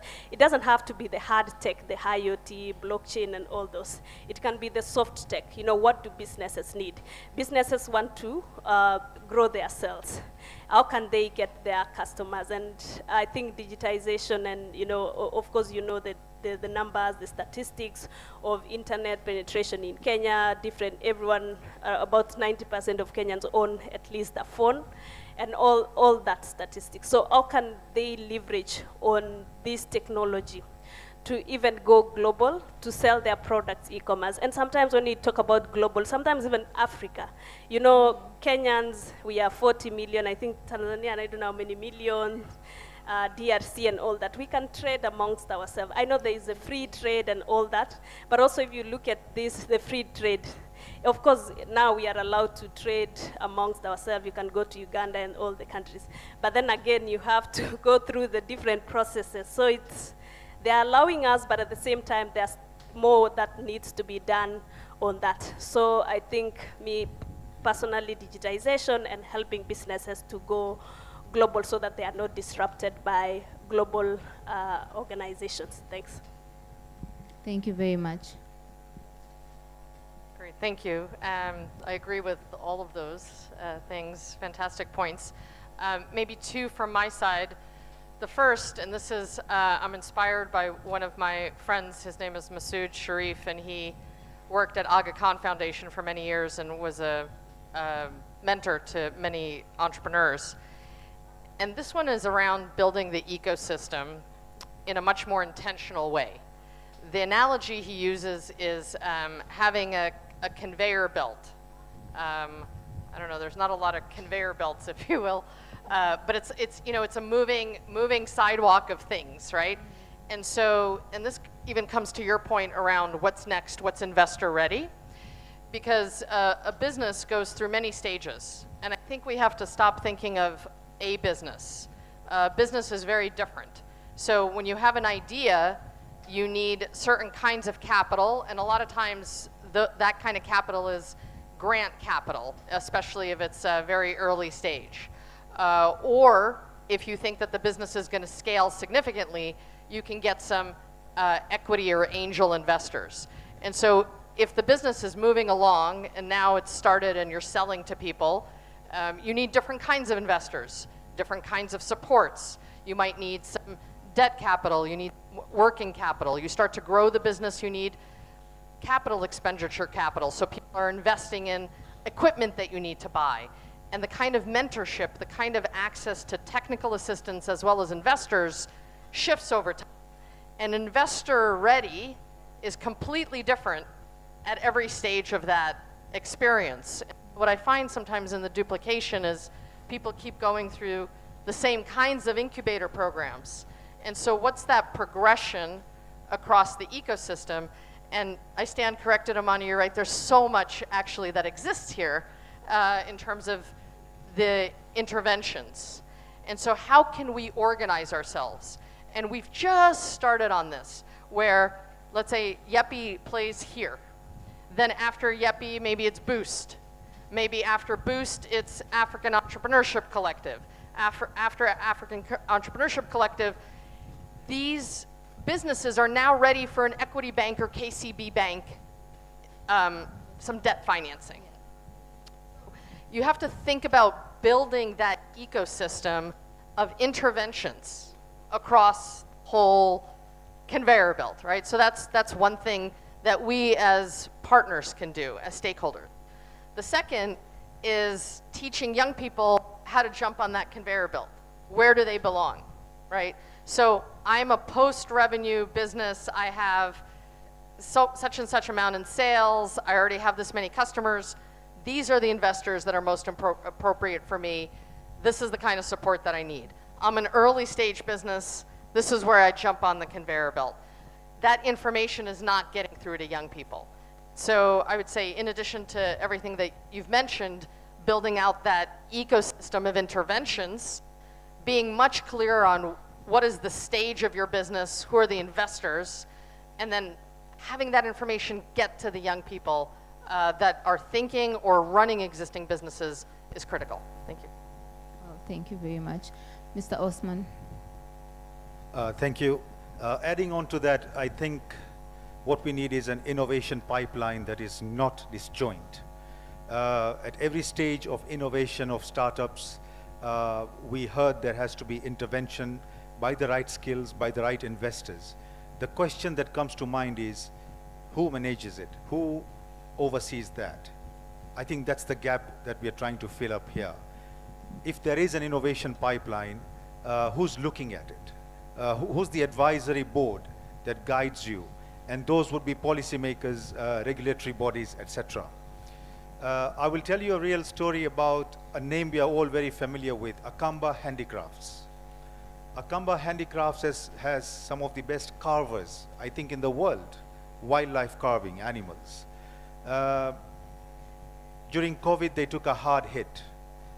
We are coming in support for digital skills for them on how we can open up global markets through e-commerce, through digital commerce for their products. Now, Akamba Handicrafts has it all in terms of production, but what they don't have is how do they reach out. So that's not a startup business. That's been around since, I think, before I was born. It's always been here. But the question is, with the tourism dip that we took and with the big hits that the hospitality industry took, the question is, where does somebody like Akamba Handicrafts go and all its employees? So again, they have to reinvent themselves. The product remains the same. The way you do business has to change. That again takes me back to what Alice said. The innovation pipeline is disjoint. It's not even managed correctly, and we really need to have something there to be able to see in Pwani at what stage is this startup business and where do we take it next. So Swahili Pot Hub is an example. Yepi is another example. We have closed the gap. So many others are out there doing their own thing. It takes me back to my first point. Let's bring them all to be able to manage this pipeline as one body. Thank you. Thank you very much. And Alice, I know with GDI you do a good job of bringing the stakeholders together. So hopefully this is one of the conversations we can have during... Yes. So hopefully this is one of those conversations we can have during the next meetup. Ashura? So me, I would actually look at it in both ways. I'd say the youth themselves, they need to change their mindsets. You know, just because you got a little hiccup doesn't mean that you should not continue pitching and talking and motivating yourself, and you know, keep talking. Someone will listen somewhere, somehow, someday. And also, as he said, the pipeline, the enablers need to work together, and they need to work together with the startups, not just themselves, because they're not going through that. I don't know, correct me if I'm wrong, most of the enablers or whoever is talking, most of them don't even have startups. They don't even know the challenges. They just, you know, okay, they're having challenges, let's help them, but they really don't know the challenges that these people go through. So, you know, invite these youth to talk and give ideas and tell you the real thing that they're going through out there. And also, he said something about academic. We also need to change the way we teach students. We need to stop telling them, or at least give them an option of being educated to be self-employed and not be educated to be employed. Because our curriculum have business management, blah, blah, blah, blah, but it's not really about you being out there and being self-employed. It's really about you getting employed, and they'll train you how to run the business according to that organization. So we have to have these options in universities, in hubs, and whatnot, to have people to have the skills to know what they can do out there without depending on employment, to be innovative, to be investor ready, everything. We need to share these knowledges. Absolutely, thank you very much. Any questions from the audience? Kindly somebody assist me with passing the mic.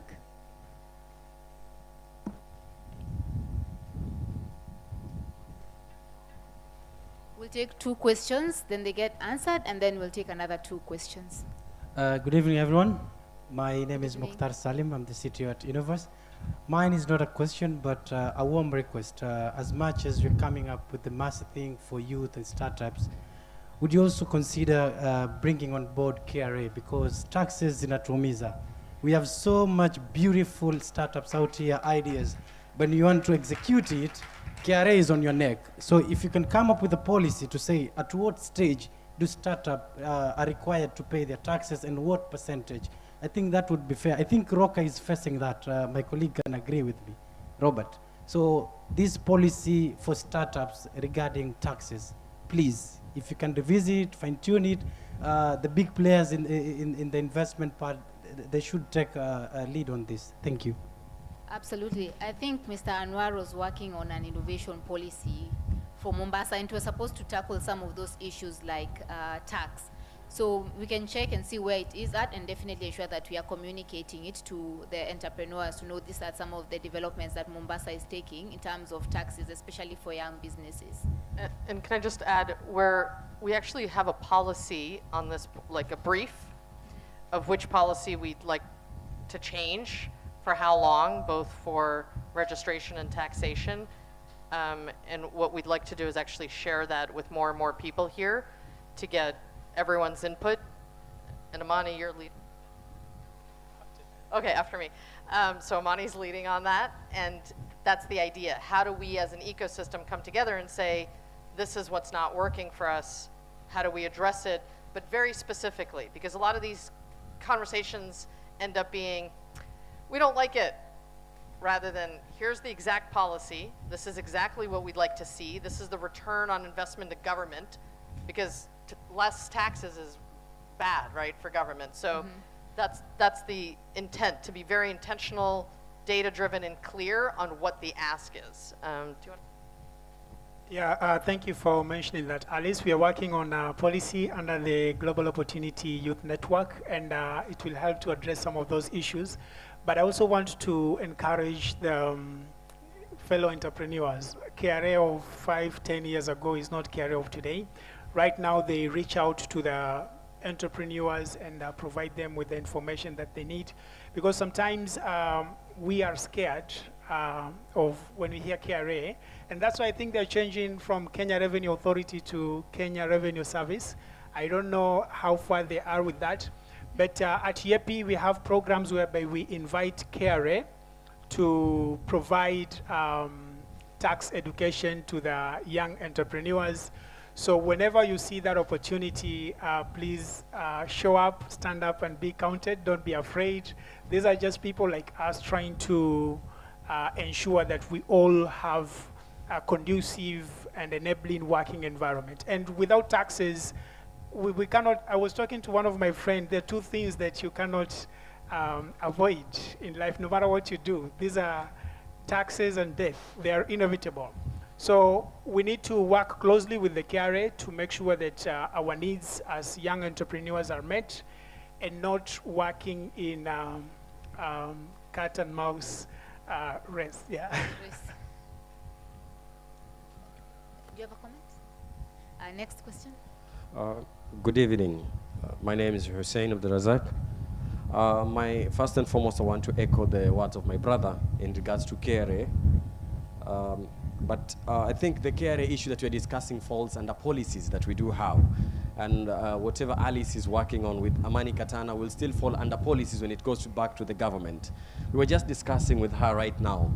Kenya is so good, not just Kenya, Africa, at developing and coming up with policies. Organizations like GDI, GOYN, we come up with policies.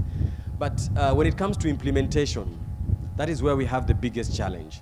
So my recommendation when it comes to solution is we not only look at the policies that we'll be putting across to support businesses to be able to survive, or have policies that support, youth when they're against KRA or whatever that is, but we should also look at who are the implementers of these policies at KRA and the government. And that falls under my point whereby I combine policy and leadership.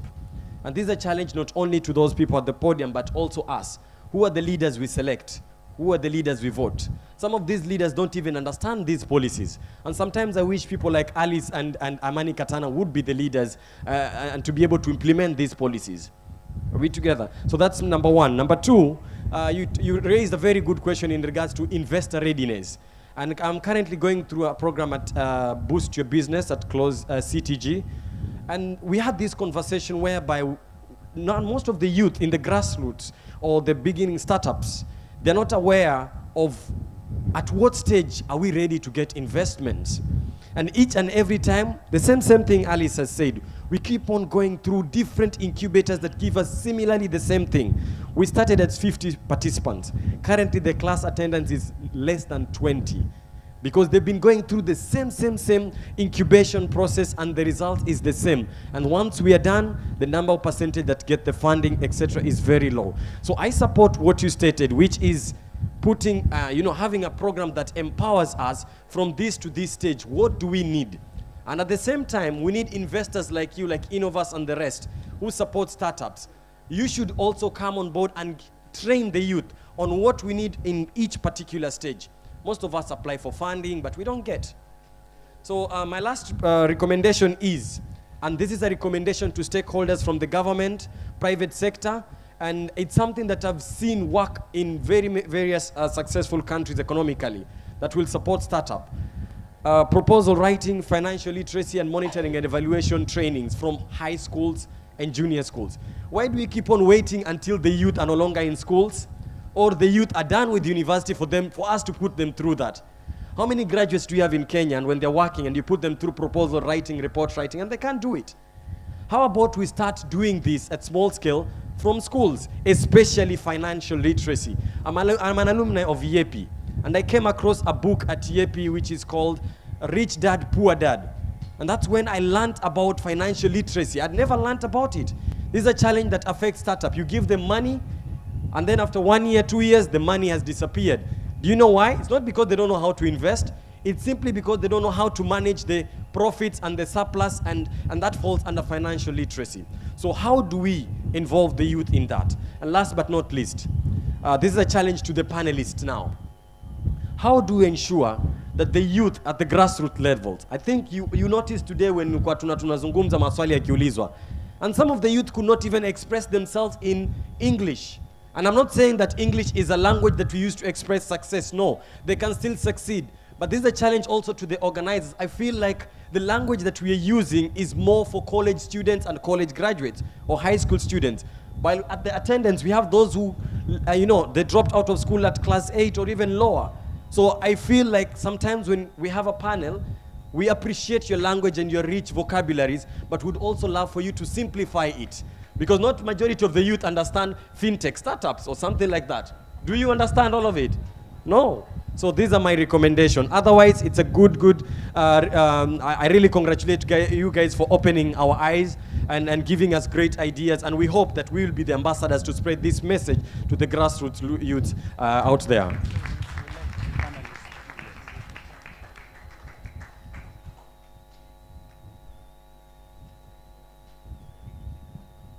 Hi, good evening, everyone. Thank you so much for that very informative panel conversation. Osman mentioned about TVETs and about technical skills that we are not imparting to our young people. He just mentioned about maybe a class 8 dropout or a Form 4 leaver or someone who's not even gone to school having very exceptional skills. Yeah, maybe probably they learn the skills on themselves, or maybe through their relatives, or just learning, seeing someone do it and they do it. Now, and Osman expressed a concern, which that is now actually my concern. Well, right now, we are very busy with campaigns and all, which is okay. We expected that since 4 years ago, because every 5 years we go through a campaign. But now, and Kenya is a really beautiful, wonderful country, and very rich in a lot of things, including academias, like you, Osman. But then, and I know that concern that you have concerns you because you are one that what happens to people who have exceptional skills, and they don't necessarily have to have a degree. You know, you're saying you're not seeing that in colleges, you're not seeing that in our high schools, you're not seeing that in our primary schools. My own son, who's just finished class 8, I don't ask for a plumber. I tell him, Bujus, tapia jikoni haifanyi kazi, and he's on it. You know, na nikimwambia kwe plumber, ataniangalia zile za, mimi plumber, you know. Yeah, but then how do we, aside from changing our mindset as the youth, which is number one, because I need to actually tell my son, this is a job. You know, maybe people would call it engineering or whatever other niceness you want to package it as. Like you are just a plumber at the end of the day, and they earn really good money. Yes, but then how do we, all of us, I think it is all our responsibility, but as academians and people who actually ask the stakeholders, how are we pushing the relative authorities that actually, you know, drive this agenda of maybe probably changing our systems and all that? Because I think, I'm not sure, please, I need someone to correct me if I'm wrong. How long did it take us to change our Kenyan system to CBC? How long were those discussions? I need to understand. How many years did those discussions take? Did it take 5 years, 10 years? I don't think so. I don't think so. But even in the first Pwani Innovation Week that was in 2018, I think, Mr. Osman, if I'm not wrong, I don't know if it's okay, it's true, but I think the same concerns came out.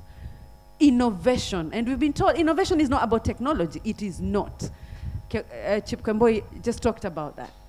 Yeah, so if we can change our education system to a system that is still challenging Kenyans today, and it will challenge Kenyans up to the next 2 years, the CBC system, how long does it take for us, for our system, to incorporate some of these very key technical skills into our education system, even in our own primary schools, high schools, so that wakitoka high school, the moment someone is 18 years old, they can actually, they're no longer going to be dropouts. I mean, Form 4 leavers, no.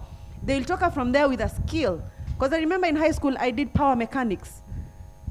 You know, there was woodwork, and it was real work. Like you come out from there and you can actually go and be a mechanic in high school. So what are we doing about it? And I think it is all our responsibility to push this kind of agenda. So it was just a concern. You can answer or not.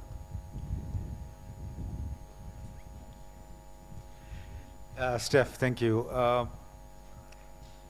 Do you know that blue-collar jobs are earning more than white-collar jobs today? Right? So if it's a plumber, it's a mechanic, believe me, they're taking home more money than we are sitting behind our desks on laptops. The education system that we have in Kenya, and I have no embarrassment saying it here on podium, is producing a workforce which is being trained for jobs that will not exist in the next 10 years. So what are we doing as educators?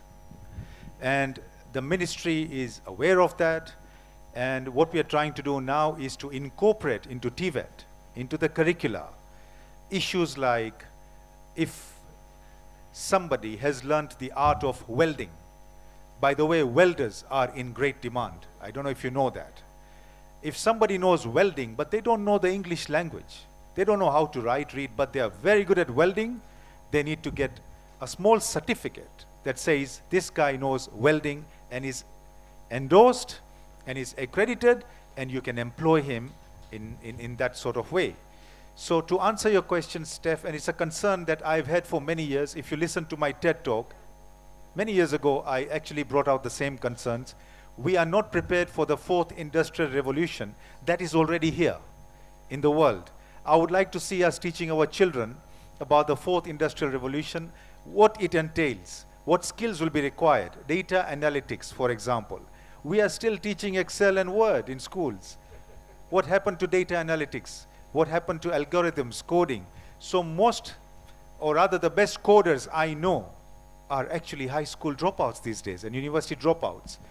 They found education so boring, formal education, that they had to drop out and actually get skills for which they are very highly paid for right now. Look at India, what the children there are doing. So I agree with that concern. In fact, it affects me personally as well, that we've got to create a change in our system. I went through 844 early years, like you. I learned how to carve. I constructed some things. I learned how to stitch. The real 844 gave you technical skills. 844 over the years evolved into an academic rat race. Now the number of A's are being counted. How many of us will remember how many A's we got in the past? What matters is what skills you acquired. What matters is what character you got from that education system.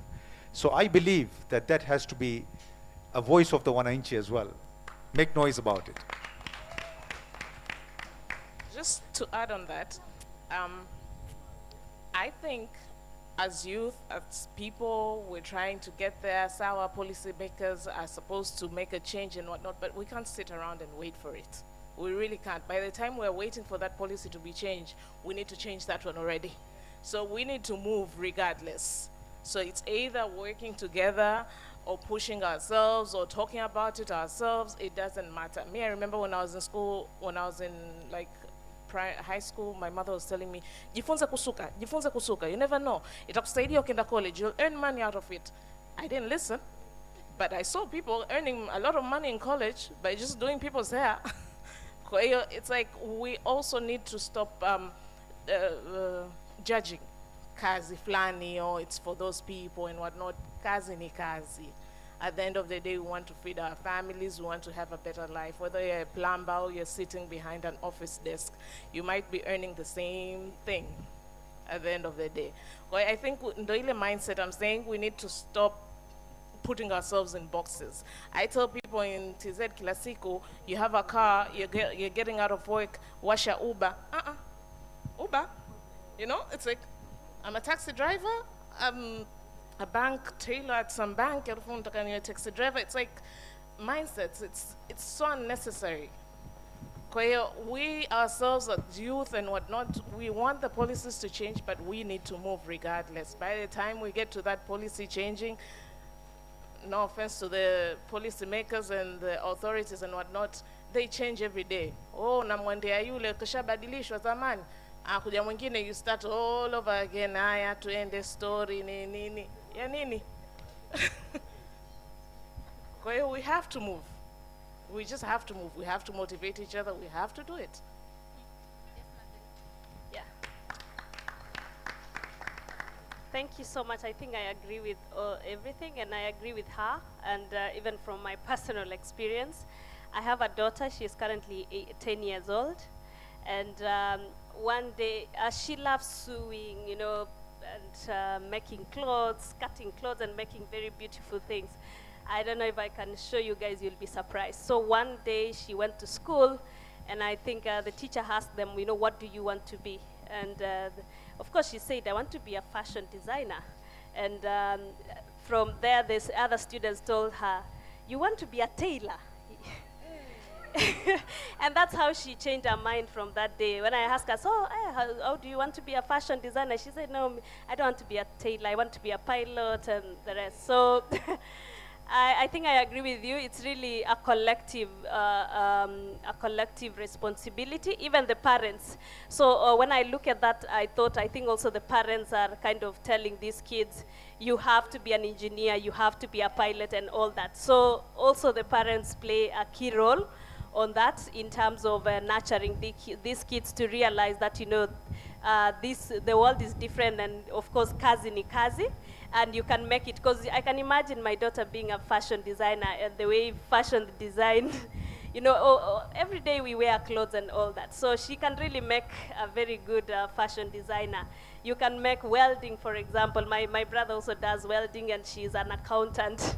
So, and he makes a lot of money out of it.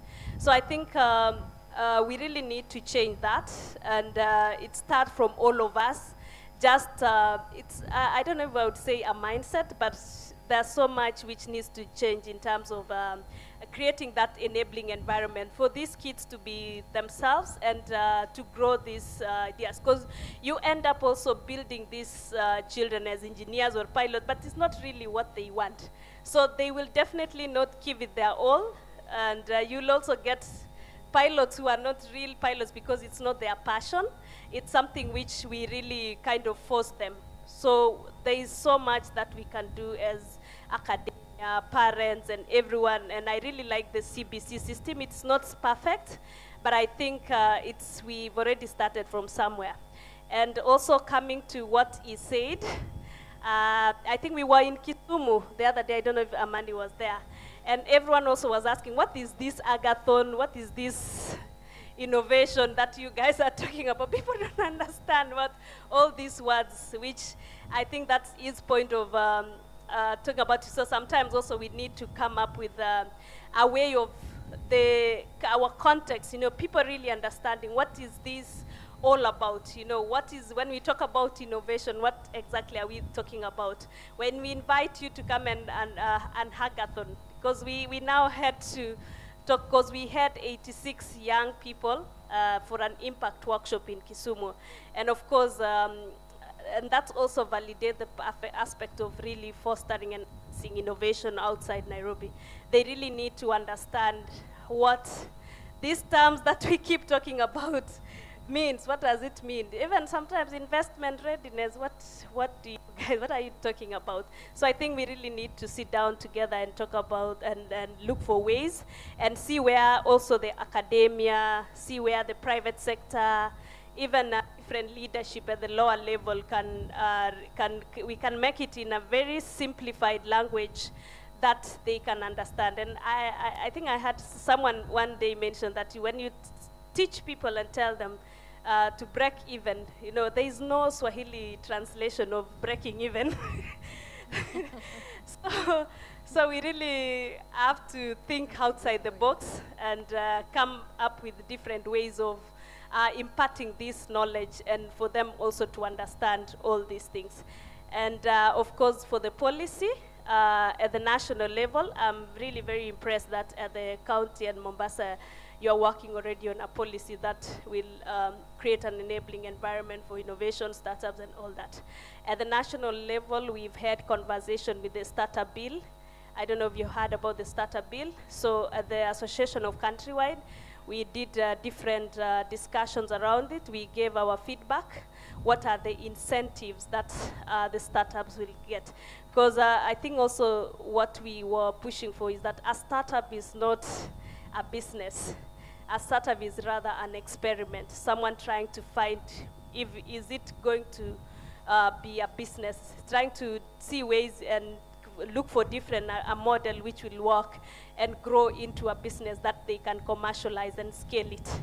So we are pushing the government on what kind of incentives, and I think the startup bill was proposed by Johnson Sakaja, and we've been having conversations across the country. And also we've also had conversation with other startup bills, like Nigeria is having one, Tunisia and others. So we are trying to see what will work for Kenya. There's also a very good one in Rwanda, a very good startup bill. So we really need to push for those conversations. Please, as entrepreneurs or startup, please read about them. Give feedback at this point because we are still at this discussion stage.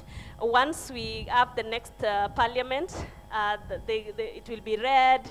I think it has already been read, and there will be more discussion so that we have something which really helps us as the startup ecosystem.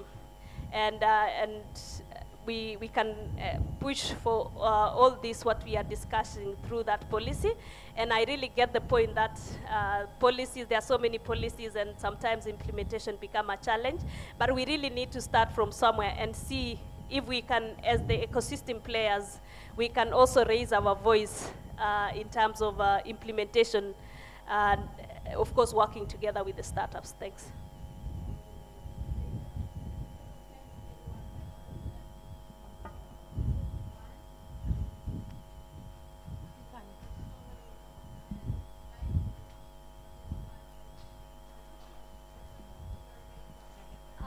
Assalamu alaikum. Mine is not a question, but I just wanted to comment on about how pandemic COVID-19 really helps in some other way. It's made young people, like in Mombasa, hapa Mombasa, people they say that I'm gonna get money from my dad, from my mom, but they didn't know where. But after COVID-19 came, the economy of Kenya went low, almost the whole world.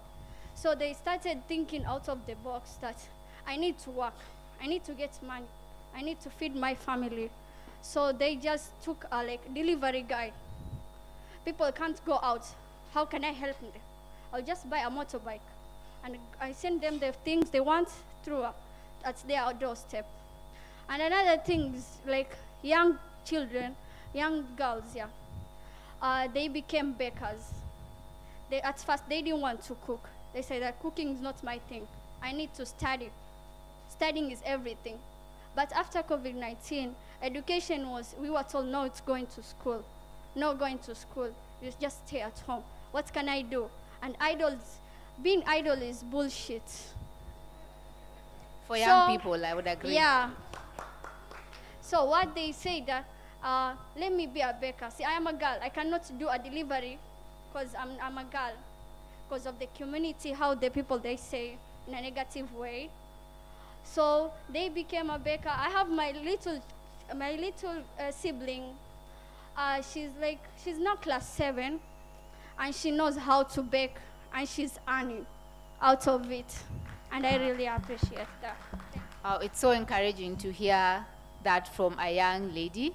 So it's a challenge for us as young people. We need to adapt with the changing environment. Sadly, because of time,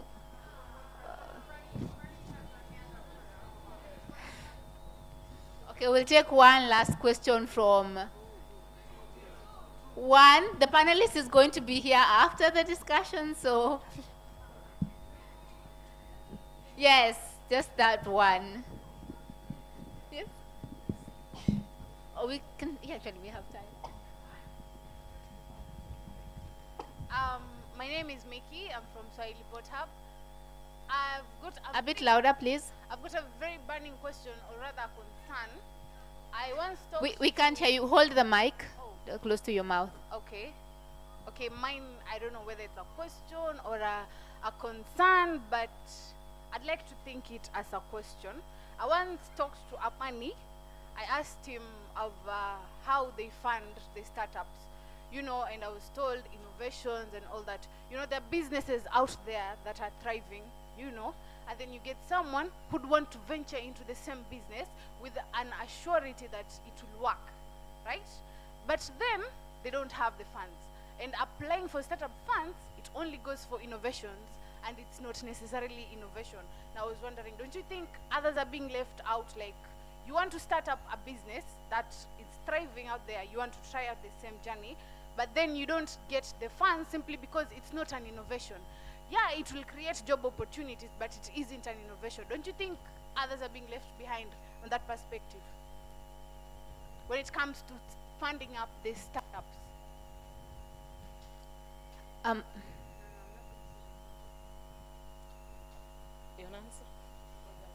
So I'll give you an example based on myself. I don't believe what we do is anything new in the world. We just try to localize it in our communities because of different factors. So I would say that I don't think investors really, I don't know, maybe I'm wrong, really care whether it's innovative or not. They just need you to be ready. So if you have your KPIs ready, you have your pitch deck ready, you have your proposal intact, it really doesn't matter who's doing what. Kuna Safaricom, kuna Airtel, there's so many of the same type. So you can be creative in a different way. It doesn't have to be a whole new idea. Yeah, I know. And what I'm trying to point out here is that, okay, like they say that startups should be able to solve problems, right? And create job opportunities. Yes, this idea that one had. Innovation is a very simple thing, like how you serve your customers, how you communicate to your customers, how fast you deliver your products and services, how you are creating employment to the less vulnerable people in your community. That's how I see it. So don't give up on your dream simply because someone told you this not or it's not innovative. Go to people who have done it before. Go to organizations that support startups, because we've had people who came to YEPI, they didn't have any idea of running a business. They didn't even know what the sustainable development goals are. I remember this lady from Kilifi. She came and she was struggling to decide which business she needs to focus on. She was into tailoring and another kind of business, and she felt like the tailoring business is not solving a certain problem to the customers.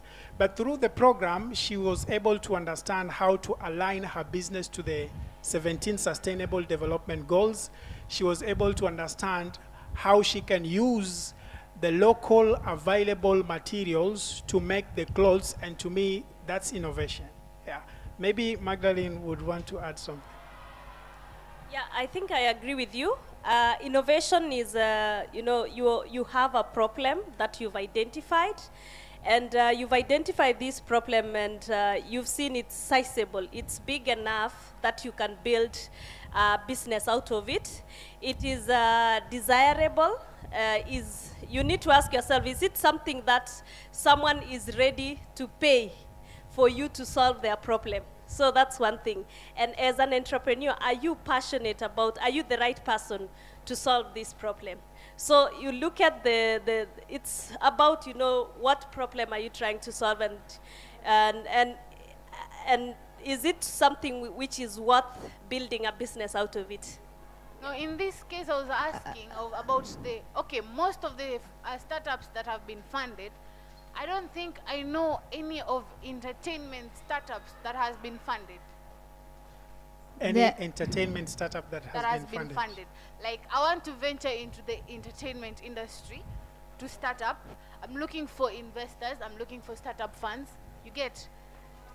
There is definitely opportunity for funding, even for people in the creative and entertainment industry. Like they have said, the key thing is, in addition to solving a problem, you just have to create value that people are willing to pay for. So if you can show an investor that this is the value I'm creating, then there's absolutely an opportunity for you to raise funds. And yes, and at the end of the day, just like Alice said earlier, is there are different types of investors. So you have to target the right investor. So as someone in the entertainment industry, you're not going to try and approach an investor that is funding tech businesses, because then already there is a misalignment. So you need to find an investor that is aligned to your sector. That way it's easier for you to maneuver that, as opposed to going to investors that have been funding fintech startups, because then they will not relate to anything you're saying about entertainment. They will not know what you're doing, because the only entertainment maybe they understand is on the TV and on the radio. So they will not be able to relate to you as an entrepreneur. So understand the sector that you are in, understand the investors that are in that sector, and then now approach investment from that angle. Sadly, guys, we have to end the conversation there. So I'm just going to allow my panelists to give 1 minute final remarks, and then we can close this off. And they're also going to hang around, so feel free to approach them for any questions that we have not tackled as during the panel discussion. So 1 minute. Strictly. Okay. Honestly, I have nothing to say, but I'm looking at the audience and I'm super happy that most of you are women. Like, I'm Yui too. Nimekaa mpaka. Yesterday, I was talking to someone and they said something, I'm not sure if it's true or not, they said something that 80% of students in school are women. And I was like, that's good. Especially for Mombasa, for the community that we come from. I'm from the coast in Zanzibar. I kind of relate to a lot of things that are happening in Mombasa. I am very happy and excited. Na hivyo unasema kama hivyo unasema, I think it was you, umesema your younger sister decided to start baking and make money. At least we're not sitting around and waiting for husbands. I'm happy about that. Thank you. My parting shot would be, It takes a village to raise a child. I always believe in that. And we have to provide that village in Pwani. This is why we've been sitting here for years, not just this year, and something has to come out of it. And about women, I would like to say, there is one booth that I've set up here. We are involved in a startup called My Wish that is women-led. And it's going to do for Jumia what Jumia does for all the Chinese and international products. This will do for Mombasa products. A platform for Mombasa by Mombasa only. So support it, please. Thank you.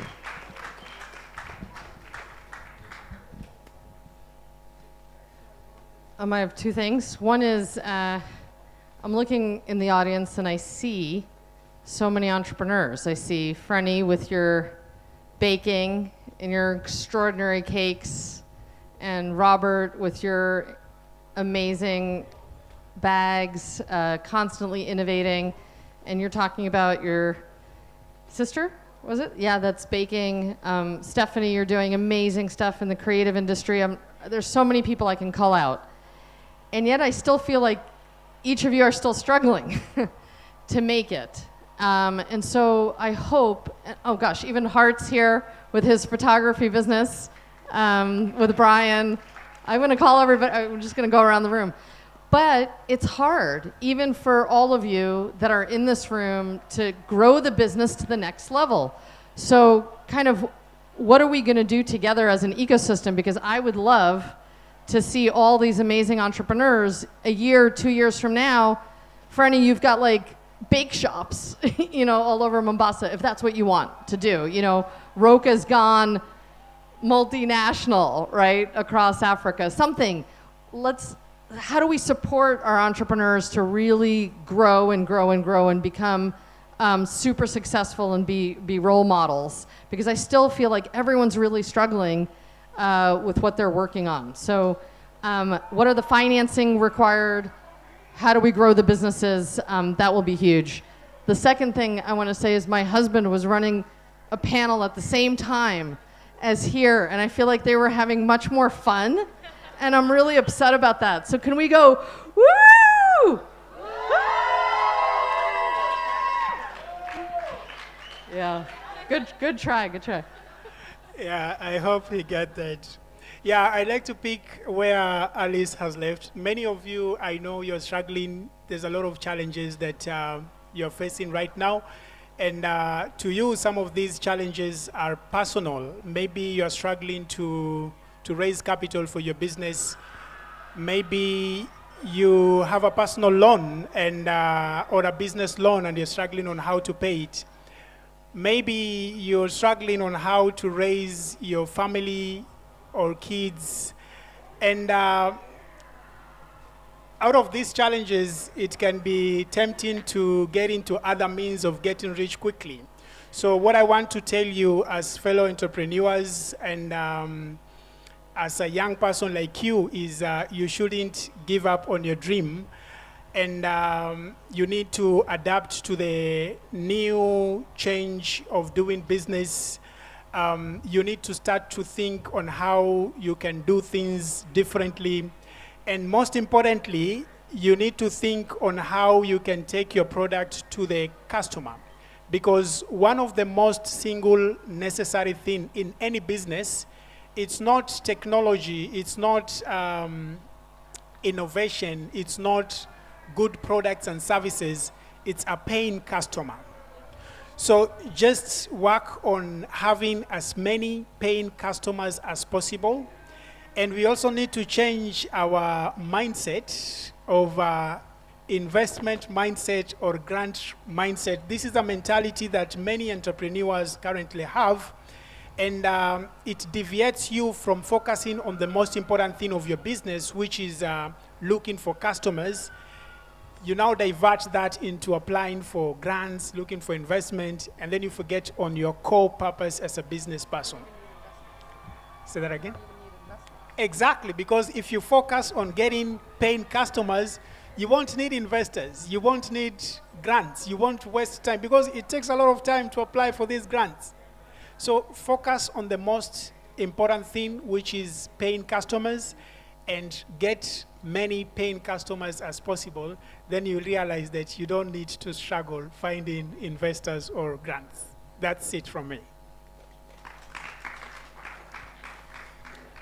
Thank you everyone for coming to this session. And I really want to, as the chairperson of the association and having traveled across the country, I see there is a need for us to really work together as an ecosystem to find ways in which we come up with a simplified kind of model of kind of way of looking at this innovation so that they can understand, so that we can really be of value to them. And let's understand the needs of the startups, and it will really be very important in terms of coming up with different programs which will bring value to them. And yeah, and also it becomes, the ecosystem becomes more sustainable because there will be a need for us even to exist and support that. But above all, let's really enhance innovations outside the major city, because there is a need, again, there is a need. You've had, people don't understand what innovation, hackathons, and all these terms that we use. Let's sit together as innovation ecosystem and come up with a way which fits our local context that we can really support entrepreneurs to scale. Thanks. Thank you. Thank you very much, Magdalene. Is it all?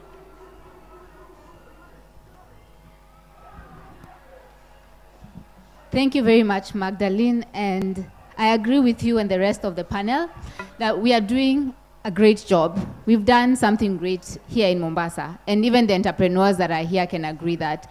But then we need to work together to move from where we are right now and to get to that next place. So hopefully this conversation is not ending here.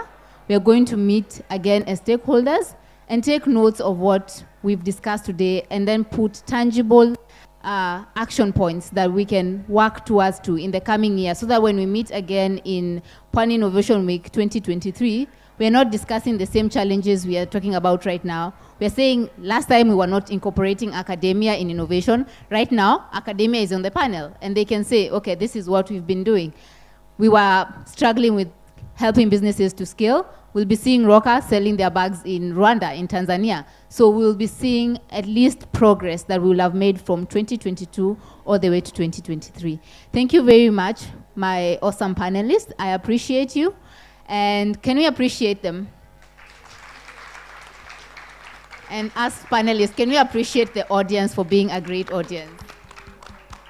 So thank you very much for joining us. We are going to end the panel here.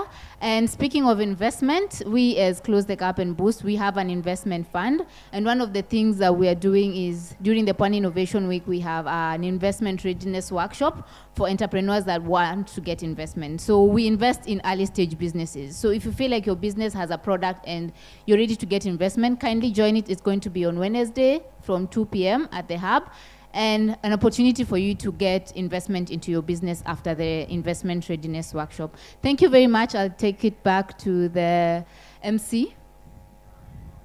All right, thank you so much, Lillian and the panel. So somebody was speaking about siasa, so I think Alice and my brother Amani. So sinafikiri tutaanza kuona your posters. Probably Alice for governor, Mombasa, and your DG is already there. See you. We shall vote for them, eh? Ah, yeah, okay. So you already have votes here. So ni mjipange tu. But anyway, thank you so much. I think we have come to the end of the day. So tutamalizia hapa, but again, we meet here tomorrow at 8, exactly at 8. And but before we go, I was listening to Ashura speaking, because now we put somebody was speaking about language, youths expressing themselves kwa Kizungu, kwa Kiswahili, whichever it is. And I was listening to Ashura. She's from Tanzania, and that English is good. No, that English is good for Tanzania. See, Me, I was expecting ile ya Diamond ya 31st years old. But anyway, that is good. And yes. So yeah, we have come to the end of this session. Thank you so much. Let's clap for the panelists once again. Thank you so much. Thank you. So just tell your neighbor, thank you so much for being patient. Thank you for being patient. All right. See you tomorrow. On behalf of my fellow MCs, Stephanie Maseki and Esther Ingolo, I've been your host too, Solomon Zuli. Good evening. See you. Kesho saa 2 tukutane hapa. Thank you so much. God bless you.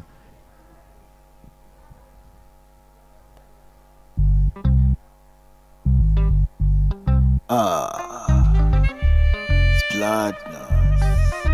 It's the kids, baby.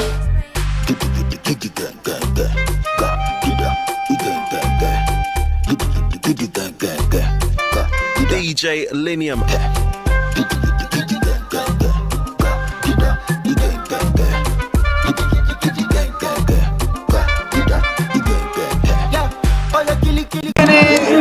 Salama bosi wangu.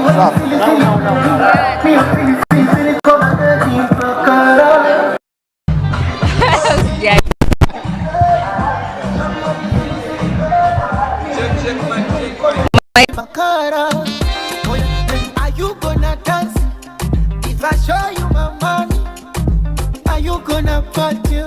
Kisha twende nyumbani, yani ukiweka tam, ukitoa tam, inakuwa ta ta ta ta tam. Ukinyama tam, ukiinuka tam, ndo nazidi pa ta ta ta tam. Oh, you get it, baby.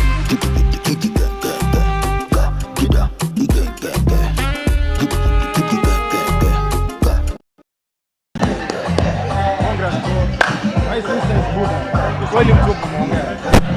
Ukweli mtupu. Hi. Can I tell you?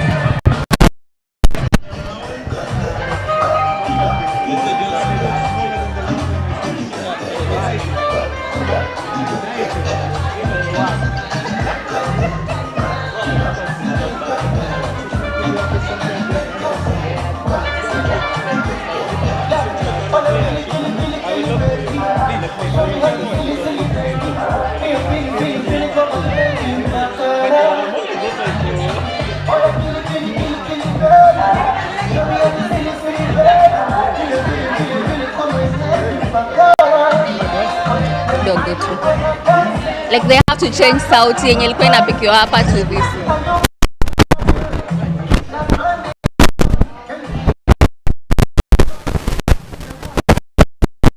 Ukinyama tam, ukiinuka tam, ndo nazidi pa ta ta ta tam. Oh, you get it, baby.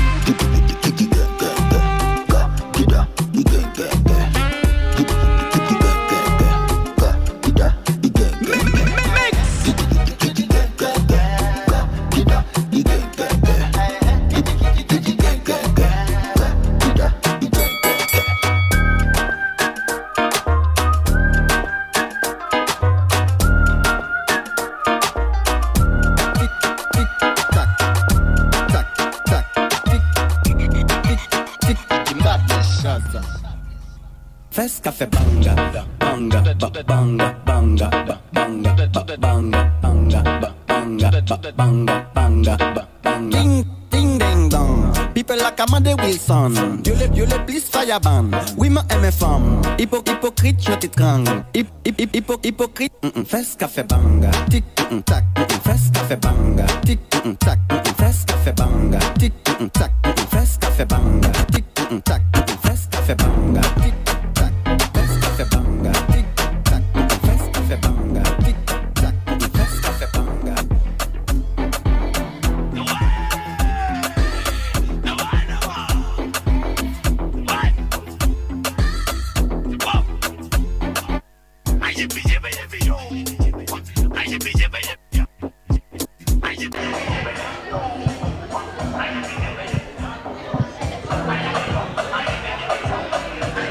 Well, that marks the end of day one right here at Swahili Port, Mombasa County, and a lot has been happening. Several panel discussions definitely revolving around innovation and technology. And today with me I have amazing people who are present here today, and also speakers, main speakers at the several panel discussions that were taking place. I have with me Amani and Robert, so and Peter, definitely they'll just be saying their experience here today and what they think and what should expect coming up the remaining days of Innovation Week. We'll start with you, Amani. Maybe you can tell us how was your experience at the audience and also at the panel here. Hi everyone, my name is Amani Katana, and it has been a very great experience to sit in the panel and even at the audience to listen to other speakers, and it's great to see different stakeholders and startup ecosystem coming together to share ideas and learn from each other, and most importantly some of the main topic for discussion today was how can we help SMEs to scale after the challenges that were caused by the COVID-19 pandemic. So I'm so happy that this is happening because it's really needed and it is timely, and let's do this. Let's do this. Now, next person, I'll just go to, thank you so much.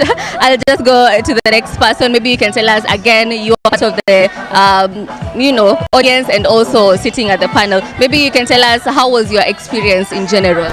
I can say it has been an amazing experience. Our first day at Pwani Innovation Week, we have been waiting for this for the last 2 years because of COVID did not happen. So it was a good start. It was a panel also discussing how they use canal sustainable projects. So happy to represent our bags, and also happy to see a lot of investors and people to network. So I will network with a lot of people, and I also urge everyone who is not here today to make sure they come tomorrow and Thursday, up to Thursday, so that they can get insights to how they can grow their business. Yep, that's a direct invite right here from Peter, representing Rocker Bags. Thank you so much. Okay, I have with me my next, person to interview, Peter, right? Yeah, I hope I didn't get that wrong because I realized they called the other one Peter. Now maybe you can tell us, you introduce yourself, and then you also tell us why were you here today, your interest and your expectations. Thank you for having this opportunity. I'm Peter, I'm 30 years old. For what I have learned today, I say thanks for this organization for conducting this session, and I have learned more from this organization. So what I'm expecting our investors to do what they have said and to do the best, especially for the youth of Mombasa. What was outstanding for you? A lot has been said, a lot has been spoken. Definitely matters revolving around innovation and technology. But what did that one thing that outstood? According to what they have explained, they said that innovation, how to work hard, how to deal with many things. Okay. So for me, what I've experienced, I get knowledge from these sessions. Thank you so much. Nimona, I have interviewed so many boy child. Maybe let me get one girl child here. Come on. How are you? I'm good. How are you? I'm fine. You are part of the audience and also part of the panelists. Maybe you can tell us how was your experience down there and also up there. Oh wow. I always enjoy coming to Swahili Port and mingling with my fellow youth and getting to learn so much. I mean, you always leave here inspired, you know? So being up there, it's encouraging to know that the little things you do on a daily actually have impact, however small they are, you know? And for me, it was the resilience. That's what I got out of it. I'm proud of you also, what you do at Gilitics. Thank you. Those small steps are going somewhere. Thank you. I don't feel like I'm talking like I'm there where I want to be, but I feel like we are heading somewhere. I've seen my team here work today, and I'm like, wow, the teamwork, the dedication, the whole day. I'm inspired. I am inspired. Thank you so much, Gabi. Okay. Thank you so much. Yeah, clearly, that was Gabi and also some of the people who are present here again, part of the audience and also main speakers at some of the panel discussions that were taking place. Again, today marks, we have marked the end of Pwani Innovation Week Day 1 today. It goes all the way to Tuesday, Wednesday, and Thursday. Do not miss a lot of opportunities. Corporates will be here, startups will be here. You know, come meet your mentors, come meet those people who have been in this sector for the amount of time they have managed, you know, to have these skills, and that's why they are here offering free mentorship, if I would say. So do not miss. You have an interest in innovation and technology.